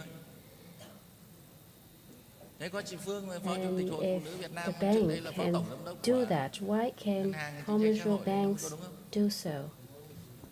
Thì tại sao Ngân hàng Nông nghiệp Phát triển Nông thôn người ta Why mỗi năm là cũng phải bỏ ra ngân sách là mấy nghìn tỷ để cho người They ta là cho vay hỗ trợ lãi suất mà chúng ta lại dedicate kêu chúng ta không hỗ trợ. some trillion Thì tôi cũng chưa hiểu Vietnam dong to support the tôi interest đề nghị rate. cái này chúng ta Why phải nghiên can we do so? Cho nên vấn đề là So nếu tổng mức please tín work dụng mà more cơ cấu on tín dụng this. nữa. So Và we vấn đề have nữa to là vấn care đề chất lượng about tín dụng. the structure Không of the thể credit không thể hạ too. chuẩn tín dụng là đúng rồi. Nhưng bây We giờ will đây là not vấn đề nghệ lower thuật the bây giờ này. credit standard. Và bản thân các tổ chức tín dụng thì chúng tôi đã And nói rất nhiều rồi. Nếu mà tổ chức tín dụng chỉ nhắm vào sống của tín If dụng thì the credit institution cần just phải đi care vào cái about hướng credit, là they tăng cường cái will doanh not thu stay của các long. cái dịch vụ ngân hàng They will có giá have trị gia to tăng là phi tín dụng. expand their services, and especially the non-credit services. Fintech bây giờ thì cái dịch You see, fintech tiềm năng is phát triển nó lớn lắm. booming, so Nhiều you doanh have nghiệp, to nhiều tổ chức tín dụng, make nhiều the ngân most hàng of là this. chỉ tập trung vào tín dụng Many thôi, bây giờ tăng tín banks dụng are focusing too much on credit, và ở đây chúng tôi đồng ý là tiếp tục and chúng ta phải that's why đẩy mạnh cái việc they are xử lý nợ xấu, tái experiencing cơ cấu cái a hệ lot thống of tài chính ngân hàng, xử lý difficulties. các ngân hàng yếu kém. So we have to Và deal tăng cường with tiềm lực cho các weak cái hệ thống này, banks kể cả cái việc mà and tiếp tục có cái strengthen giải their pháp tăng vốn cho các capacity, ngân hàng thương mại, nhất là các ngân hàng thương mại nhà nước hoặc là especially có cái commercial banks của nhà nước. or banks Cái with này the là chúng ta state có chủ trương từ lâu capital. rồi mà tại sao bây giờ thực hiện So vẫn còn khó khăn? so this policy Thì is hôm nay có Bộ in Tài place chính for ở a đây, có long các cơ quan ở time. đây, chúng ta phải tính toán thêm cái hướng này. So we have to work out the problem here.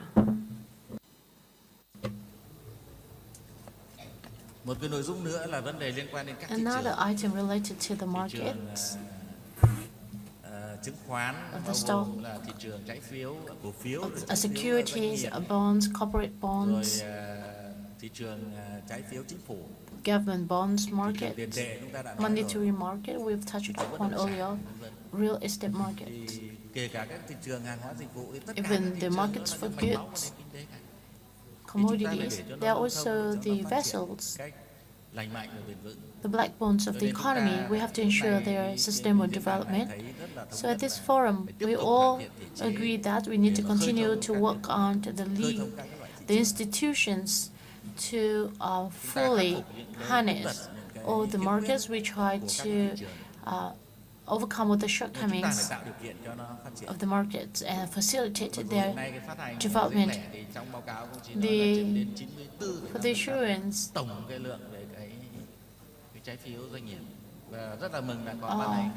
of the bonds, we have Decree 65 replacing Decree 153. So for the time being, we have partially improved the legal corridor for this market. You have all the statistics on your hand about the maturity of all these bonds. You already have all the numbers, the statistics. I see that. So I'm very glad that we reached the consensus on concerning all the markets. We have to integrate, have to access to the international markets so that we can create the favorable conditions for foreign investors to invest in Vietnam. Besides the short-term goals, we have to focus on long-term goals. So this leads to the restructuring of the economy. We have the policy line from the government, the resolutions from the national assemblies, that it has to be compatible to the socio-economic development strategies of Vietnam. We have to continue to nurture this aspiration despite all the challenges, but we set a clear goal that in celebrations of the 100th anniversary of both of the countries in 2045, we already set the long-term goals by 2045. So I'm pleased to note that despite all the challenges, the difficulties, all of us agree to strive for this long-term target.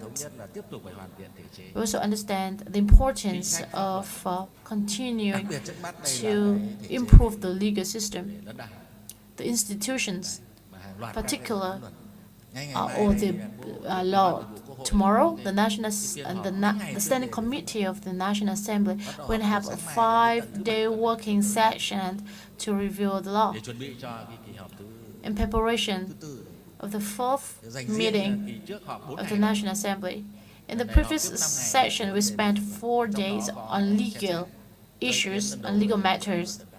And this time, for the first time, we will provide the input on the draft land law. We are talking about reinforcing the macroeconomic foundations. Then why there's a separate thematic discussion on land-related policies?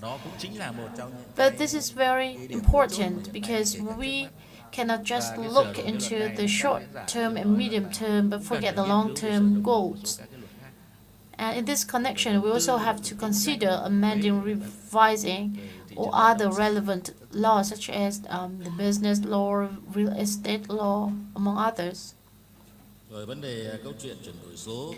For digital transformation, energy transformations, we will still have to step up our efforts and come up with concrete action. And finally, I see that speakers also touched upon planning. We are now all waiting for the master plan planning and the continued implementation of the land use planning and program and the regional planning. At the central level, we actively organize the regional conferences. We have the Central Highland and the Southwest of Vietnam. And two other regions is the Mekong Delta and the central and south part of Vietnam. By the end of this year, there will be 2 regional resolutions and 4 regional conferences to be held. We talk a lot about regional integration, regional linkages, regional plannings, and the necessity to soon issue PDP 8. But to that end, we have been able to have in place the regional planning. So I see that this issue has been touched upon at our forum today, and we need to continue to step up administrative reform and improve the business climate to launch the monetary and fiscal support packages. We should strive to simplify all the procedures to enhance the investment environment and the competitiveness, the resilience of the economy, so that we can have an independent, self-reliant economy. This is the strong message that we would like to convey to all of you. And I'm pleased to see that we have achieved our set targets for this forum. Once again, on behalf of the National Assembly and relevant agencies,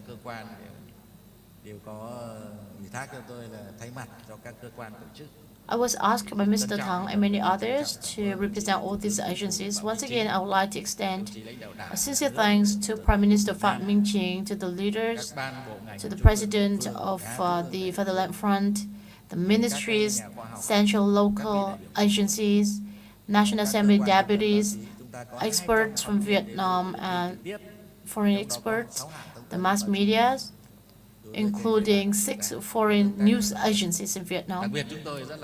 And particularly, I would like to thank all the all excellencies ambassadors, chief representative of international organizations, international experts, for your contribution to the success of our forum.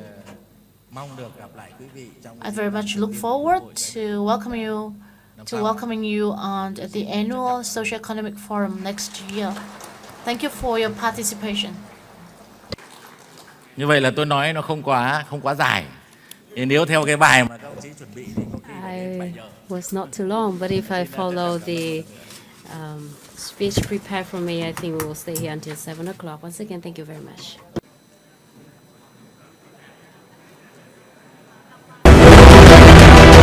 Diễn đàn Kinh tế Xã hội Việt Nam SÄCH 2022 là diễn đàn thường niên bàn về những vấn đề thời sự quan trọng nhất của đời sống kinh tế xã hội của đất nước.